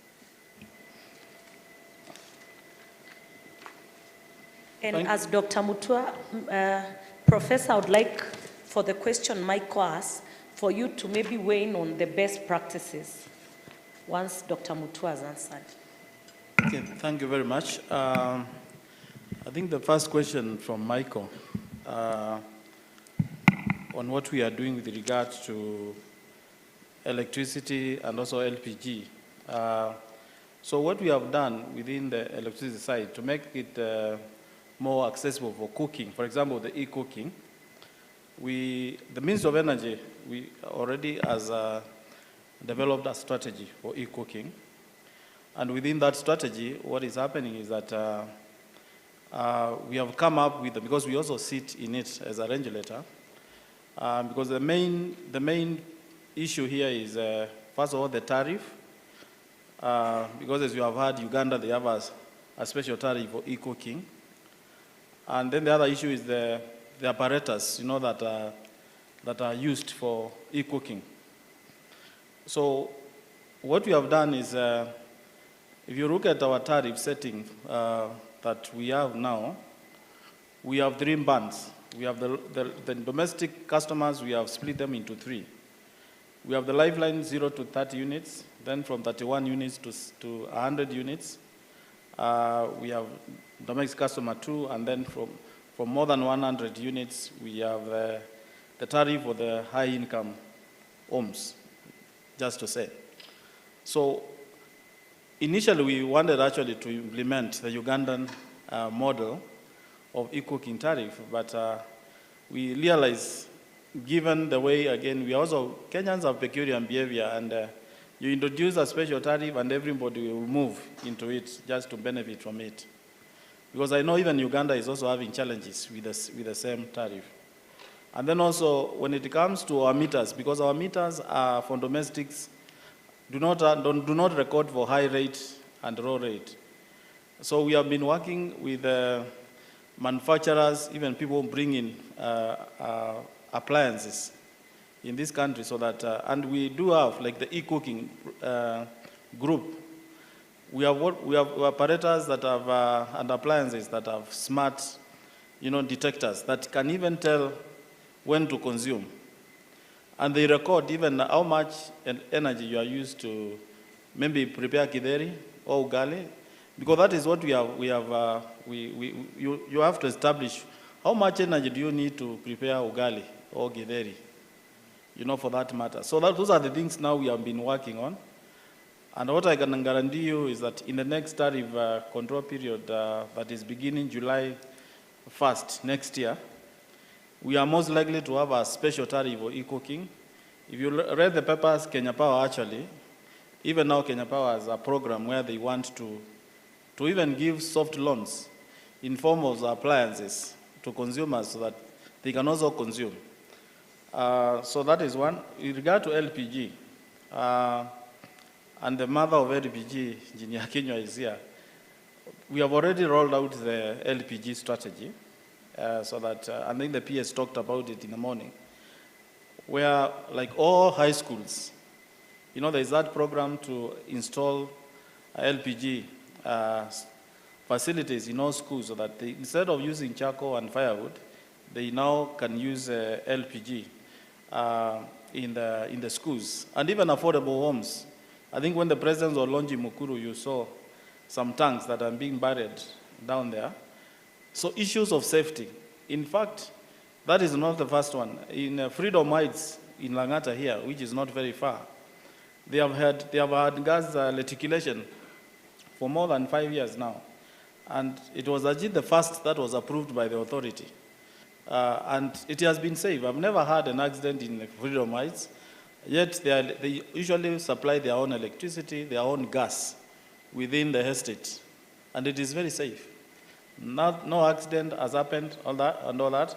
So we are also working on our pricing framework because we are seeing that because somebody has to invest, for example, into this business, so the pricing framework we are coming up with will be able to help with the investors to guide them on how to do it. So I think, Michael, we are working on these things. At some point, I'll also ask my engineer Kinyua to comment, especially on the other issue. Then, Barali, with regards to biodiesel, the matter of biodiesel, actually my colleague, the director of the Petroleum and Gas, already we have been doing the guidelines on biofuels and also legislation on biofuels. And in this legislation, because we have seen, you know, we had bioethanol issues coming up, the issues again of when it comes to product blending again, this is not a new issue. If you remember, even in the early 90s, the government had come up with a policy that we utilize the ethanol from the sugar factories and blend with the products like PMS and even AGO. By that time, it didn't work because, you know, like people thought that they would lose business, let me put it that way. And because of that, there was no passion really to do that. But now with energy transition, what is happening is that companies now are open to some of these aspects, and we are looking forward to actually being able to implement it. The issue is, can we produce some of ethanol or even biofuels, like my colleagues Beverly has mentioned, in a sustainable manner? Is it cost effective? And will it meet the quality? Of course, we do have quality aspects. Kenya National Bureau of Standards, they are responsible for the standards when it comes to quality. But of course, EPRA again has to also make some type approval for some of these things, and we also sit in those committees again. So I would say that we, as a regulator, there is no gap in law or in legislation. All these things, even technical aspects, have been looked at, and even oil marketing companies are aware of some of these aspects of blending. But the issue that everybody has to be careful about has always been on quality because, for example, because we enforce quality of fuel, if the biodiesel maybe may not be of high quality and you blend it with another product, and then there is failure, the engines fails, like who will be responsible? Because those are some, and then companies have reputations. Companies don't want to go down because of a reputation coming from compromising on our technology. So even as we prepare to do this, I think the best thing is to ensure that the technology and the quality aspects and safety issues are all well taken care of. But I think at the end, I will ask my colleague to comment on it, Engineer Kinyua, for the sake of my colleague's beverage. Thank you. Thank you. As we get the mic to Engineer Kinyua, Prof, Do you want to comment on that? Yeah, I have one or two things to say about it. One of the things regarding cooking using firewood or charcoal is a disaster. Everybody knows that, ecological disaster, because people go into forests that don't belong to them, get into a bit, and then dig from there, and then they do all those schemes in a discrete manner, and eventually they are destroying their country. I don't know what goes in their mind. But then I remember when I've been here in Kenya for 15 years already. I remember when I came here, LPG was almost not there. There was a gentleman, good engineer in the Ministry of Energy, Andrew Kamau, the one in charge of petroleum, you remember. So he took upon himself to set up a structure of LPG for cooking. And it was, I think, took him like 10 years. He was fighting and putting in order and getting standards, and you know how you feel this thing, how it is the petrol station, etc.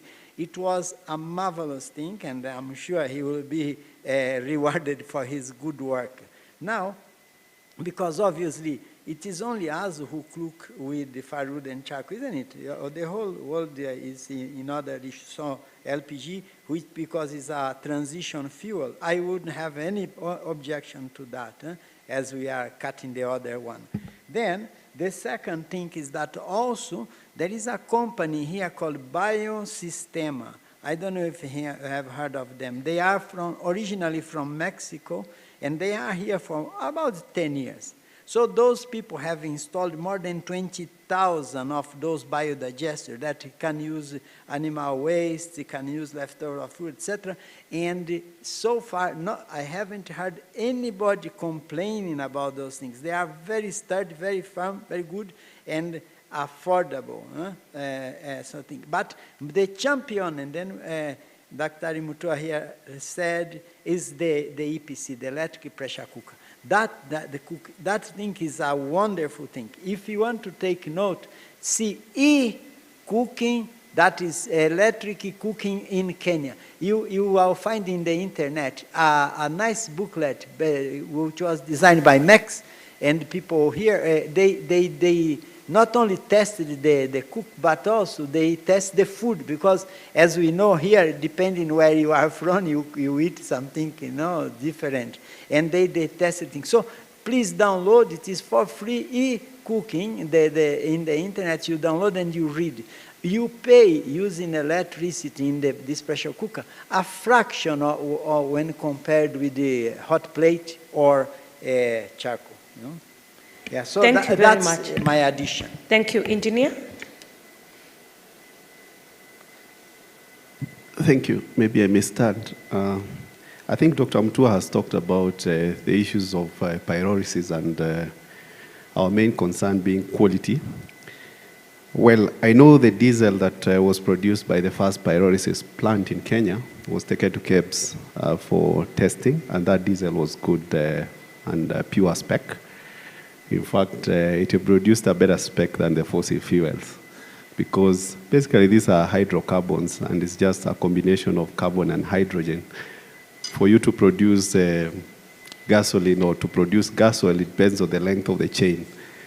I think what Dr. Mutua is saying, the sustainability of the pyrolysis plants in Kenya is a big question that we have, because once in a while we do receive reports for ESIA reviews before they go to NEMA for issuance of the ESIA license. But one of the biggest questions is about the feedstock. I know you are using used tires. Now, how do we sustain that feed so that you can be able to produce? Yes, the end product is good, it's pure diesel. Unfortunately, if the feedstock goes down, people invest in these plants, they might be tempted to start mixing things here and there and altering the quality of product. And I think that has been the biggest fear.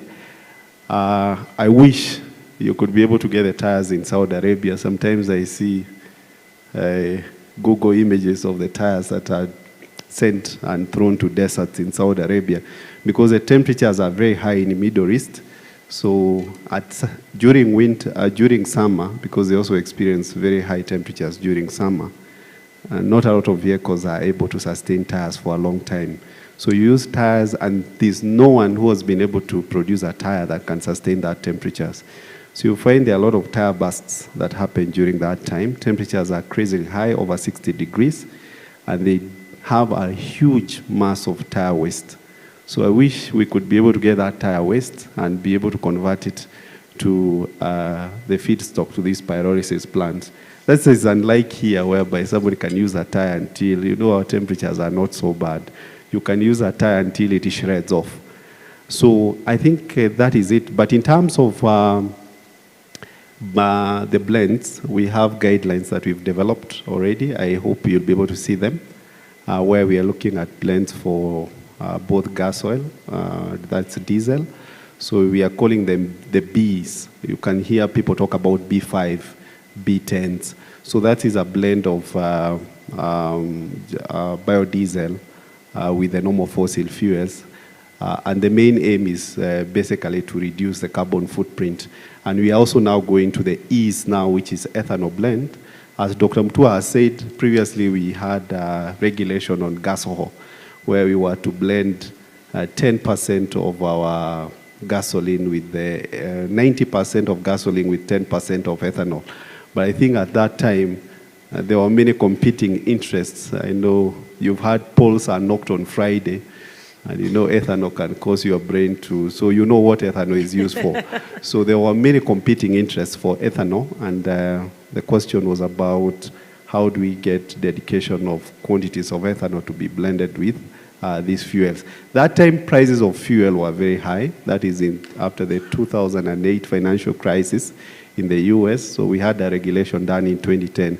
But prices came off after we discovered shale oil in the US, and people forgot.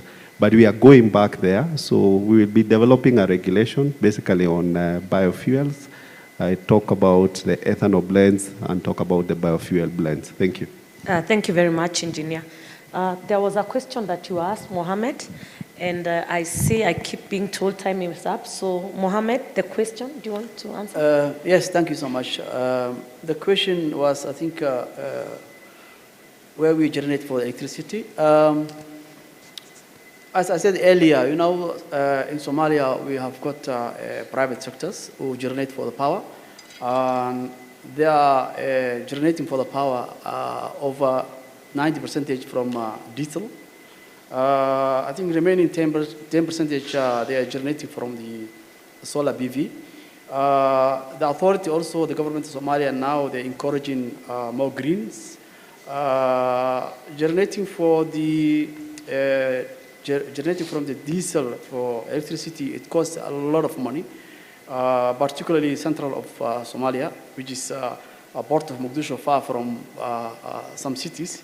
They will add logistic costs, and that it makes a kilowatts highly rated. The government initiative now, or authority now, they adopted all ESBCs. They have to generate their generation for electricity through the solar PV. Some companies now, they started already. The biggest company in Mogadishu, Beko, I think now they're generating, I think, 25 megawatt from solar panel. And also, we have IPP, as I said earlier. They generate from the solar panel as well. In terms of that, is internal, and also we have another initiative of the region. Since you know it now, the region, they started the regional market, electricity market, I think come in September, if I'm not wrong. Now the Somali government, they encouraging and they're making a grid from Ethiopia. So supply of some electricity we're expecting coming period from Ethiopia. I think it'll be balancing now the need of electricity of Somalia and generating from the diesel, shifting to the solar panel. Thank you. Thank you very much. Our discussion topic today was rules that empower, how regulations shape a resilient energy sector. As we close, I want to ask each of you, with half a minute, rules that empower, as your closing remark.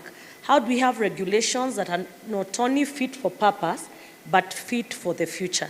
We start with you, Samson, in your closing remarks. Thank you very much. I just want to say that as we continue to improve on our regulation, it is important for EPRA to continue embracing, I would say, performance-based regulations that will give an opportunity to the utilities based on their performance to be able to improve on their financials and also to support innovation. Because at the end of the day, depending on how well you get innovated in terms of sorting out your efficiency issues, quality of supply issues, then you should be able to be rewarded for good performance. So I think going forward, if they focus on performance-based regulations, thank you. Performance-based regulation. Student number one, Geoffrey. Thank you. I think following from what he has said as a licensee and being a regulator, yes, performance should be rewarded. And in terms of good regulations, they should incentivize. So incentive-based regulations, which give targets to the licensees to perform and mimic the competitive environment so that they can take a reasonable return for what they are doing, but also regulations that support the environment are critical to ensure that the environment today and tomorrow is livable. To the consumers, we also have to ensure that the consumers are not defranchised of their rights, and therefore they should be supported to see that they also live in a clean environment, they consume clean energy, and regulations of that nature provide that incentive, and that is the way to go for all the players in the industry, including even government, should be able to see that its citizens are doing well. Thank you. Thank you very much. Prof? All right. Now, what I'm going to say here is something that I've been thinking about quite a bit. I've been preaching it quite a bit, and I want to test it with my new audience. The issue is that if we want to develop, because we need to develop, you see, South Africa has an installed capacity of 60,000 mega, and we have 3,000 mega installed capacity. That is 20 times less. So we are poor in terms of energy in order to attract business, industry, manufacture, etc. So how do you do that? 4 Ds. The first D is called decarbonization. Nobody, I tell you, I am in academia, the donors from Europe, from America, or from the UK, they no longer put a single shilling in, say, generators by diesel or etc. So decarbonization is the first mantra that all of us should live. The second D is called decentralization. There is a magic thinking or wind or burning the tires there, like an engineer was telling us. If you produce power here and you consume the power here, so you are doing away with the transmission investment, with the distribution investment, and the losses that come with these things. The third D is digitalization. About 3 years ago, Enel went to Brazil and bought 19 million connections. Now, what they did, they create the digital twin of each and every item in that power system. The switching gears, the transformers, the capacitor, all of them had a digital twin that could be controlled at 10,000 miles away, you know, doesn't matter where you are. This reduced downtime and made them nice. Number 4 is the democratization. I think you know Mission 3000 Mega. The World Bank has committed to connect 250 million connections, and the African Development Bank, the other 50. That makes 300 mega. So this is something that we need. As long as we are in Koroboi, Tadoba, we go nowhere, you see? And then this is where I think. So the 4 Ds are there as a very peaceful revolution which will bring us to the first world. Thank you very much, Prof. Once a teacher, always a teacher. Dr. Tari? Yeah, for me, I believe that we should put in place regulations that will ensure we have stable energy and petroleum sectors, we achieve fair pricing, and also promote sustainable development. And in order to do that, again, we need to foster collaboration and transparency, the way we are managing energy investments and also energy use. Transparency is going to be very, very critical. And we are looking at, I'm looking at open access. As KPLC spoke, we have other players within the transmission, within generation, and also in distribution. Right now we have Kenya Power 99%, but when we less than 1%, other distribution companies like Tatu City. I'm looking at a space where we are going to have open access in our system, just like the way you use the expressway. I do wish that we can use IBP is interesting for the industry to come in. And if I come back for your questions, I think I'm suggesting like policy reforming. That's the key, I think, to attract more investors, and also consumers protection policy also reforming. Balancing for the consumers and investors, that's the way it comes for sustainability. Thank you. Thank you very much. To summarize, according to a very good panelist, is regulations that are fit for purpose, but also for future are performance-based regulations, incentive-based regulations, consumers not defranchised, that is consumer protection for consumer protection in the regulations, regulations that are stabilizing, fair pricing and development, open access and transparency, and lastly, the 4 Ds, so that we can live. Let me hear, what are the 4 Ds? Decarbonization, decentralization, digitalization, democratization. What a wonderful, clap for them. What a wonderful audience and what a wonderful panel. Thank you very much. I'll now ask the panelists to step in front so that we take a photo. You want to give us 4 claps that are 4 Ds? Thank you, thank you, thank you. That was such a wonderful session. Can we give them a hearty clap? No, not like that, not like that, not like that. We do the Nyayo style, 4 of them. Democratization, digitization, decentralization, and decarbonization. I'm a petroleum, my background is petroleum, so that's why decarbonization comes back. Welcome, thank you so much. Thank you. I think, can we all stand up? Do you know the person seated next to you? Do you know? So I think we are going to stand up. Everyone has a phone.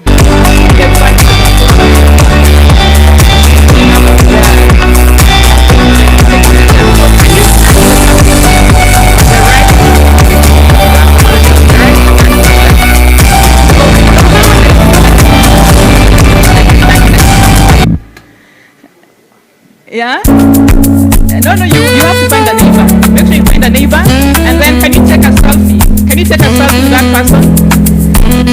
Yeah, can you take a selfie? Everyone take a selfie. Yeah, take a selfie with that person, and then you put it on your Twitter page or your Emperor Research page. Yeah, that's a beautiful one. And then if you don't have the number of that person, take a number. Thank you.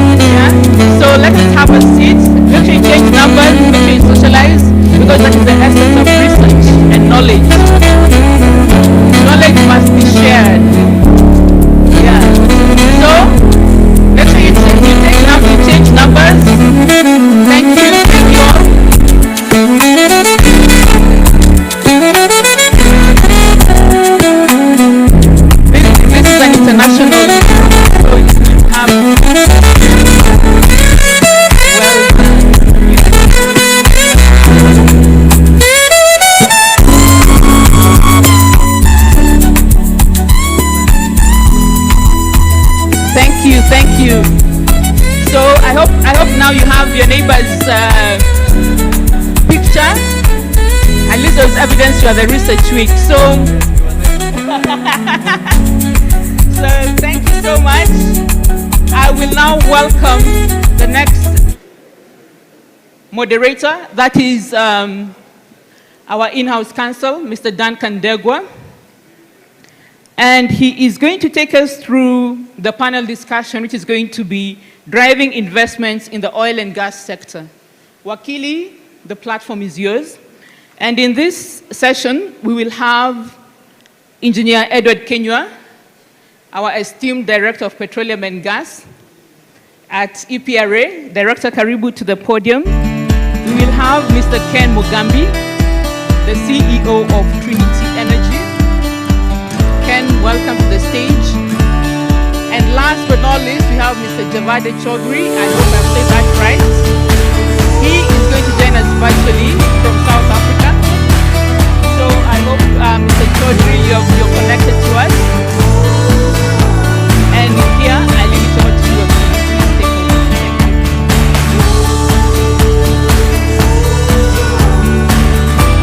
Thank you. Good afternoon, everyone. My name is Duncan Ndegwa. I'm a Deputy Director in charge of Regulatory Affairs. I'll be taking us through this session. I'd like to start by a quote that was shared by my colleague in a forum that we share. And I think it's very apt to share it in this forum. And the quote says, it's by David Gray, that science without policy is still science. And policy without science is gambling. So we are coming into a session that is going to discuss matters to do with upstream.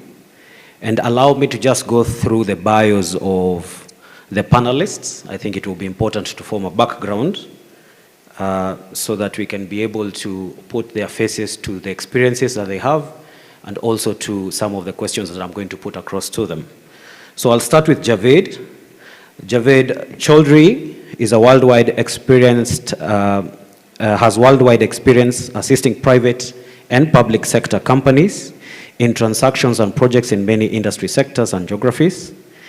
He serves on the ILI South African Center for Excellence board as a senior advisor and also advises companies in domestic and international mergers, acquisitions and strategic alliances, as well as corporate governance, compliance, and internal investigations. He also handles complex international litigation, arbitration, under the rules of major arbitration institutions. Javed has a structured and negotiated infrastructure,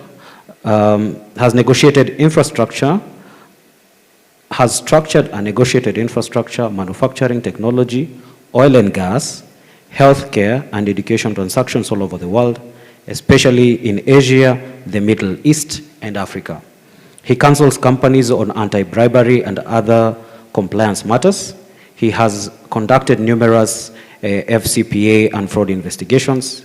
He has advised governments, development agencies, and non-governmental organizations on transactions, transformation, and privatization programs. Javed previously served from 2000 as Chief Compliance Officer for Sempra Energy, a Fortune 250 company with gas and electricity utilities in the United States, Mexico, South America, as well as fossil fuel and renewable energy power plants, natural gas pipelines, LNG receipt terminals, and worldwide commodities trading business. Prior to that, Javed was the General Counsel and Corporate Secretary of Gateway, a $10 billion global technology company. He serves in a number of non-profit brands including the University of California Global Policy and Strategy School, the San Diego Zoo Global, the USA Asia Institute, Asian American Advancing Justice, Institute of the Americas, and Rumi Initiative. He frequently lectures at institutions in the United States and around the world. We can give him a heart clap for that. I will also take us through the bio of one of our panelists, Ken Mugambi. I hope to take the shortest time possible. Ken is a strategy and energy professional with over 17 years experience in developing bespoke energy solutions to address some of the leading energy challenges facing Africa. He has worked extensively within both the public and private sectors in East Africa region and in the areas of strategy development, execution, growth ventures, acquisition, joint ventures, and operational improvements within the energy sector. He is passionate about transforming livelihoods through innovative sector focused on social entrepreneurship solutions within the energy sector. He is a 2016 Mandela Washington Fellowship finalist, recognized for his work in driving energy inclusivity for lower income groups. Ken is currently the Group CEO of Trinity Energy, a rapidly growing Pan-African integrated energy player that is at the forefront of spearheading homegrown energy solutions for Africa. In his role, he is responsible for steering the company's strategic growth agenda, driving both business and geographical diversification. Under his leadership, Trinity Energy has grown from a South Sudan-focused downstream petroleum fuels retail company in a diversified energy group operating in 5 countries with activities spanning across petroleum value chain as well as in power generation. Prior to joining Trinity Energy, Ken worked as the General Manager, Corporate Planning, Strategy and Affairs in the National Oil Corporation of Kenya, where he was responsible for steering identification and execution of the corporate strategy objectives with a view of achieving sustainable growth for the organization. He holds a Bachelor of Science in Mathematics with a major in Actuarial Mathematics from the University of Nairobi and an MBA in Global Energy Management from the University of Calgary. He also holds a postgraduate diploma in management from the University of Leicester and a certificate in petroleum policy management from Petrod in Norway. Hearty clap for Ken. Last but not least, Engineer Edward Kinyua, OGW, is currently the Director for Petroleum and Gas at EPRA. He is responsible for the development and implementation of strategies to ensure effective technical regulations of the upstream, midstream, and downstream petroleum sectors in Kenya. Engineer Kinyua has a wealth of experience in the manufacturing and energy sectors, spanning over 19 years. He commenced his career as a trainee as a quality assurance engineer at Mabati Rolling Mills, Mariakani, in April of 2006, with the responsibility of ensuring performance of destructive and non-destructive testing of galvanized steel sheets. He then proceeded to Total Energies Marketing Kenya PLC in December of 2007 as a lubricants logistics officer at the Changamwe Depot, Mombasa, and later was redeployed as an LPG superintendent in the Nairobi LPG plant. He joined the Energy Regulatory Commission in February of 2010 as a technical officer in petroleum and was later promoted to the position of Senior Manager Petroleum in October of 2014 before assuming the role of Acting Director in 2015 of April and Director in August of 2019. Engineer Kinyua holds a master's degree in energy management from the University of Nairobi, a bachelor's of degree in mechanical and production engineering from Moi University. He is a registered professional engineer with the Engineers Board of Kenya and a corporate member of the Institution of Engineers of Kenya. He's also a member of the Association of International Energy Negotiators. A clap for him. I think it was important for me to lay the background so that we can be able to see what wealth of experience we can get from our panelists, and I'll go straight into it. And I'll invite Javed to discuss about the global outlook in terms of upstream sector by first realizing that there were generally new policies and regulatory directions which were brought about due to major political changes, the elections in the United States of America, for instance. And these are the ones that probably set the tone in terms of investments in sectors such as the upstream sector. So I'd like for him to discuss generally what this may have cost in terms of policy investments in energy, climate, and trade policies, especially in the upstream sector. So Javed, please. Yes, thank you, Duncan. I hope you can hear me okay. I have to say that I am very sorry not to be there in person.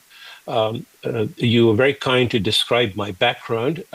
In a sentence, I'm a Muzee who my A-levels, Strathmore and have led me now to be living in Washington, D.C., where I'm a member of one of the largest law firms in the world. And so, as you mentioned, I've done projects all over the world. What I would say is that this is, to quote a senator that I was speaking to yesterday, in many ways the most dangerous time that he feels we have ever faced for a number of reasons. I will come to that. So although my initial remarks, Duncan, may sound like I'm giving a political science speech rather than a speech that relates to driving investments in the oil and gas sector, where I would like to end is to think about how the current global situation creates some opportunities for investments into Kenya and more largely sub-Saharan Africa. So I think that's where we start. I would footnote, though, when I see people standing up and taking photographs and laughing and singing, I'm even more sorry I'm not there. But the fact is, let me just go back to about 12, or perhaps more than 12 years. When I was the chief legal counsel. It was a Fortune 200 company, Sempra Energy. It had coal plants, fossil fuel plants, had a number of utilities, half of California, some in the south of the US, some in Mexico, some all through South America, and then a business all across the world.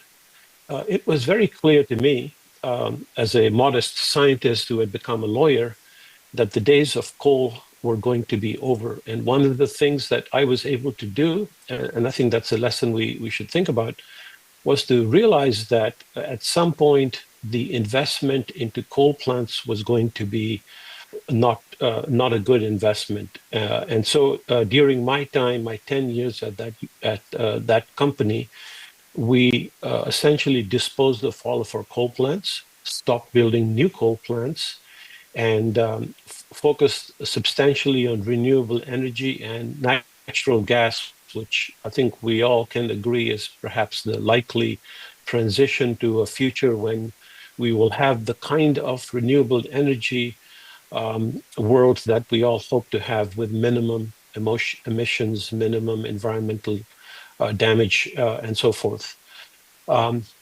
Interestingly enough, there were always people interested in wanting to invest in coal. But the reality is that they have been, and I'm mentioning coal because after this I won't be mentioning it again. There are people who pushed hard to continue to maintain and expand coal operations here in the U.S. We know that they, continue to grow in parts of China, for example. But here in the U.S.,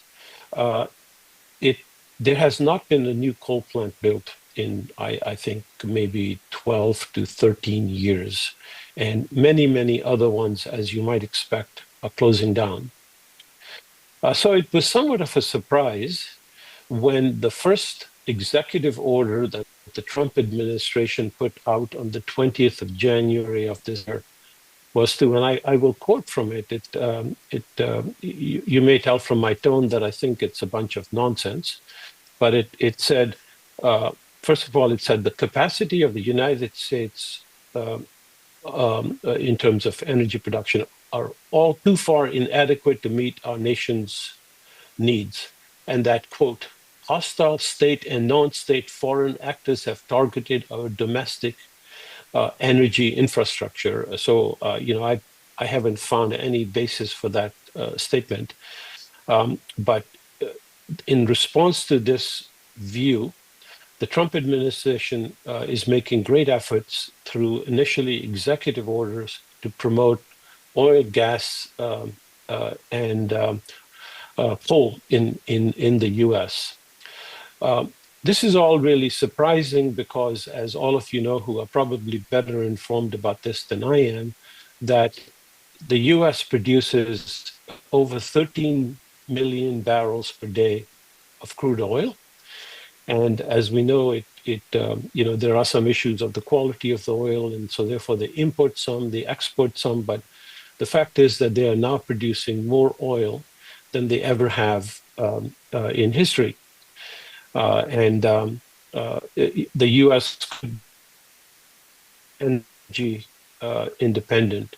So the economic case for significant more investment in oil production is, I think, a debatable issue. So when you read about, and I'm sure all of you read the same stuff that I do, this business of drill, baby, drill, is in some ways just a political, sort of catchphrase and perhaps not reflecting reality. The fact was that there was a suggestion that the moment this drill, baby, drill executive order was put in place, now, about 5 months ago, that there'd be a whole expansion of drilling in the US. That, in fact, has not turned out to be the case. And in fact, at least privately, because everybody seems to be afraid of this administration's, reactions, are very unhappy with what is going on. And so I think this is sort of point number one, to think about where companies with investment dollars and the technology might be willing to invest elsewhere. The second thing I would make while on the same thing, and by the way, if I may make a little bit of a proviso, I'm part of a very large law firm. There are people who have a different opinion.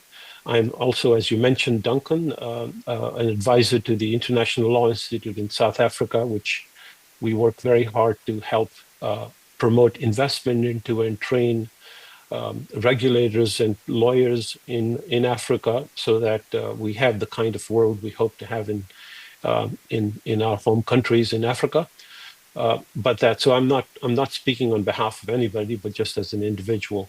But the second issue that is dramatically affecting investment, both in the oil and gas sector, in energy in general, and beyond, are the tariffs. And again, those of you who follow the news at all, and I'm sure all of you do, the Trump administration seems to change its mind on tariffs. One day they're 10%, and the next day they're 150%, and then they're back to zero, then they're back to 50%. It's almost a joke, really, because they change every day. And as I listened to the last panel, I think all of your speakers and panelists talk very eloquently about the need for certainty, clarity, transparency, and tariffs that you could sort of rely upon. What is the result of that? Again, point number two for why I think this is an opportunity for US companies or other companies who normally would come into the US to be looking for investments elsewhere.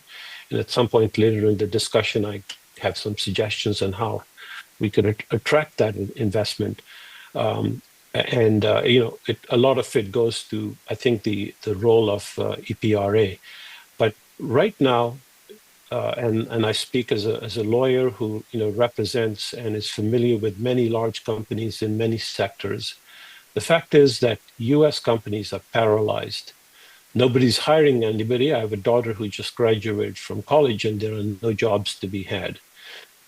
There is minimal investment being made. And unfortunately, and the last panel talked a lot, which I fully agree with, about innovation and the fact that innovation cannot stop.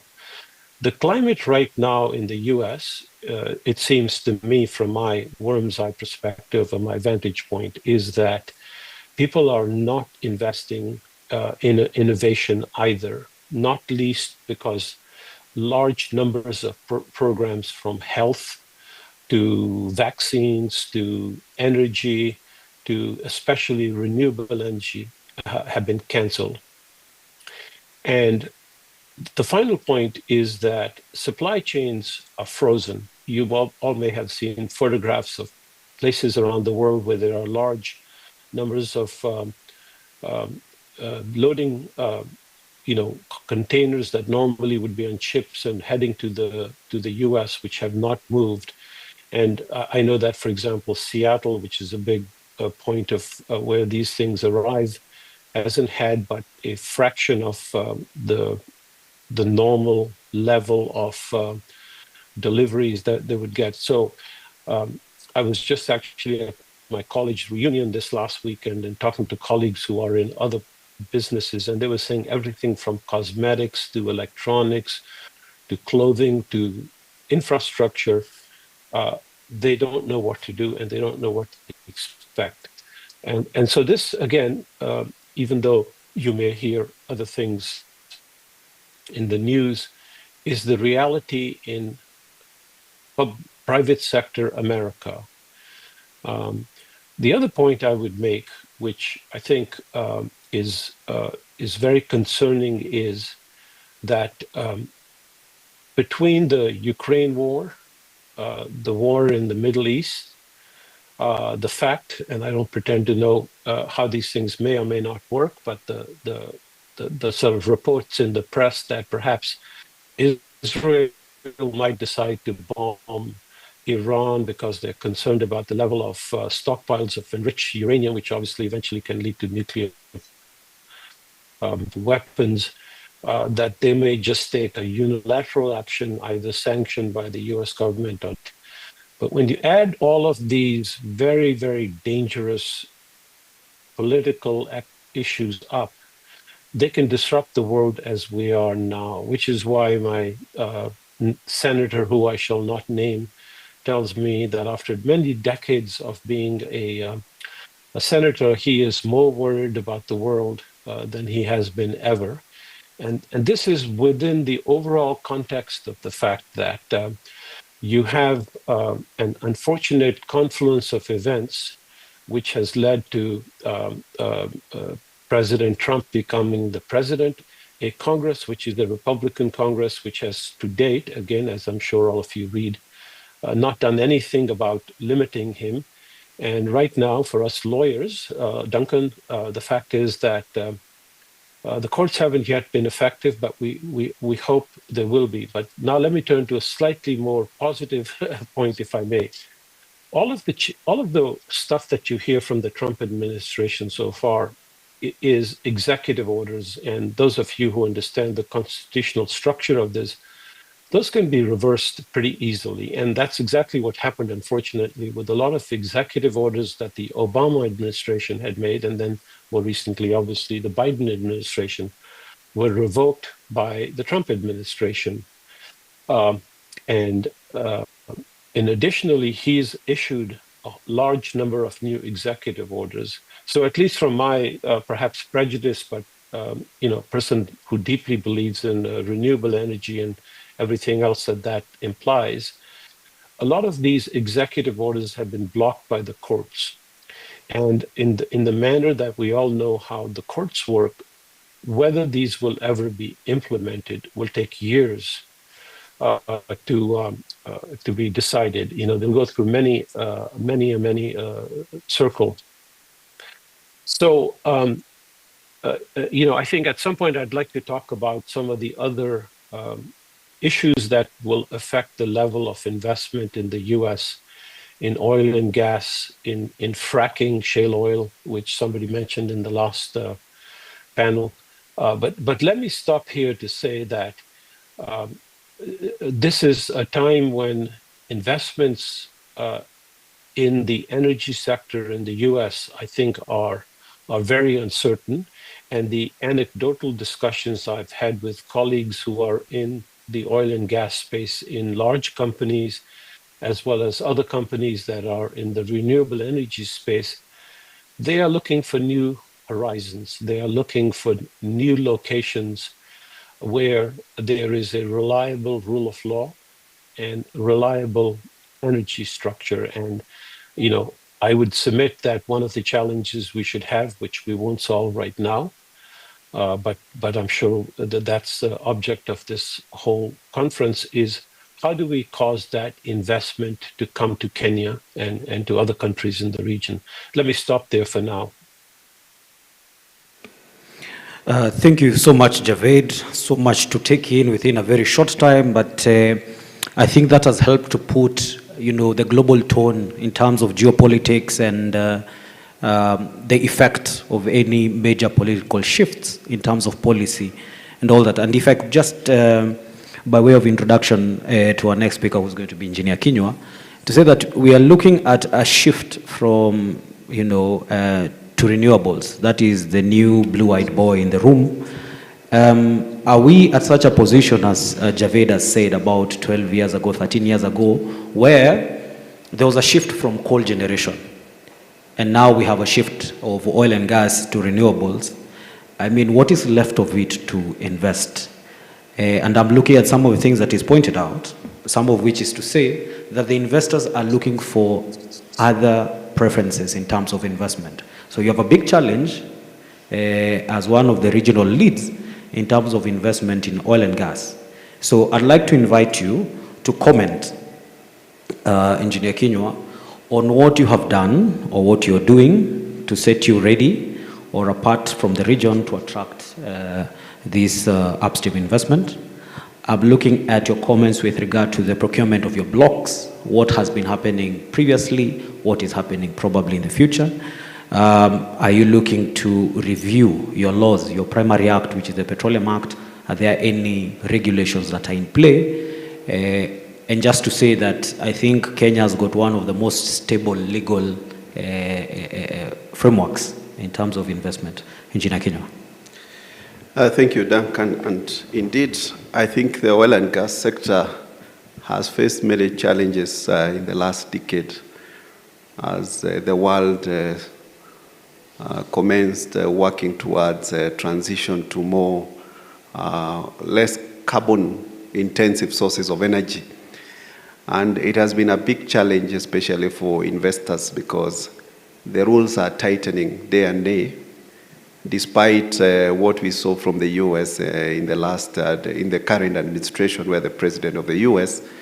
talked of the drill, baby drill, and you can hear from Javed, it will take quite a long while before those policies are reversed, because we are all aware of the Paris Climate Agreement, which basically talks about us guarding against the rise of temperature beyond 2.5 degrees beyond the pre-industrial age.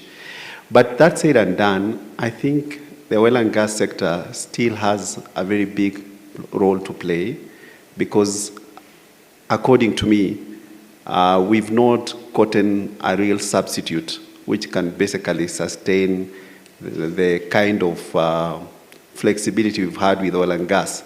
We've seen many technologies that come, EVs, we've seen generation from greener sources, wind, solar, but of course they have their own challenges, and in terms of even mobility itself, we know we have limitation on battery storage, especially for EVs. We have issues to do with the metals that basically form the substratum of that battery, in terms of cobalt, in terms of lead, and all these metals. And of course, now we are thinking this transition, yes, it is there, but the sustainability of that transition is something that we have all to put in mind. And that's why the oil and gas sector still has a chance to carry the world to the future, maybe not long into the future, but of course not very short in that future, because we are looking at what we are using today in the world in terms of even the products that are in this room, in terms of the petrochemicals that we have, the plastics, which are all coming from oil and gas. And we're also looking at the aspect of transportation.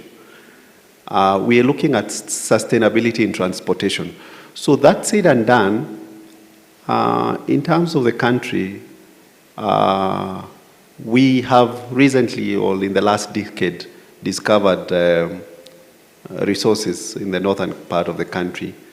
In March 2012, you saw the former minister holding a vial full of black stuff, which was our crude. And we are actively pursuing whether we can be able to sustainably produce that oil. Currently, as we speak, we have a field development plan which has been submitted to us by the operator of those blocks, which is Tullow BV Kenya. And of course, we have looked at the FDP, and technically, legally, and commercially, and there are discussions which are ongoing to make sure that we are able to take those fields to full field development. As you said, we have one of the most stable regimes in the country. and looking at the blocks that we have constituted in the country, we currently have now 50 blocks, oil blocks. This country has 4 sedimentary basins. We have the Tertiary Rift Basin, we have the Anza Basin, we have the Mandera Basin, and we have the Lamu Basin. Basically, the geologists in this room will be able to understand what a basin is. And those basins now have been divided in, or delimited into 50 blocks. Initially, we had 63 blocks, but April this year, we were able to delimit those blocks to 50, and they have already been gazetted. So in terms of predictability, being my first point, we have a very predictable regime. First of all, we have the legislative framework, which we have the Petroleum Act, CAP 308. Then we have the Energy Act, CAP 314. Of course, you are aware that us as a regulator, we are formed through the Energy Act, CAP 314. And of course, we also perform the functionalities which are under the Petroleum Act, CAP 308. And basically now, that now defines the petroleum institutions in the country. And that's where now my second point comes in terms of governance. We have a very defined governance structure constituting of the Ministry of Energy and Petroleum, which dispenses policy. Policy is made at the executive level. For example, if it is to delimit those blocks, it happens at the policy level. Then, of course, once that has happened, basically now it comes down to the ministry, who now brings it down to the other institutions like the Energy and Petroleum Regulatory Authority, EPRA. The governance structure, we don't work alone. We also have what we call the NUPAC, which is the National Upstream Petroleum Advisory Committee, which advises the Cabinet Secretary when it comes to matters upstream.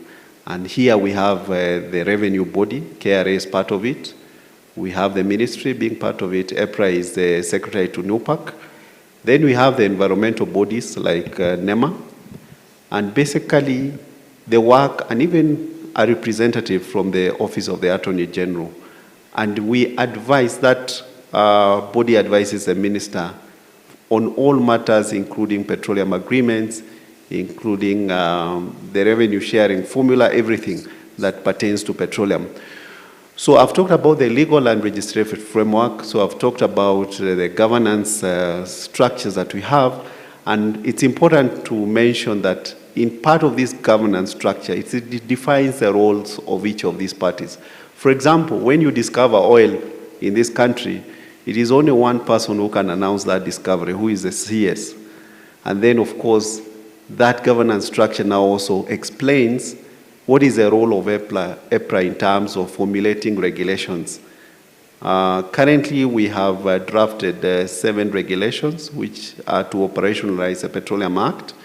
And these are talking about cost management. They are talking of EHS. They are talking about local content. They are talking about land access.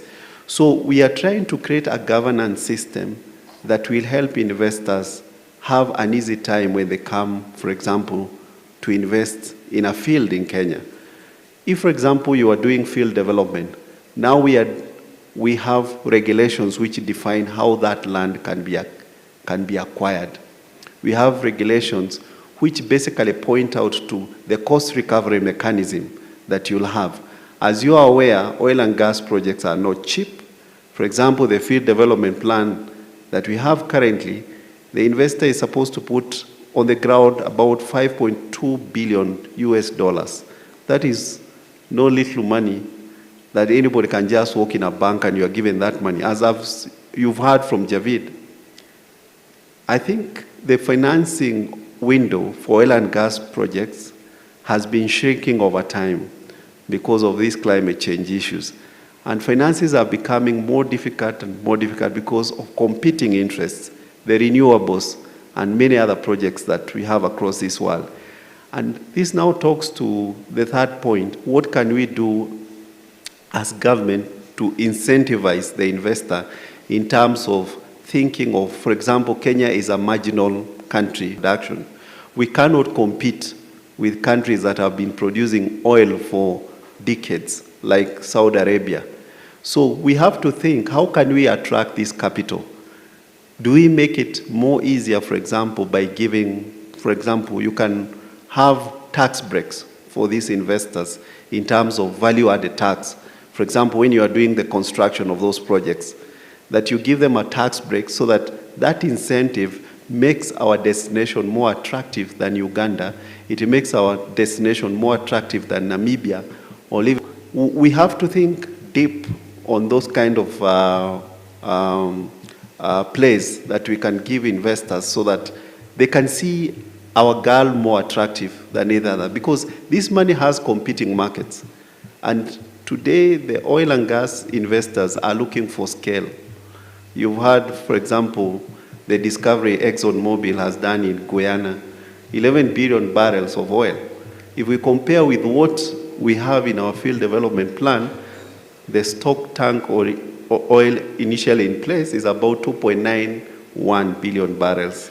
And we know the recovery factor for this oil and gas is about 30%, if you are lucky enough. So we are talking about 500 million barrels to be produced. And we are comparing ourselves with countries that have a resource of about 11 billion barrels. So we have to formulate policies and regulations that make this destination attractive so that we can be able to attract this capital. And for sure, I believe today being an innovation conference, I've heard decarbonization by Dr. here, and I'm part of that decarbonization, even if I'm an oil and gas industry person. However, when I went to school, I was told like the internal combustion engine we are using today is only 30% efficient. When you burn a liter of oil, how much of that oil goes to propulsion? Maybe only 30%. The rest is wasted in terms of heat, and I'm challenging the people seated in this room. We are talking innovation. The rest of that heat, energy in that oil is wasted in terms of heat and many other forms. So how can we make the ICE more efficient? And those are the questions that we should be asking ourselves. I saw the other day Toyota trying to challenge this declaration that was made that we should stop producing internal combustion engines by 2035. Well, when that declaration was made, I mourned because mechanical engineers and internal combustion engines are inseparable. I think that's one of the biggest epitome we have. Just like a surgeon will tell you, when they do grafting of a skin, they are very satisfied. So looking at it, I believe until we get technologies that can really sustain what we've seen the internal combustion engine do for the last 100 years, I think we will still need this oil going into the future. And what we need to think is how can we make this oil be used in a more sustainable manner so that we all aware that temperatures are rising. We are all aware that we have disasters like flooding, and we are aware that this is being caused by greenhouse gases. So I think it is a challenge for all of us. We had innovators who came up with the machines we have today, the ICE. We have guys who discovered the light bulb. So what are we doing ourselves so that we have this resource and use it more sustainably? Thank you. Thank you so much, engineer. I didn't know an engineer could speak so many words as opposed to using charts and numbers, but at least he's given us quite an in-depth about it. And I want to move to you, Ken, now. We've talked about the issue of, we've talked about the new challenges that have been presented from a global perspective. We've then come and looked at a very stable legal and regulatory regime within Kenya, within the region. We have Somalia in the house. We also have our counterparts in Uganda. We have our friends in Botswana who discovered gas. We've had the Ugandans who are almost getting into production. So my question is, you as the investors, how deal ready are you in terms of upstream investments? And I want to juxtapose this against what Engineer Kinyua said. So he set a platform, but I don't know whether you as the investors are feeling whatever it is that he's saying with regard to two elements. One, on local content, and then secondly, what is your feel about this legal and regulatory framework in Kenya or in the region in terms of your experiences, in terms of your business investments in the region? Ken. Okay, thank you very much, Duncan. Good afternoon, everyone. First, allow me, because I'm seated to Engineer Kenya here, who regulates me, to acknowledge really EPRA for this wonderful conference. Dr. Mutua and your team, DG, congratulations on this forum, and thank you for having me. Now, to your question, Duncan, I'll probably start from where Javid, something that Javid said, which is we are indeed living in unprecedented times. We are seeing a lot of technological evolutions that would otherwise, quote unquote, jeopardize the future of the oil and gas industry. And I know I share Engineer Kenya's passion around the internal combustion engine, because I earn my daily bread from selling fuel, hydrocarbon fuel for that matter. So the survival of the internal combustion engine is a bread and butter issue for me. But that's the reality of the world we are living in, and the transitions that are happening cannot escape us. We who are in this sector as oil and gas companies and oil and gas investors, I dare say adopting cleaner energy is there, because again, it's said that Africa is the most affected because of this global climate change. The reality is we have resources in the ground that we must work to extract, and conscious that we have a limited time period to do so. So back to what you've asked, and something that Engineer Kenya has touched on, as Africa, as Kenya, we must be consciously aware that we are in direct competition with countries that have bigger reserves. Again, engineers highlighted Guyana. We are seeing some also big discoveries in Namibia, and a few others that have come up in the recent past. So we must be conscious that we are in competition, and competition within a limited time period. We don't know. There is projection that demand for oil could peak in 2050. Others give other different numbers. There used to be estimates of 2030, which is only 5 years from now. So we don't know. But what we are, can be sure of is going to be peak demand for oil. 10, 15 years ago, we were talking about peak supply for oil. Just see how much has changed within a span of 15 years. Now we are talking about peak. And as we talk about then this competition, the reality of the regulatory framework, the reality of investment readiness for countries cannot be gainsaid. Now, coming to the place for investors like ourselves, maybe just to give a bit of a background, we call ourselves an integrated energy company because we participate in petroleum upstream, midstream, and downstream.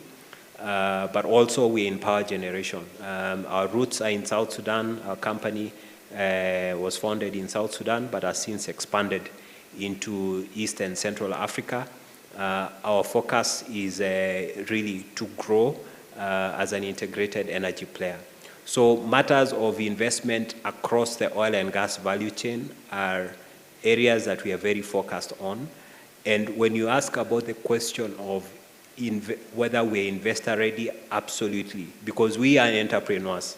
As entrepreneurs, we go for where the opportunity is. And as entrepreneurs, we believe in as much as, we are saying the global funding for oil and gas is reducing, we believe, money chases opportunity. Once the correct opportunity is available, the resources to develop it will be available. Why am I saying this? We are currently involved in an acquisition, and because we're still at NDA level, I may not really be able to speak much to this, but we are currently involved in an acquisition in South Sudan, and this is for an oil and gas producing asset. And I can assure you, as we speak, our biggest challenge is not to get funding. Our biggest challenge is the pace at which government is moving to enable this acquisition to happen. But we have funders who are ready. And we are seeing increasingly, because of conventional banking system moving away from the oil and gas transactions. And maybe I may just surprise you actually, one of the institutions that we've been talking to for funding this transaction is actually a regional bank that has had quite a bit of appetite for this acquisition. So yes, some banks have moved, but we are seeing also quite a bit of appetite and awareness of oil and gas transactions within even regional banks in East Africa. But increasingly also we are seeing a lot of funding coming in from Middle East, whether sovereign wealth funds, whether high net worth individuals, and so on and so forth. Funding being available in very interesting structures that then can be leveraged to support some of these acquisitions. Afrexim Bank, Africa Export and Import Bank, with whom we work very closely, as you may have read in the recent past, has set up what they are calling the Energy Bank, which they have funded to the tune of $5 billion. And the objective of this fund is actually to finance largely oil and gas transactions. So they are coming into this space to fill that vacuum that has been left by global banking institutions. So from an investor perspective, Duncan, to answer your question, with the right opportunity, with the right policy framework and support system, I can assure you we are poised in terms of accessing funding, whether conventionally or non-conventional funding, to come into this financing structure. On the regulatory, I'll not speak very much to that because the engineer has spoken extensively to how the situation is here in Kenya. But again, speaking broadly from my experience in East Africa, looking at some of these opportunities, we still have some ways to go. We have to free up our oil and gas sector, like we've freed up other sectors like telecommunications and so on and so forth, for innovation. Naturally, as expected, obviously, for oil and gas sector, countries want to hold on to the sector because this is a national resource of pride, understandably. But if we are to look at the limited time that is available, really, for us to extract this resource so that it helps the current and the future generation, then we must free it up to more innovations, to more ways of structuring partnerships for extracting these resources. We saw what happened, in the US, and Javid, I think, can speak extensively to this with the boom of the shale oil and the shale gas. And you've seen how cyclical it is depending on the policies of the government of the day. Because the policies of the government of the day foster that innovation or deprive, the sector of innovativeness. In as much as, the objective is to secure the resources for the future, to be conscious that that future is narrowing down, the window for that future is narrowing down further and further, and to allow for more innovations. Thank you so much, Ken. I think that was very well said. I have been given only 10 minutes, and I will donate at least 2 minutes each to you at the end. I don't know whether this 10 minutes has got the Q&A. I think what you're going to do right now, we're going to project the QR code. So everyone go to the QR code for those who have your tags. And then now, then you go to share your questions. When you go to share your questions, there's Mentimeter opens, and then you go to Q&A. There you put your questions, and then we will project them. So I think once we project, I think we'll have maybe a few minutes so that they are streamed. So Okay. this is, audience, please put forward your questions. This has been a very rich discussion. And then maybe for a start, you can have one or two. Over to you. MC, I was requesting for at least 2 minutes after the Q&A session so that each of the panelists can give a response to a very specific question I'm going to ask them, if that's okay. Just 2 minutes each. 1 minute each. We have Gen Zs waiting. Okay. I don't want to get to the wrong side.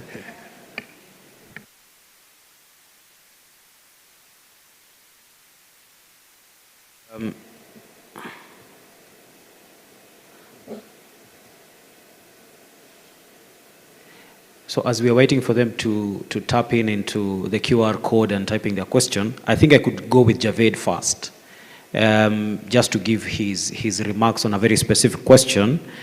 Javed, if you're still with us online, you work for a global firm, and my last question to you is, in terms of firm level advisory, with regard to building on capacity, expanding the impact, and managing risks for long-term success, if you could only discuss in just a minute or two the kind of solutions that your law firm would offer for both public sector and the private sector, in just about a minute or two. Javed. Sure. Let me say first, I think both my colleagues on the panel have said some very important things, which I want to take 5 seconds to confirm. I'm very opposed to coal because obviously it's the worst kind of fossil fuel for climate change reasons. But I think that the life of oil and gas, I completely agree, has to continue for a long time yet. Even though places like California, which is where I worked for 15 years, has a so-called 60% renewable portfolio standard where the utilities can only access renewable energy. But back to your point, I think you can be very proud of the regulatory framework in Kenya. I think it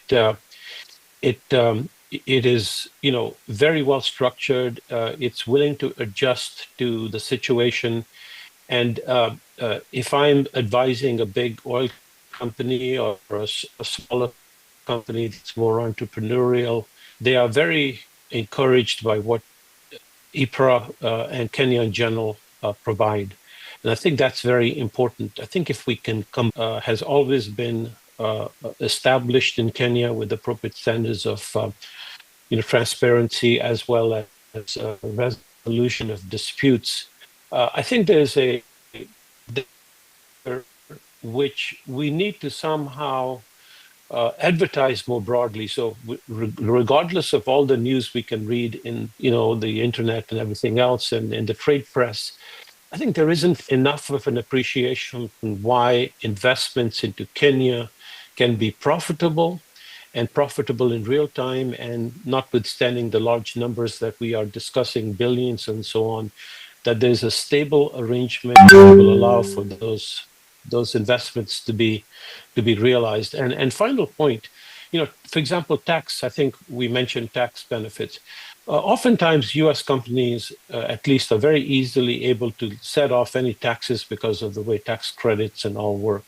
I think more important is certain kinds of investment incentives and the situation on the ground where you can be assured that what you set out to do, everything from land use and everything else that Engineer Kinwa mentioned, can be realized in a short time without undue delay. The real problem with projects in the US is they can go on. Just building a transmission line some years ago, it took us 12 years for 160 miles. And that kind of a thing discourages investment. I would hope that's not the case in Kenya. Similarly, you know, you've seen situations in South America and West Africa where there have been a lot of problems with local communities. By the way, I don't mean to suggest they were inappropriate, but the fact is that if responsible companies coordinate with the regulator and with local communities in various CSR and sustainability projects, investments can be very successful, and that's been my experience in places in the Middle East, like Jordan most recently. So I would say that even though I started off by sounding very discouraging, I think the opportunities for Kenya are very promising, and we need to figure out how to combine our collective resources to convey that to investors and to train the local people so that they can be in line with those investment incentives of investment desires of foreign investors. And by the way, that's what the ILI does, just for the record. Thank you so much, Javed. Thank you so much, Javed. That was very well summarized. I think we can jump into the Q&A now, and we can pick at least. Do we have time for about 3 questions? And if you're still fetching, I could get a comment or two from the 2 gentlemen seated at the front. Okay, so while that is being done, allow me to just quickly ask Ken to summarize in just 2 minutes. What is the potential of these upstream investments for low-income economies such as the ones that we have in the region? In just 2 or so minutes. Okay, I mean absolutely. We need these investments. We have to tap these resources. As I mentioned earlier, we have a limited period within which to tap into these resources. But allow me also to talk about the place for indigenous companies to play a role in developing these resources. And I'm speaking from the perspective of an indigenous company, as well as, locally here, we know Tullows assets have been acquired by another indigenous company. We've seen in Nigeria, for example, where the smaller fields are now being taken over by, indigenous companies. Actually, all onshore and shallow offshore production now in Nigeria is being done by indigenous companies. Angola, as just 2 years ago or so, did a licensing round, and the bulk of those were indigenous companies. So increasingly, the bigger players will go for big ticket opportunities. But it's really now our time as countries in Africa and this part of our world to support homegrown companies to develop these resources, because we have the appetite for smaller reserves. Obviously, we don't have the muscle of an ExxonMobil or Chevron or Shell or so on. 2 billion barrels in place, or 500 million barrels in place, is significant for a player like us. But the entity from whom we are looking to buy assets in South Sudan exited South Sudan because for them a production of 140,000 barrels per day is nothing. They would rather go to Guyana, they would rather go to these other jurisdictions where they are talking about a scale of 400, 500,000 barrels per day. So when you talk about the potential for East Africa, it lies in indigenizing our oil and gas resources, not nationalizing, because that's, I don't want it to be misconstrued to mean nationalizing, but it's by promoting our own to drive the investment and supporting this through then an enabling regulatory framework. I believe that's where the real potential lies. Thank you. Thank you so much, Ken, for that answer. MC, I don't know whether the questions are up. We're having a slight challenge with technology. Yes. But I think we can just have maybe 2 questions, one from this side, one from this side. Okay, Bunny. that's fine. I have a hand here, And on this side, is there a hand? and then there's a hand there. So as that is being done, engineer, you will be thinking about the potential of other opportunities for your discoveries in line with decarbonization. I'm talking about discoveries for gas, for power. I think you'll comment about that as we have our first question.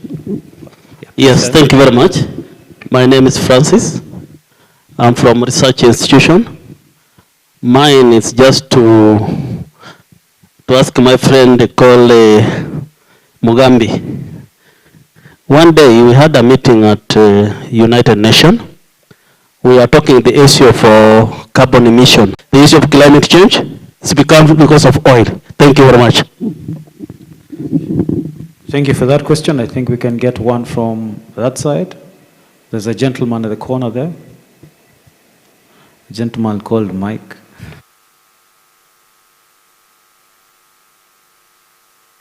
Yeah, thank you. My name is Mike from EPRA. Mine is simple. We've talked about lessons we can learn from advanced countries in upstream oil and gas.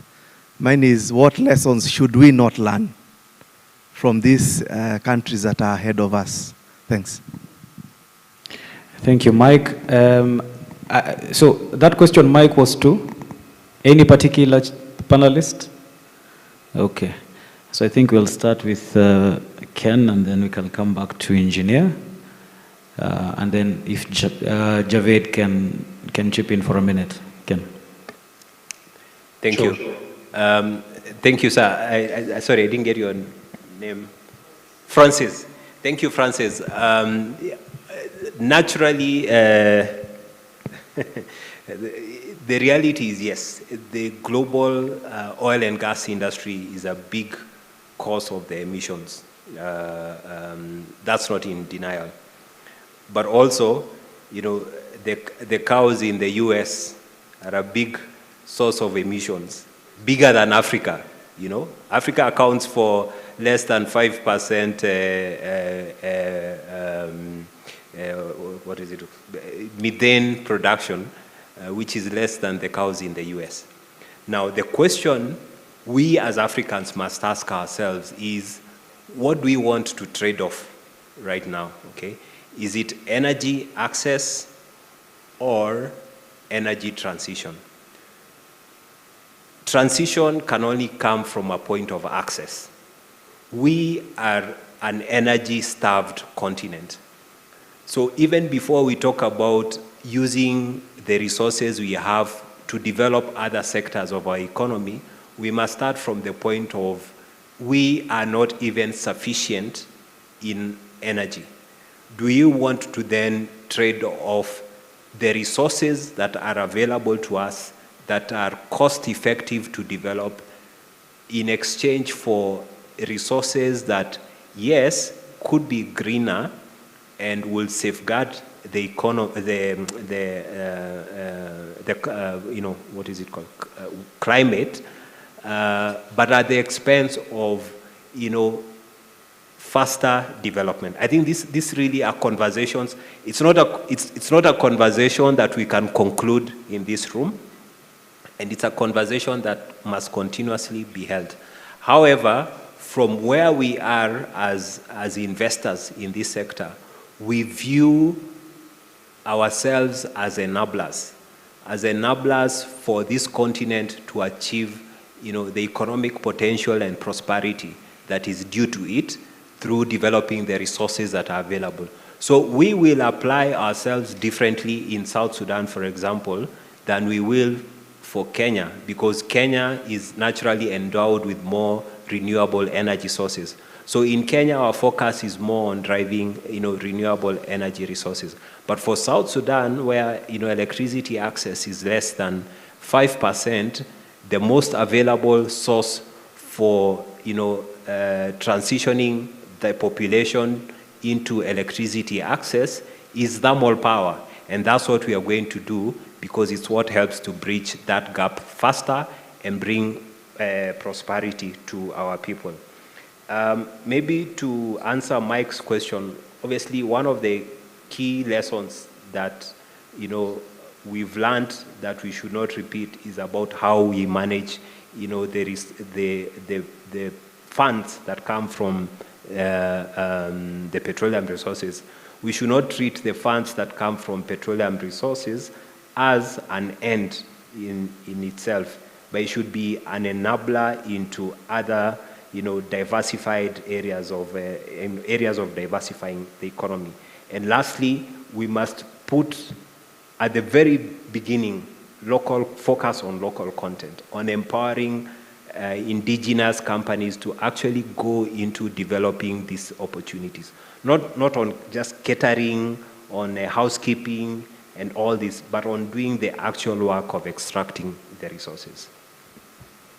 Thank you, Ken. And because of the interest of time, I'll just have Engineer Kinyua just respond to that question and any other that he feels comfortable, and then we can summarize the session and close. Engineer. Thank you, Duncan. I think Francis, yes, I agree. A lot of Kenyans are dying because of infection of the upper respiratory tract. And maybe we should ask ourselves, where is this coming from? You've heard Professor Da Silva talk about indoor pollution, which is what we are trying to do by transitioning people to the use of LPG. Now, that is one of the main causes of indoor pollution, and I think it is known that it is in the data that we've been losing about 14,300 Kenyans annually because of indoor pollution.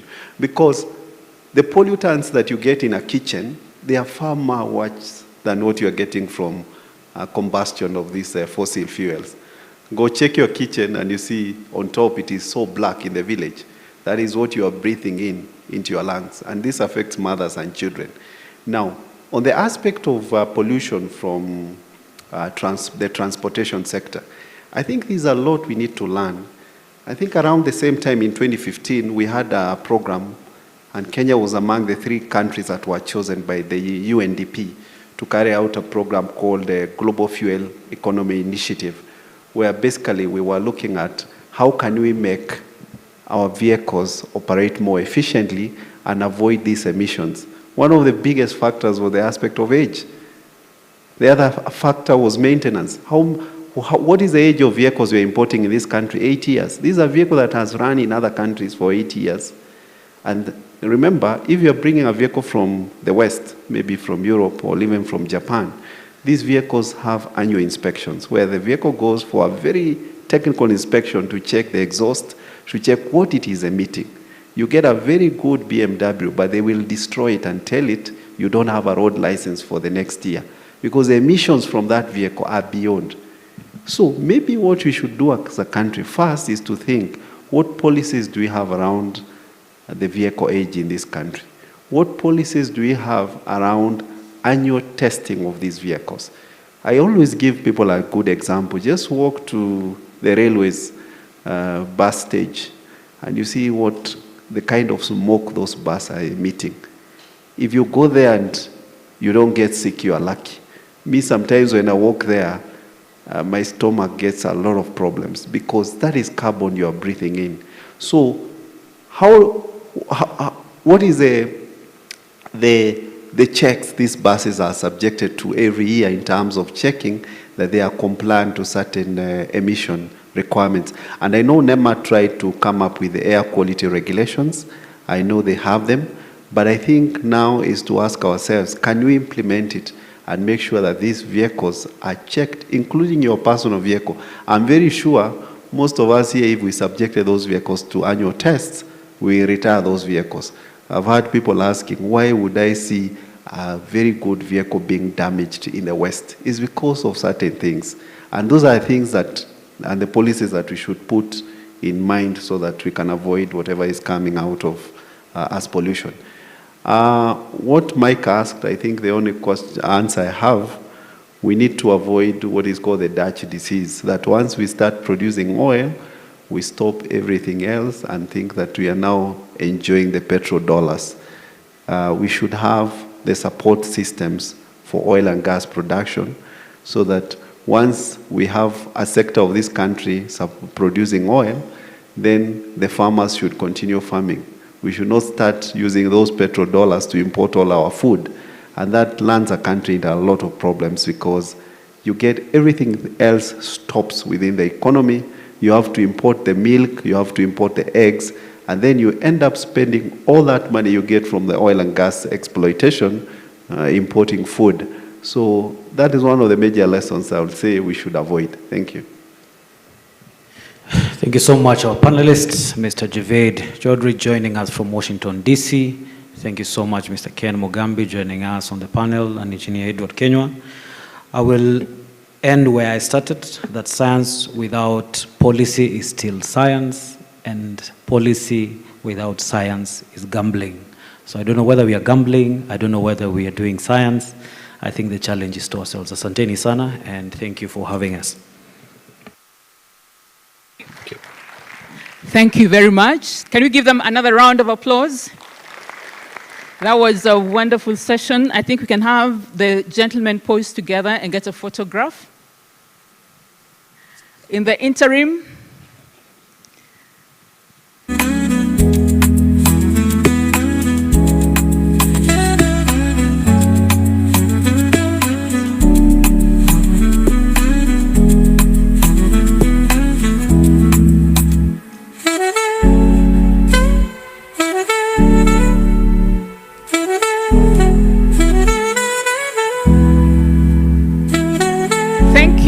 that was a wonderful session. Can we give them another round of applause? Now we're going to go to the last session, and because we have all been patient, and this is now the discussion with the youth. So I will request, please remain seated, unless you're going to breastfeed a child. Only those ones are excused. But for the rest, please remain through the session. And I will invite Mr. Chibole to go ahead and introduce his panelists and take us through the next session. Welcome, Mr. Chibole from EED Advisory. Thank you. Can you give him a round of applause, please? Thank you. Thank you so much for the invitation. I'd like to invite you all to the session on empowering youth, that is cross-application of entrepreneurial and professional skills to expand energy access. And to help me deliver this plenary session rather, I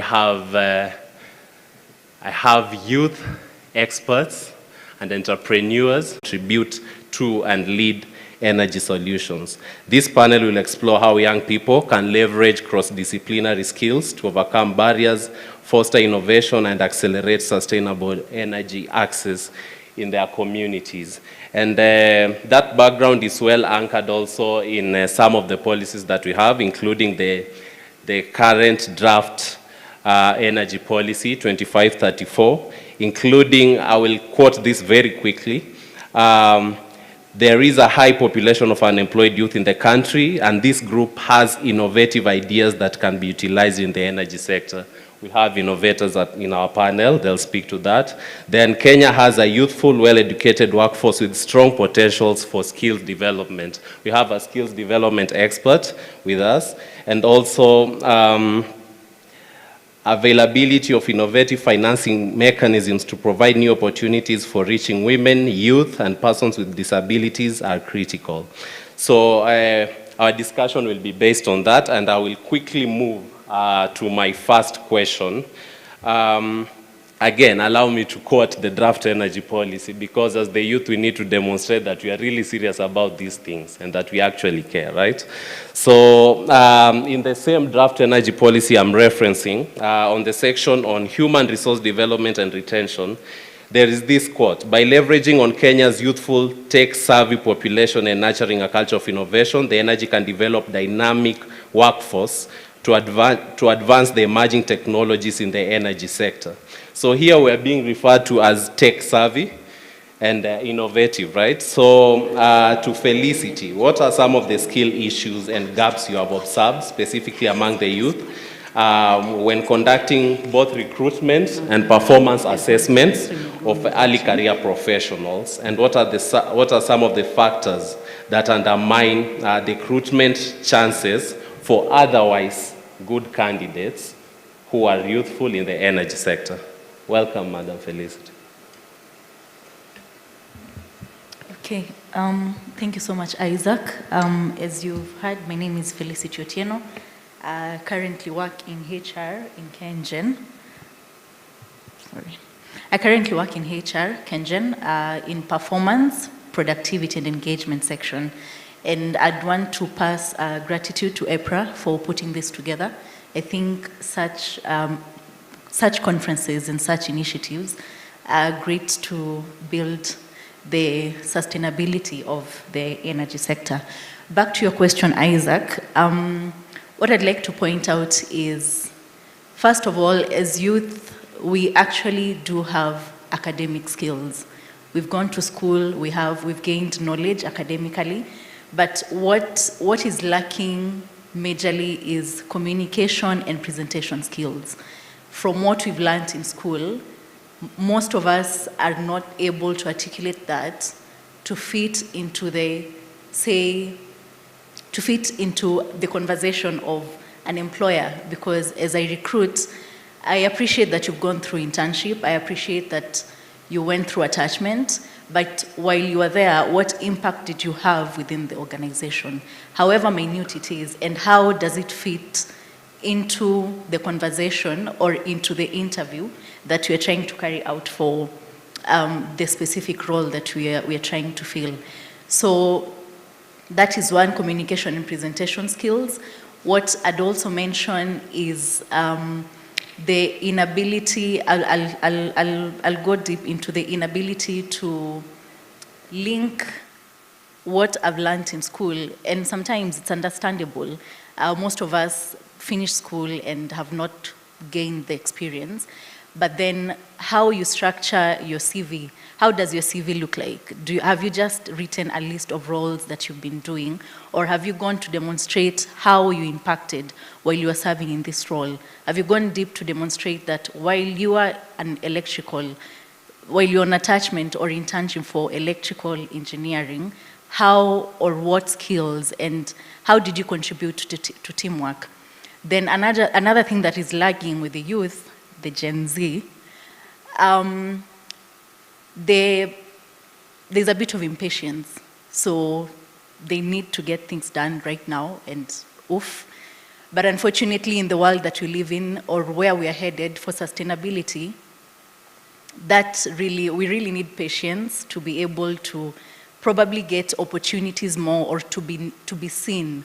And we need to work on our patience and how do we work within a team, how do we fit within a team? You cannot work as an individual. I can't work as Felicity by myself. I need Isaac, I need Esther, and how do all of this, at the end of the day, how do all of this get into the performance and to see the future of the company or where we are headed? That is how I'll respond to you. Thank you so much, Felicity. I would have asked, since many youth join their careers, of course, at entry level, right? Then it will be difficult to speak on impact, but then you added however small. So I'll let that slide. But then there is the aspect on the presentation, how you said, okay, you have a CV, but it's not exactly speaking to the employer's needs, right? And this is somebody who's just joined, and I would assume, I don't want to speak too authoritatively because I'm not in the education sector, but also these are not things that are necessarily spelled out, say, in school. So there appears to be a gap in between. So what do we then consider the reality? Is it that these skills should be developed independently, or should there be a mechanism of actually imparting these skills to the youth, or there exists a mechanism for doing that and the youth are just not aware of it? Opportunities. And most of the time, I will give you, or the institutions will give you the exposure.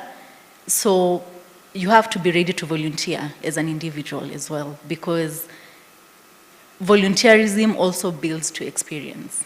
So do not dismiss opportunities that look like you're not getting any monetary value. At the end of the day, as a recruiter or as an employer, we appreciate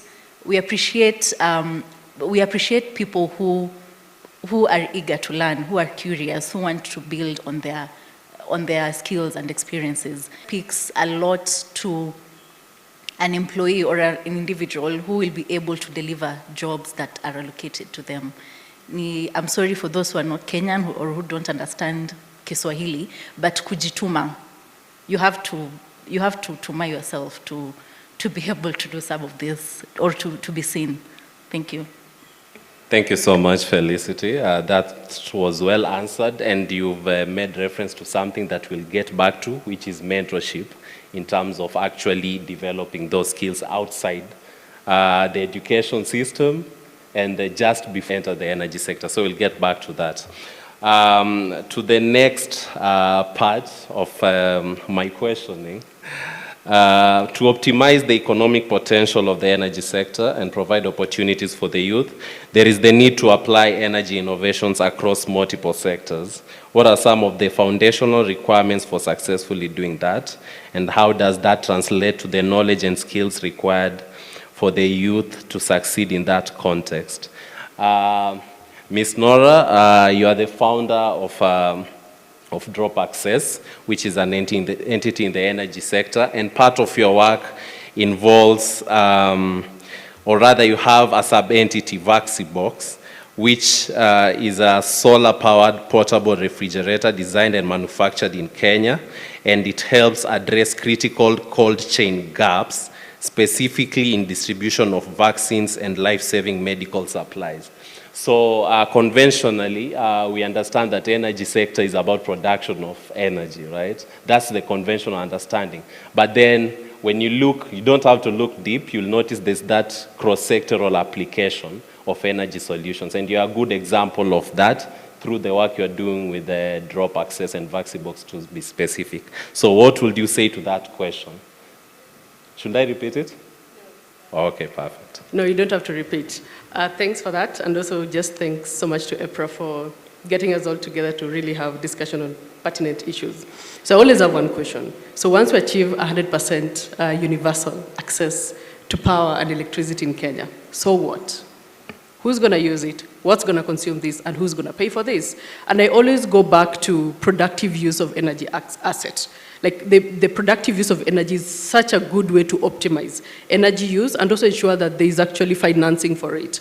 You mentioned about what you do at Drop Access, and I've worked in the energy sector a bit, developing like mini grids and microgrids and designing, and it got to a point I realized that we're going to litter this place with so many of these things, but the uptake is still a bit staggering, but there's an opportunity that lies in plugging in technologies that are able to consume this power, and people can use them to create economic value, and this turns to people actually being able to pay for power. So I always go back to getting engaged in development and deployment of productive use of energy assets, these various technologies. Like for us, we've done solar refrigeration, obviously in the cold chain sector, but then we ended up also integrating solar pumping solutions, and now we might actually do other assets to just ensure there is uptake of all this production that is being made. And there's such a huge opportunity when it comes to productive use. Like if you look at results from CLASP or even so many other organizations, even like AC for All, the requirement of technologies, especially productive technologies like fans, refrigerators, TVs, pumps that are needed. It's in millions of units of these technologies to ensure that people actually do get the service that they need. Like if I have electricity at home and I'm not able to store my food, it's going still. It means my health will still be affected. So I need to plug in other technologies to use this electricity, but then also to ensure that this electricity is actually serving a need, a specific need. Like right now we are going to an age where there is a lot of technology development when it comes to electric cooking. It's part of productive use. And there's an opportunity for young people to get involved in first development, manufacturing, deployment. we've done manufacturing. It's not really the easier way out. And the reason why we got into manufacturing is because of a necessity. When I look at the cold chain sector, especially from the smaller portable solutions, there was a gap. And that's what we needed, like something smaller, something much more affordable. And also something that is a dual purpose use, like Vaxibox. You use it at the field, and it still provide for you active cooling even when you're transporting your items, wherever you're taking it. So that dual purpose was missing because refrigeration wasn't really something new in Kenya. But then we got into manufacturing because the gap wasn't there to really fit the need that was necessary. And I do understand manufacturing has its own challenges. I do believe in manufacturing as much as it has challenges because I've seen how much we've been able to create jobs, we've been able to expand use of productive use, we've contributed to research and development of PUE technologies, worked with a lot of research organizations to see like how do we localize production of productive use asset to accelerate the uptake and in turn accelerate uptake or rather use of electricity, now that Kenya is generating way too much, or rather just enough, but we need to take it all up. So, if you look at the current state of Kenya right now, ideally, best case scenario, if we manufacture productive use assets to uptake this electricity, it will really be, ideally it's the best way to go about it because then there'll be uptake. Maybe you can find ways of reducing the cost of these assets because they're quite costly. And then also we get to create so many jobs. But at the moment in Kenya, and speaking from experience, it's not really the path that we are experiencing as developers of these kind of technologies because it's very expensive to develop PUE here in Kenya. Like for us, we pay a lot of taxes as manufacturers. And I know I've always been pushed to take our manufacturing industry all the way from 2022 to Konza.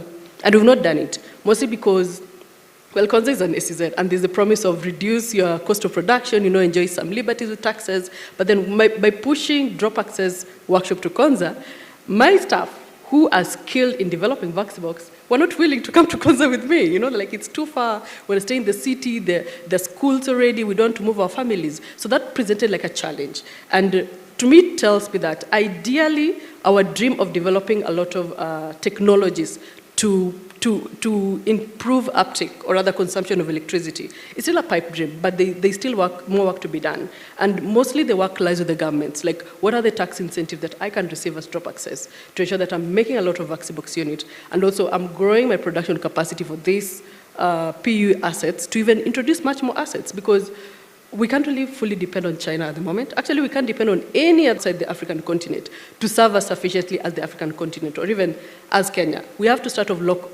thinking of local production of these compounding benefits. We produce solar pump here. It's being used locally by a farmer. It's actually helping them increase their productivity. There's much more money in the system, and the money recirculates back into actually paying for power. And then there are also other compounding benefits of creating jobs, better food security, and so much more. That, on paper, works. But then right now, the reality in Kenya, it's like a pipe dream. So there has to be a much... With a submission by Nora, thank you so much. And I also like to acknowledge and appreciate EPRA for organizing this. My apologies for not saying that earlier. It's a crucial forum for, or rather, a forum for people who can talk about it, to interact with people who can do something about it, right? And we appreciate those of you, especially elders who are still here with us, who can take this down. I'll quickly proceed to the next section, and this will be directed to our advocate of the High Court. Is the enabling environment in Kenya and Africa at large conducive for expanding economic opportunities in the energy sector, and specifically the energy transition, to a level that would accommodate more youth entrepreneurs and professionals? And what are some of the areas of improvement that can be made to optimize that potential in terms of policy and regulation? Because as you hear Nora is saying that there are a lot of opportunities once you identify the necessity, where to then go and create even that demand to consume that energy that is deemed sometimes to be excess, an energy surplus. We need to also create that demand locally. And so how's that enabling environment for expanding this sector to a point where it will be able to accommodate more entrepreneurs and youth professionals?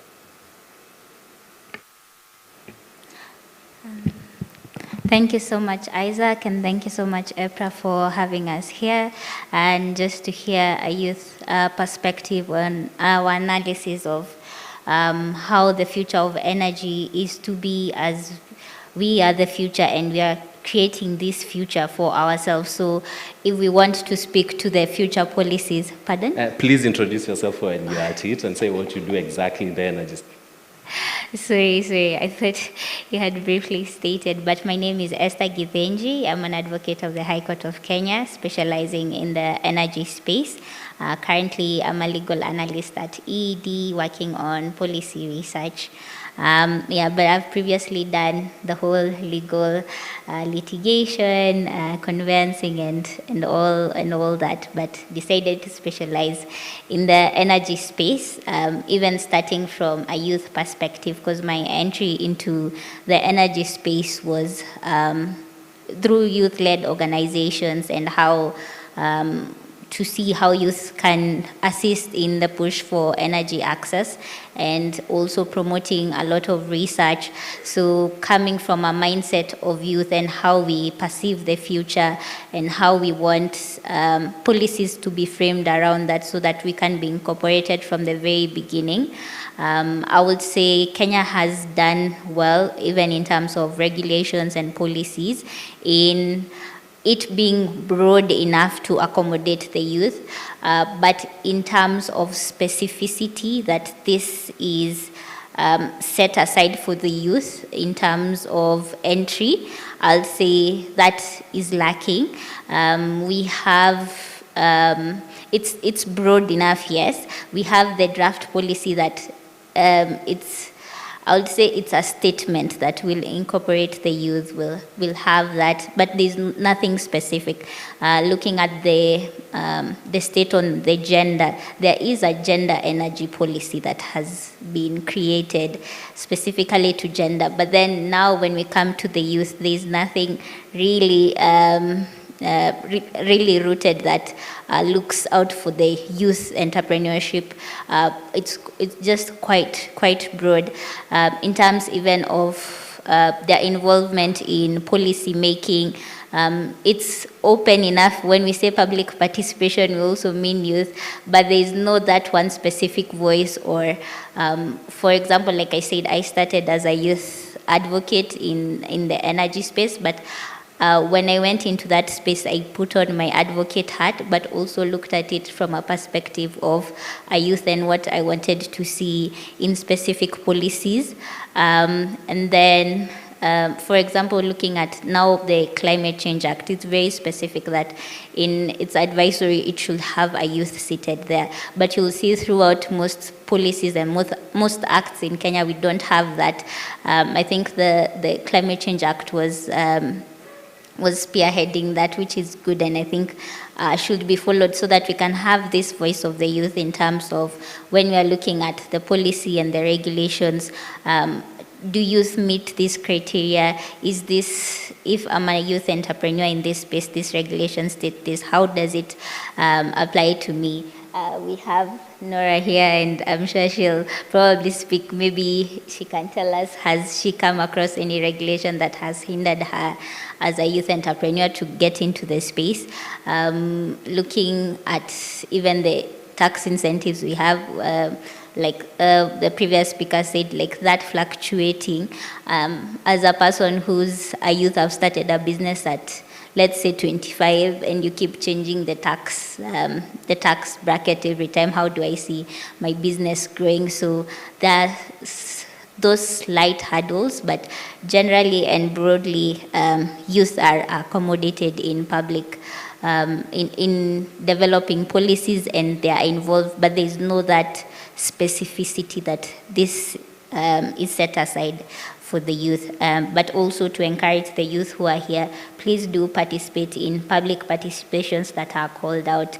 There'll be probably non-specific that says, now youth come, let's hear you, but be present during the calls for public participation, whether it's the EPRA regulations, the policy that are set there, any change of acts that are done. So, and in that way, it's how you find the youth voice in there. Yes.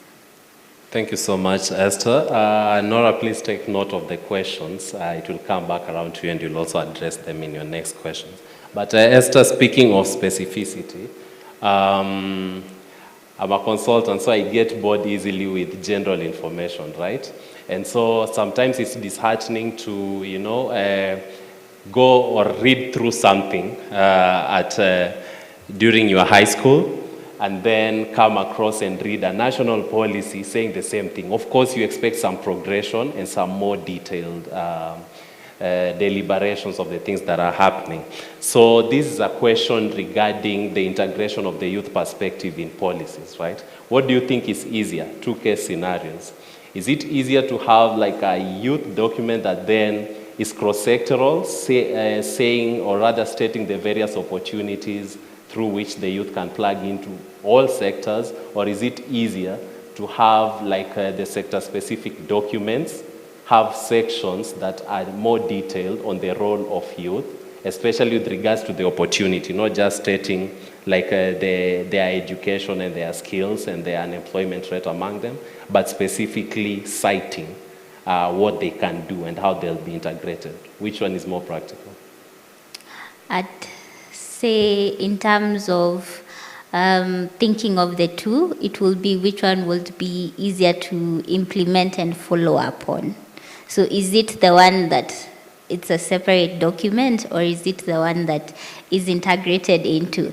I don't know if I'll have the right answer, because I've also participated in, we do have the SDG 7 youth that sets out that we do create announcements or youth declarations being part of, now I'm going to climate change, but all this include the youth. We do have some local conferences for youth that go into the COP28, like the youth declaration.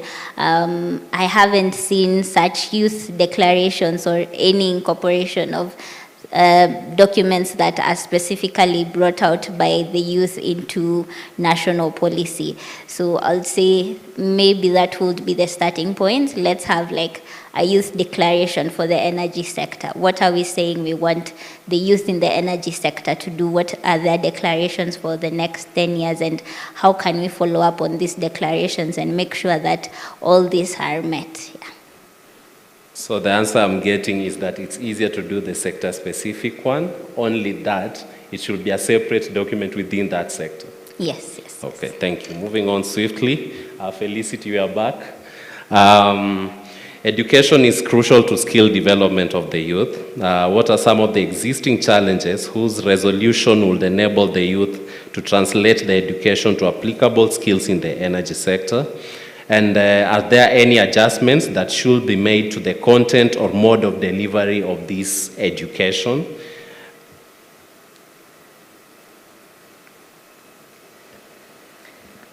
If I got it right, the question is in relation to what we study in alignment to what is being practiced. Yes, the intersection of education and skills development contextified in the energy sector.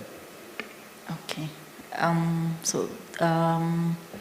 Okay, what I can say to that is, I had mentioned earlier, and I'll mention again, it's very important and it's key that as youth be deliberate and curious about learning the energy sector. I myself am a HR professional, but coming into work, you realize that you have to understand what do the scientists do, what do the engineers do. Within the organization, we have project engineers in business development. We have plant operators. As a HR, and let me speak specifically to a HR, it's very crucial that you learn what other professions are doing within the energy sector. What I've learned, it allows you to appreciate other people's experiences, and it allows you to challenge yourself. And as youth, within the space that you are in, you might be in school. Yes, these opportunities, again, they might be minimal, but try and be curious. from this room, for example, how many numbers have you exchanged? Are you taking advantage of networking? Are you trying to learn more? How does your how does your online profile looks like? Are you trying to engage with the energy sector professionals? Are you trying to engage with the lawyers within the sector? Are you trying to engage with engineers? At the end of the day, you should be building a big verse of experiences and knowledge to allow you to also step into, to be prepared for the role that you assume. And you spoke about mentorship. I'll bring it here. So I think this could be a challenge to the sector, I don't know, or policymakers. How can we integrate mentorship within the energy sector? Because we're experiencing situations where a big number of employees are exiting companies, or you might experience people are leaving the organization, sorry, through retirement, through death, through different ways. And as a sector, what initiatives are we coming up with to ensure that the knowledge that the employees are exiting with is well brought back downwards to the new employees coming on board? Because to be able to realize the sustainability of any institution, if we are not mentoring the young ones, if you're not working together with the youth, then how is the sector going to look like? We are talking about policies, and you asked a very good question to Esther. And sitting here, I've learned that. And now, as we are seated in this room, then how do we come together as a community in the energy sector and push for these policies? How do we participate? Because recently we had the Energy Act, and it's good that it was out there and they invited different stakeholders to engage in looking at the policy. So as a youth, again, it's a challenge to the youth, it's a challenge to those of us who are in the energy sector, it's a challenge to the policymakers. We need to be able to bring together the whole community of students, because even as students, they still need a guiding hand. They still need to see that wherever I start from, I can reach where Isaac has reached. So I still pose the question to all of us: how are we looking to the future to ensure that we are mentoring and walking together the journey, so that we are not in 10, 15 years, even 5 years to come, we are at a better place and moving forward together, rather than, having the same conversation in the next 3-5 years. Perfect. That was well answered, Felicity. If I was a panelist, I would have answered it the same way. Thank you so much for that. And regarding the cross-application of skills, I think I'm living proof. I'm an economist. I'm analyst at ED Advisory, but first I'm an economist. And the most I knew about the energy sector while studying was about externalities, unintended environmental consequences of the energy sector. But I've had an opportunity to learn more about the energy sector across strategy development and many other things. So yeah, that really applies, and I hope the youth in the house, we are taking note. Thank you. Now, quickly to the next section. Nora, you had slightly touched on the aspect of manufacturing. And local manufacturing is often touted as a premium way of maximizing economic gains from outputs of production, including for technological innovations. How feasible is this approach in the current prevailing conditions in our nation? And what practical ways can the public and private sectors adopt to harness the value of local manufacturing? Thanks, Isaac. So I'm so tempted to, even before I answer this question, maybe contribute to Please proceed. Yeah. So Isaac, you're an outlier in some way. An economist now providing advisory in the energy sector. And I feel like that needs to be keenly studied. Like, how does that happen? When I look at the education system in Kenya, the fundamental exists. Like, we have a very good education system. So the gap begins when we leave school and we have been hardwired to look for a job or work in a certain company. And that doesn't happen because the jobs are not growing fast enough with the population. And a lot of us have actually experienced that. So how do we link, or how do we tweak around the current education system to prepare us to know, to be malleable or versatile in the way we look at creating employment in the sector? Like what happened to you, sorry, in a very polite way, to end up in that sector, or what mindset actually did you develop? What happened along the way? Through such forums. How many of these forums are being attended by you? One. Now, you see, what we need to do as the public is to ensure that we slowly drum it in each and every single person that career is not linear. There are so many things you can actually do. And that's something that, honestly, if I look at the energy sector over the years, people have really been able to fix themselves in so many places with different education background. And it's because there was financing pushed, there was a lot of these forums held, there's a lot of events that happen for energy, there's a lot of glorification of the energy sector. Obviously, it has come with the age of renewable energy. And that has ensured that a lot of youth have actually gotten space. But beyond that, beyond energy sector, like in my case, I work with biomedical engineers who do manufacturing. Others won't get into that position. How will they fit into my industry? How will they find me as an energy sector and they've not been hardwired or attended such a kind of events? Like, I feel like the public and us have a very big role to play in just changing the narrative and just ensuring that we understand that career is not linear, and there's just so much we can do with the basics and the fundamentals that we got in class. Anyway, moving to the manufacturing question.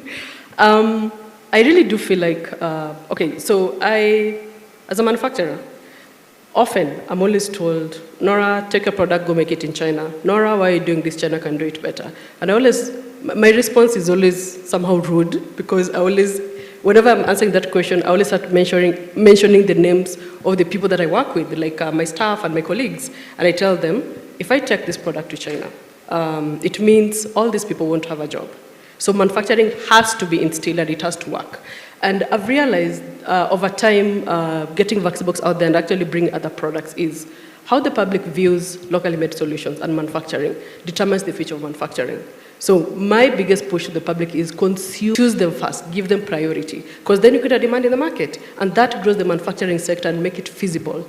Over time, when we introduced the Vaxibox, initially people used to look at it like, this is a metal fridge, we're not going to use it. And we had to do a lot of capacity building and just demonstrations show them it actually works like each and every other vaccine fridge.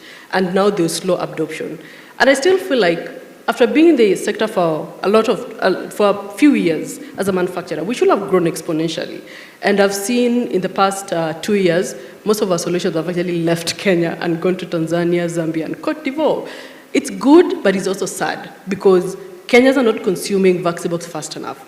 We need to consume these solutions, the productive energy assets that are being brought into the country, that are being made into the country, to just make the sector a bit much more vibrant and grow that sector, so that the government will see that there is actually a need to put incentives and grow the manufacturing sector. There's a need to give incentives to be tax exempt, because I'm making an energy solution. I'm really pushing for tax exemption, as you can see.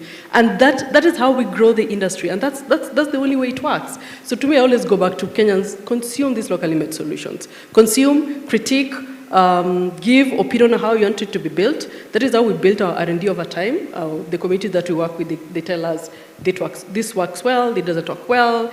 Build it like that other Chinese fridge, suddenly enough, but it's the reality. At the end of the day, the consumer determines the consumption trends and the demand. So Kenyans and Africans just need to consume these locally made technologies, then the sector grows, and it makes it worth it actually putting incentives in there, and also just manufacturing within the energy sector. Yeah. I'm really yearning for a future where that actually happens. Thank you so much, Nora. You really had a strong quote about consumers determine consumption patterns. That was a mic drop moment, but thank you. Now, due to the course of time, there's a question I'd have to skip, because being off sync, other panelists have addressed it.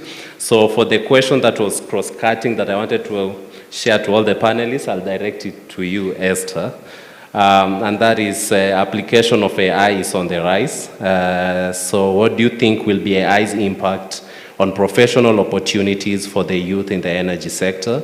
And how will it necessitate reskilling and upskilling for professionals in the sector? Thank you, Isaac. I'll try answer it from for my training, probably Nora can add in terms of how AI has affected the engineering and the technical space, but in terms of the legal space, I think what it has improved some aspects. So that is something that we have to come to terms with, like the improvement, but still some of the core career and trainings, they'll still have to be there in terms of, we do have the legal drafting rules, those cannot be changed, and you can't draft something by AI. I think recently the Supreme Court was a bit stunned about giving fake case studies, and that has happened in multiple countries. So AI still can't search Kenya law. So in case you want to search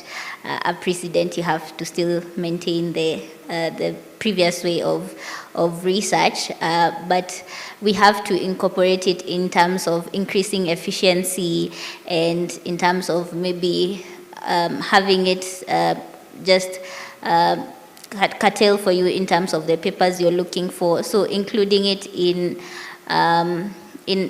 our level of work, but I don't think in some careers that AI will completely do away with the career. It will just make it more efficient, and it's something we should adopt and even help us to be more efficient in our work. If I can be able to think of a certain paper and for it to be referenced easier, or it's easier for me to get it, the better. Because I look at it as, you see, my seniors had to go to the library and look through the KLRs that are written 1980 to 1989, and then now computers came, and then now we have the Kenya Law website, which makes it easier for our generation. And the next generation, it has been made easier that they can just type, I need this type of case, and it will come up. So I think it's just incorporating it to help us improve our efficiencies. To our esteemed MC, I'm very aware of the time requirement. Please allow just the exhaustive answering of this last question. Then we can proceed to that Q&A session. So Felicity, specifically as a human resource specialist, you are concerned with performance. So with regards to adoption of AI, has that manifested in your area of performance? Have you noticed any impacts when you are reviewing the performance, especially of the early career professionals who are likely to have been Gen Zs? And are you having issues? Well, first, I'd want to say we need to appreciate that AI is here with us. I know most of us use ChatGPT. It's the most common one. But to answer your question, yes, we do. You'll realize that when we assign tasks, instead of someone getting deep or critical to rely on their own mind, and you can't really blame a human, because sometimes you have a lot of things that are all demanding for the most efficient way or effective way to get things done quickly.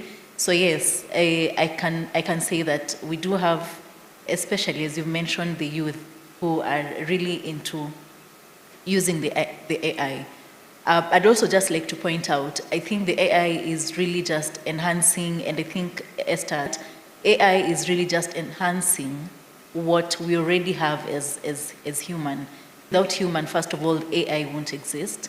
So we came up with the idea, and that's why we are here today. So I had a mention about career, and the first thing people will think about is, am I going to lose my job?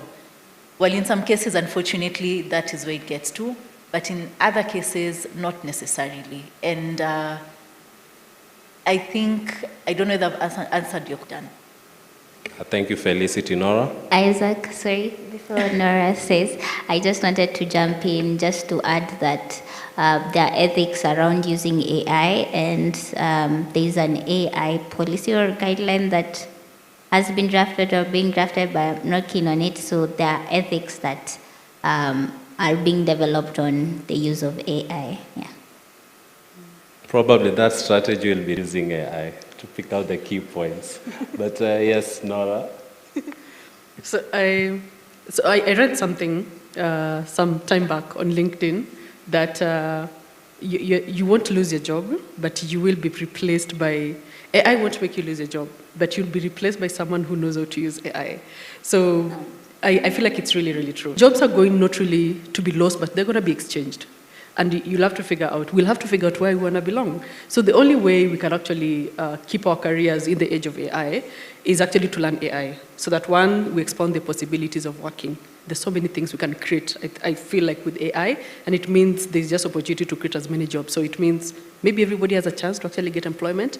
But the gap will come in if you don't know how to use AI, because I really don't feel like the human aspect is going to be removed completely. Like if you look at ChatGPT and ChatGPT 4.0, those are two different things. Like the level of details, the clarity, the organizations. It's because 4.0 has been given so much models by it. So maybe my challenge is we must all learn AI in one way or another.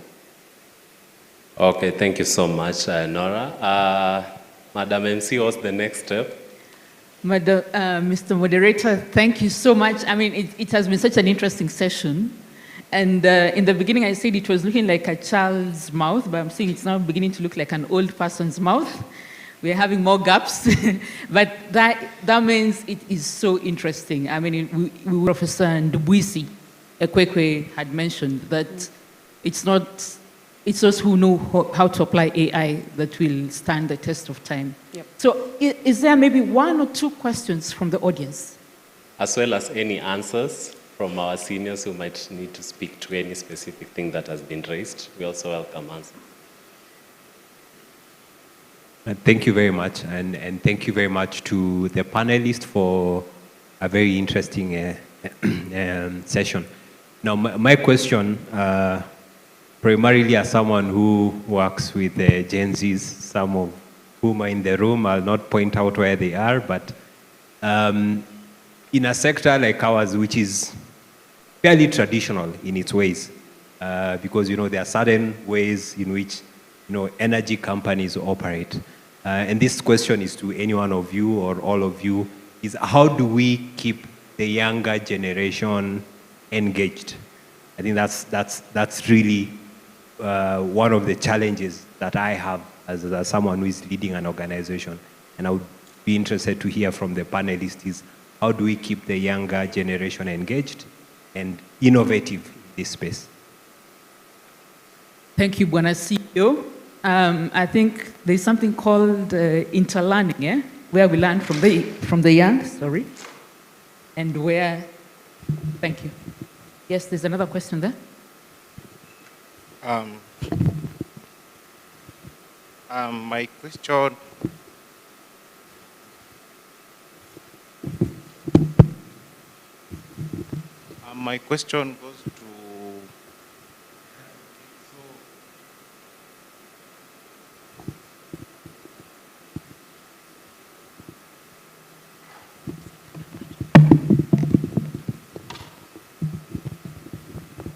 question, goes to the advocate. So, as Nora was saying, many youths are hardwired to look for jobs, and many of us are closely but surely want to engage ourselves in startups.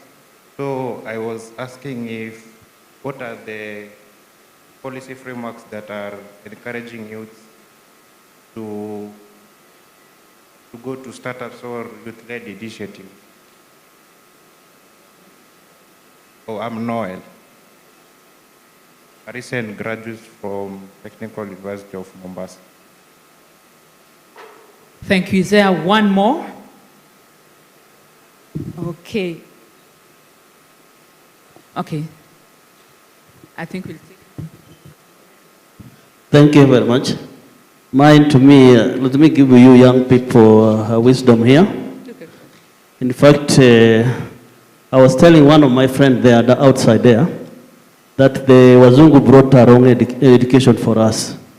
That after getting a degree, you need to be employed. No, that's the wrong mentality. We are here to create employment because you have a capacity to do something. So I encourage you guys to create employment instead of looking for employment, because we don't have employment in these countries or in the whole world. So we are there to create, to make a difference of making employment in our country. Thank you. That is from Mr. Francis, and then we take one more, and I think after that we can wrap it up.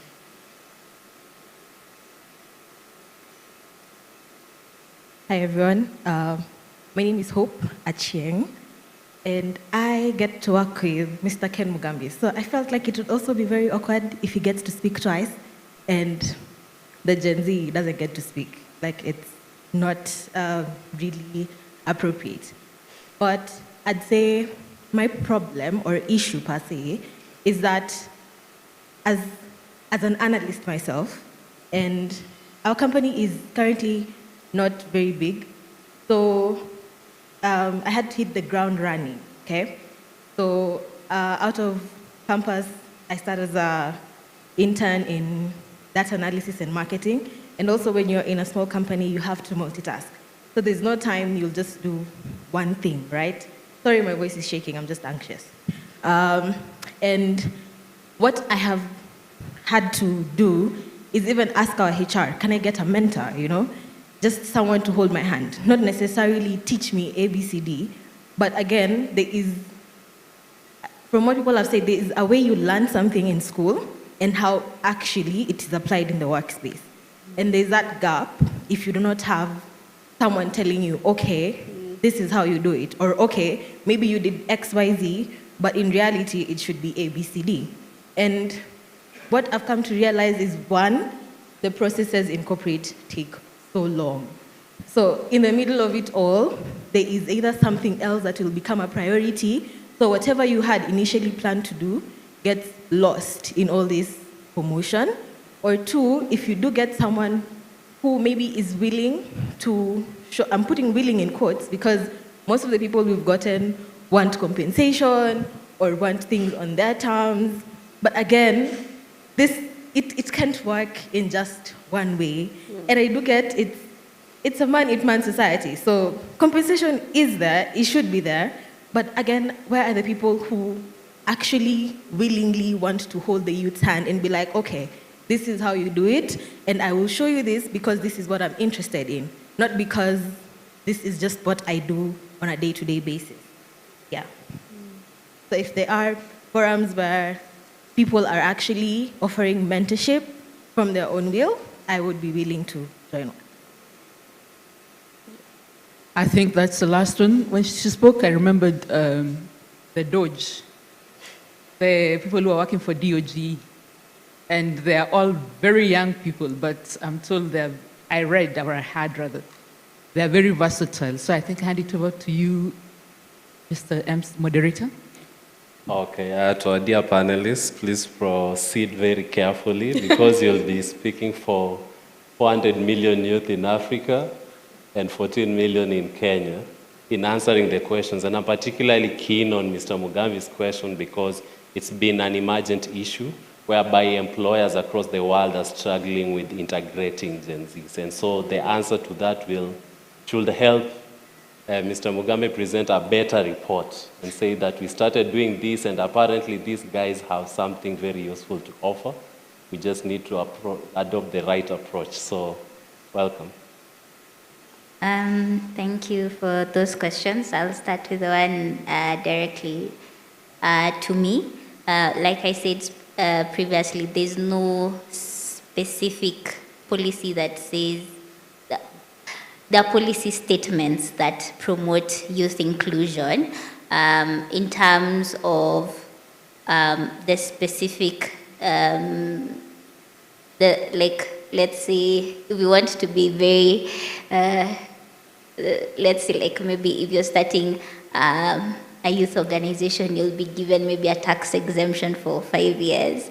There's nothing like that, but there are policy statements that do say that all, like, the inclusion of youth should be there. In terms of starting a startup, I'll give from my personal experience and how I've been able to help youth. So it's just taking them through how to open up a business, what legal aspects are there, and there are funds by various funders. I think GIZ has one, KCIC has one on entrepreneurship. Quite a number of trainings are there and are funded for youth to start the entrepreneurial journey. There are forums where there are funds that are specific to youth innovators and youth businesses in the energy space. I sit in the Youth Board Forest for Africa, where we have competition where we do fund youth innovations. There are some by IRENA and some others by youth-specific organizations. And I think for me, I'll be happy to see a keen one that is focused on Kenya and maybe comes from the government. Like, let's say this specific budget is to promote youth innovations. And that's why I said, like, if we do have like a youth declaration that states some of these things categorically, and it's something that the government is able to follow through and the youth is able to follow through and call upon, would be best. In terms of involving youth, from my personal perspective, is have them take up the passion and the vision that you have. For me, getting into the space and staying on the space comes from the passion of energy access. When you come from a community that or being brought up in a place where there is no electricity, and that push to see everyone have energy access. I don't say this publicly, but for me, seeing right to energy as a human right is my goal, and that is what sells me on the dream of staying consistent in energy, just the same way we have right to a clean environment. Imagine if we had our constitution say the right to energy to everyone. So selling the youth on a passion and on a vision and on a dream keeps me and maybe some in the sector, and gives us the push to sometimes volunteer for some of these things and contribute to them. So thank you so much. Yeah, so I don't think there's a policy for youth that's just specifically targeted for youth in entrepreneurship or in the startup space. But on the other side, there are a lot of programs that are there actually for youth. I have attended some, have actually benefited from some. So youth should not wait for policy. They should plug into already existing opportunities. And if there's enough youth in there, there's going to be so much uproar that a policy will have to be created. That's how I look at it. So there is no policy, plug into the programs that exist.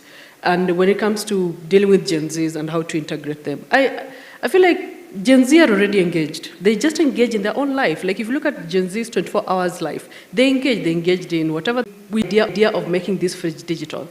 And what happened after a period of time is that somebody reached out to my inbox and told me, Nora, I have a PCB board that I've developed in my house that I think will actually be of benefit to you. And we ended up taking the PCB board. Like this is what the Gen Zs are doing in their bedrooms, in their own free time, in their own little experiments, they're building stuff. So we should just plug into what the Gen Z's way of life. And it's how they just need to learn how to engage ourselves into their 24-hour cycle. Yeah. Well, I'll build on that first. And I agree that the youth or the Gen Z or the youth need to be engaged. And Esther rightfully put it, that it is very important to understand where the passion is at. And I'll encourage that if you can, and somehow provide opportunities where they'll feel more engaged. Because I feel like the reason as to why the youth disengage is because you're not engaging them. You're not trying to understand how they work, what they consider key and important to them, because the integration of all. So what I'd say on mentorship, a mentor in the HR field. I have had to learn my ropes by myself, the ropes by myself. So what I'm trying to say is you might want to be specific if you really want to get a mentor on data analysis, then you have to be very deliberate on finding who are these people in this field that I can learn from, that can hold my hand and have had an experience within the data analysis sector. And I'm assuming this is within the energy sector. You could talk to the legal guys, in as much as I'm not very sure, I'm not technical in data analysis and legal, but I think there is some sort of integration with the two. So know what you want mentorship in, but I'd also like to point that in as much as we are seeking for mentorship, soft skills are very important.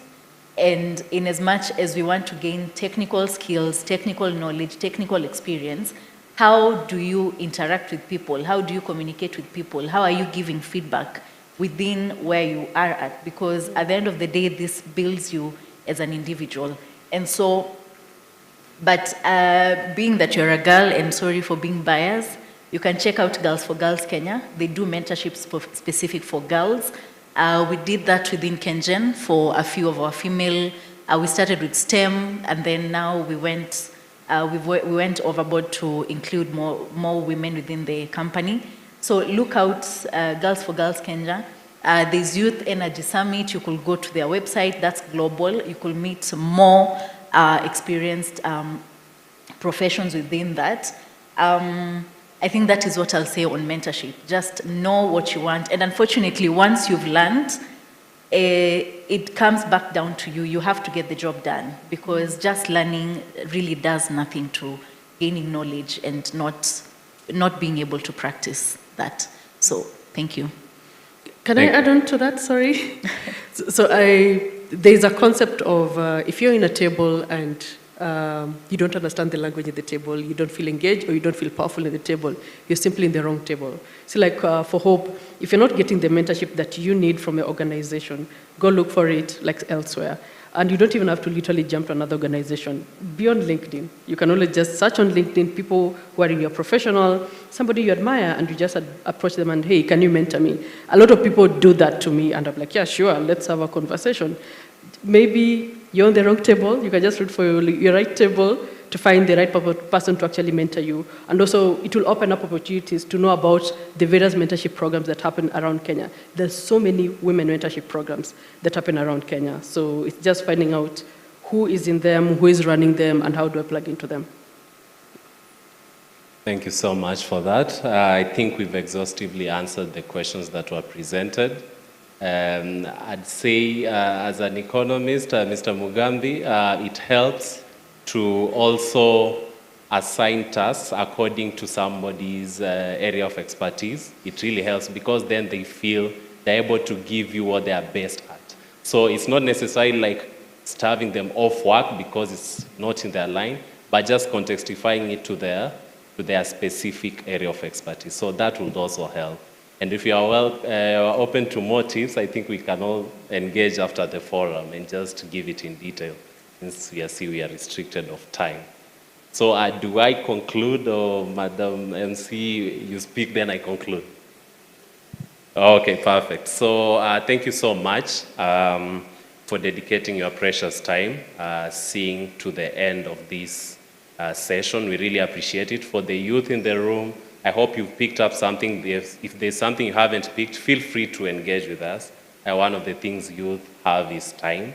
We'll be open to doing that, because the panelists have learned a lot from the panel, right? For instance, me, I'm thinking of how I will invest in Nora's, lazima nyomoke. So I have to think of the opportunities that are mentioned here that I would like to be part of. Don't just leave the room without having gained something. If you haven't, speak to them. And thank you so much to also our seniors, Daktari and your team. We really appreciate. And we hope for more opportunities to engage. Some of the thoughts that have been shared here are very context specific. They are not like just very broad terms or demands that are made that, okay, give us, I don't know, tax exemptions or rebates. Or there are also technical challenges that can be solved with a little bit of coordination and alignment. For example, with the fact with Konza Technopolis. Yeah. Yes, those are things that can be solved through technical arrangements. So thank you so much, and we look forward to more engagement. Thank you very much. EPRA, as I've learned, I've always called it EPRA. So EPRA, thank you very much for this 6th edition of the Research and Innovation Conference. Thank you. Thank you so much. Can you give them a round of applause? So I think you can all stand and let us get a photograph.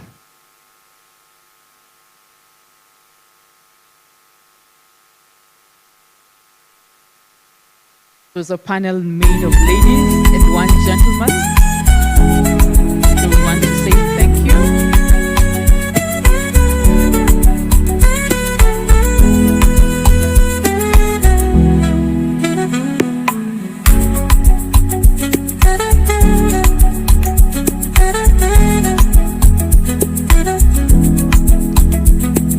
Ladies and gentlemen, it is 6 p.m.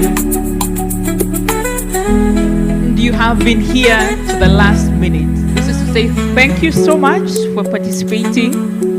Energy is prosperity, and access to energy will make prosperity easier for everyone. Welcome to tomorrow's session. We'll be here at 9 a.m. and I want to welcome all of you. I think there's a cup of tea waiting for you. So please do not go before you take a cup of tea. And for the young people, at the end of these 3 days, please make sure you get a contact from someone. You have seen the wealth of the people who are here, very seasoned and experienced people. So at the end of these 3 days, at least even if it's to make LinkedIn contact with them, please do not hesitate. So we say goodbye and God bless. Have a good evening and see you tomorrow. Thank you. Thank you.